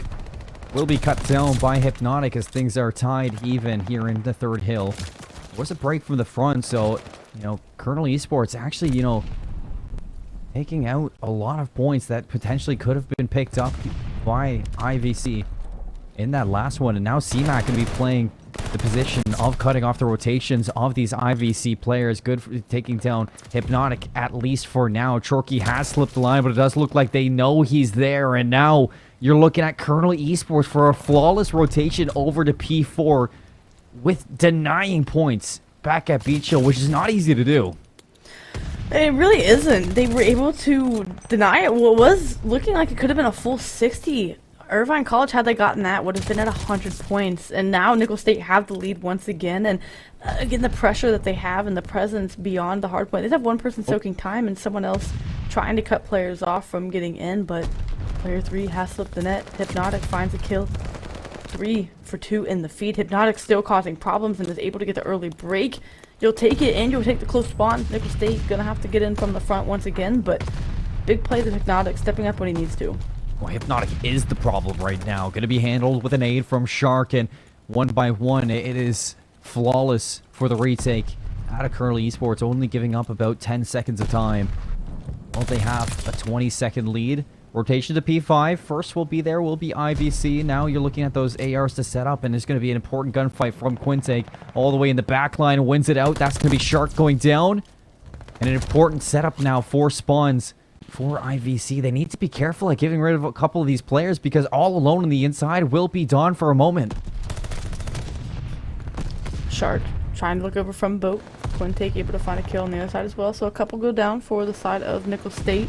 Trying to regroup, but you get those close spawns. Now you can pinch play on the hill. They're not going to reach Shark, making that play with the spawn flip, and the hill is open for the time being. A 6-point game here as we look to go towards P1 in about 30 seconds, but 25 seconds of time still up for grabs by either squad. Nickel State look to try to be in control. This is a good bounce back right now from IVC. Keeping things in arm reach. Dawn falls off the map. A little bit of Clayster action here. Still walking away with the kills will be the rest of the supporting cast. So looking at an even game going into the second set of rotations, and take a look at Hypnotic. He's already thinking a step ahead into P1. Auto in hand. Looking to lock down the lanes. A little bit of bad timing. Still finds the kill. Lines up a second on a Shark as well. Right now, Hypnotic, no one can stop him. Spawns end up flipping, but if you are Irvine College, you are not trying to replicate the last P1, the last go round. It was very dominant for the side of Nickel State. You'd like them to not even get a break on it, but you know some kills are going to start flowing here, and well, they're still flowing for Irvine College. A very, very solid P1 hold out of them. Q-Tippy gets 2, C-Mac there for the trade. It's 3 for 1, and the break is in. You're trying to come back from a near 15, 20-point deficit, and that looks to be on the cards for you. Draco gets his head ripped off. C-Mac there, a team kill comes in. Count it, 2 kills towards Nickel State with C-Max. And now suddenly, a near-tied game. It's very similar to what we saw on Tuscan in map number 1. This one's going down to the wire, I can feel it. Oh, this is very back and forth. You know, this second set of rotations is going to be so important, who can lock down those rotations, because, you know, the first chance, I mean, IVC, they almost got the better of them back in P3. But it's been constant clutch moments from Colonel Esports like we saw back in that Tuscan just to hold that edge. Now we flip the lead back over into IVC's favor. Couple gunfights going on back in P2 for boat control. Dawn finds the first. Second one on the insides. Q-Tippy to stay alive for a moment. And it's going to keep things shaken up for time, but Hypnotic into form. 5 in a row, 6 in a row. Hypnotic now starting to look for streaks. 163 to 140. This is the best we've seen IVC in Hardpoint. It really is, and Chorky finding to his own. It just seems like their momentum cannot be stopped. Now 30, what could be a 50, 60-point lead. The break does come in. You stop some of the bleeding, but this P3 rotation is what could be the game. Player 1 and Chorky has slipped through. You've got to be able to find this kill with the pistol out. That may have just costed it. You get the kill. Now you've got to start to build the reinforcements. This has to be a solid hold. 2 kills going your way is a good way to kick things off. I would like to see a little bit more trigger discipline from Chorky. Kind of gave up everything there with those pistol shots, and now being zoned out so far away will be the spawns of IVC onto the beach. Last time around, Colonels, they broke from the front pretty quickly. Let's see if they can replicate that. Here for IVC, a little bit of a slide out there from Q-Tippy. Back and forth trades keep IVC in for contention. Up top, Draco, double kill to keep his team in it. Still collecting time. 30 seconds is important at cutting this lead down and evening things up going into the next hill, as you know, on the better side of the map will be Irvine Valley College for now, but you can see a couple players on the rotation. Little reconnaissance mission from Q-Tippy and player number 7, Shark. Both players on either side, and it doesn't seem like they're ready for a Q-Tip. He's got 3 in a row. Looking for number 4. Don won't let that happen, and Shark goes down. So right now, Irvine Valley College, they have to be careful and weather the storm. They're going to have a tied game going into it. CMAC gets a huge kill beach. I mean, this is a 5-point game, and CMAC has pressure up beach side. Though he gets cut down, this is an opportunity for these players to start to flood these lanes with the map. Player 7 has to win this gunfight. Shark open things up. Now you've got to really start to scramble. You're starting to condense these forces. That should be the spawn out. There it comes in. Pressure, close spawns coming in. If you get a quick break, you could flip this lead. Draco's going to give things away. Q-Tippy slides on in. Removes Quintank from inside that hill. Looking for the outside in now is going to be IVC. Can they hold on strong? They do so far. Hypnotic, big kill there onto Q-Tippy. Back and forth the trades. But it is going to be still the lead in favor of IVC and Hypnotic. 29-15. Leading his team to what could be a map number 5. Bokash search and destroy. 225 to 188. Now everybody's got to look to P5, and who is there? It's going to be IVC first. Man, and you would have loved to have gotten more time out of that if you were Nickel State. You did the hard work, you got the close spawns, and Hypnotic just causing problems, keeping you out of the sight, as he's done all night. CMAC gets chopped down there. Your closest reinforcements are starting to spawn further and further away. You've got to get a break on this. They can win it here. A break has to come quickly if you are Nickel State. Here it is. 2 big kills. Away in. Shark a third. Hypnotic's got to bounce out, but it looks like Draco gets the information, and Shark just listening to the comms and performing exceptionally for now. Colonel Esports, they're holding on, and CMAC for 2. Q-Tippy holding off the rest of them. 3 go down yet again. Still a chance here for Colonel's Esports to even things up going into the third set of rotations, neck and neck, just like the Tuscan Cash. I cannot believe this, and I think they might get this one last look, but if you find a couple of these kills, they find them all in succession. No way. And you have player 7 and Shark playing up at ring. We know how much of a problem he can be up at that spot. You know Don's going to be coming P1 stairs. They end up getting the kill. They end up taking a 5-point lead as P1 looks to pop. I cannot believe the finish we're about to have. It's fumbling from their hands right now. Quintank needs to make a move. They don't know player 5. Watching things out at CMAC to go down. On the inside, a trade. 2 down for Nickel State. It's all 4 out of the hands. And it's Colonel Esports for the dub in game number 4. Gavin 2 hardpoint. I can't believe my eyes. They were against the ropes in this map, but they never, ever gave up. I mean, it was... At the tail end of P4, it was about 180 to 220. I mean, that was a 70 to 10 point swing there at the tail end of things. They didn't even have the rotation to P5. They were able to get a break, hold on, and again, it was the lack of decisiveness out of Irvine Valley College that costed them once again. They did... Again, I know it sounds filthy at times, but you do a little shimmy off spawn, and even that timing is enough to spoil something for you. They didn't make a decision on whether they wanted to commit to P1 or commit to P5. We saw on map 1 Tuscan, it cost them another hard point here that they fought hard and maintained the lead for the back half of that hard point. That's just something you can go back and look at and say our decision making has to be, whether it's someone not making the call, whether it's, you know, debating a call, whatever the call is. Make it, stick with it, ride it out. You knew they couldn't win on P5. Sure, they would have been within 10 points, but again, you could have been firmly set up for P1. It's just that lack of decisiveness coming in from the side of Irvine Valley College that once again in a hard point seemed to have cost them the win. And it's almost a mirror image back in game 1 Tuscan, a heartbreak loss for Irvine Valley College. It's almost like the what could have been for Irvine Valley College in these hard points. Just a split decision, and it doesn't go your way. Looking back at this game, I mean, it has to be a highlight that when you're in that situation, you just need to listen to your IGL, and do exactly what Cash just said. Just decide on one thing and one thing only to follow through on, because that was a tough sight to see. I mean, it was one by one after the other. They were trickling in, and that snowball just kept on growing to the edge. The rotation to P1, the ARs from Colonel Esports, I cannot, talk highly enough but what we got out of them, because they got the job done there towards the end. And it by all means was not an easy accomplishment for this team to win out tonight. Irvine Valley College, they gave them a run for their money here in this best of 5. I thought we were going the distance, Cash. I thought game number 4 was going to the map 5. I was ready for a Bocage search and destroy, but they just ripped it away from us. I know. Hey, baby steps, I guess. We'll start with the map Yes. 4. We'll see where we get next week. But, I mean, the resolve out of Nickel State, they were, down by 30, 40 points after P4. It was like 190 to 220, or 180 to 190 to 220 at that point. So, again, they had to respond in a big way. P5 being the money hill that it is. I mean, the way that they're able to bounce back, the resolve that you have to have as a team. And you even, I think it's something small that ended up being monumental, but you called it out. Shark just listening to comms, right? Snapping on the player. You saw that another player had gotten eyes from top boat, called that they were running out of back green door. Shark steps up, lines up, hits the shot, and again, that's just listening to comms, that's listening to your teammates, and you can see whenever it's executed well, because it panned out to a clutch up win for Nickel State. So I'm excited, for the interview that, hopefully we end up getting here, and just kind of asking some questions about that, because to have the resolve to close out and not get pushed to a map number 5 is also something worth noting. As impressive as it is for teams that push it to a map 5, it's just as impressive to be able to slam the door.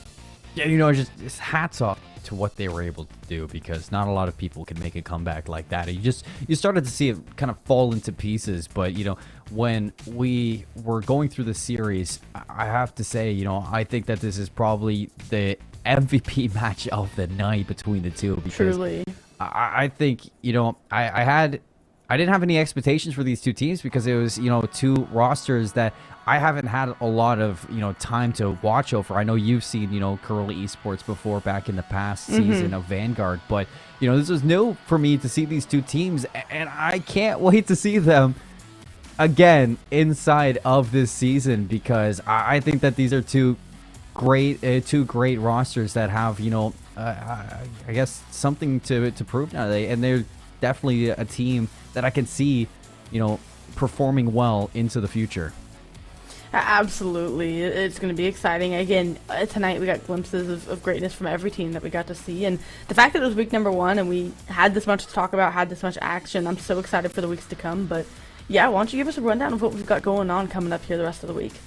Yeah, I mean, if you guys are fans for other esports, Call of Duty is not the only thing we got here inside the NACE Star League. We got Rocket League on Mondays. We got coming up on the 12th, on the 14th again, we go again for Call of Duty. But then on the 15th, we got Super Smash Bros. Ultimate. And on Friday, the 16th, we have CSGO. That's tomorrow and Friday. So make sure you guys watch out for the future of NACE Star League, because we still have more action throughout the week. And you know what? Big CSGO fan. I want to give a shout out to to Vincent, one of my good buddies, one of the casters over there. If you guys want a good show, check out CSGO, because I know Vincent's gonna put on some good entertainment.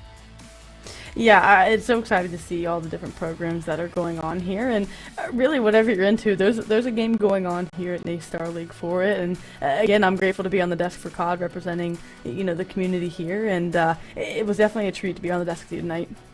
You know what? It was an absolute blast, Cash. I was looking forward to this. As soon as they were saying, it's going to be Seymour and Cash on the desk, I'm like, okay, let's run it up.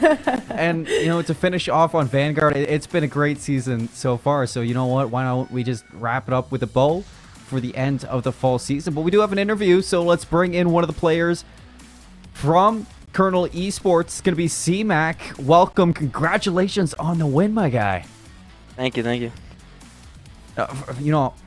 I need to ask, because you were like the superstar of the team, all night long for them. What was going through your mind at the end of that Gava 2? Because that comeback, it was like the stars aligned for you.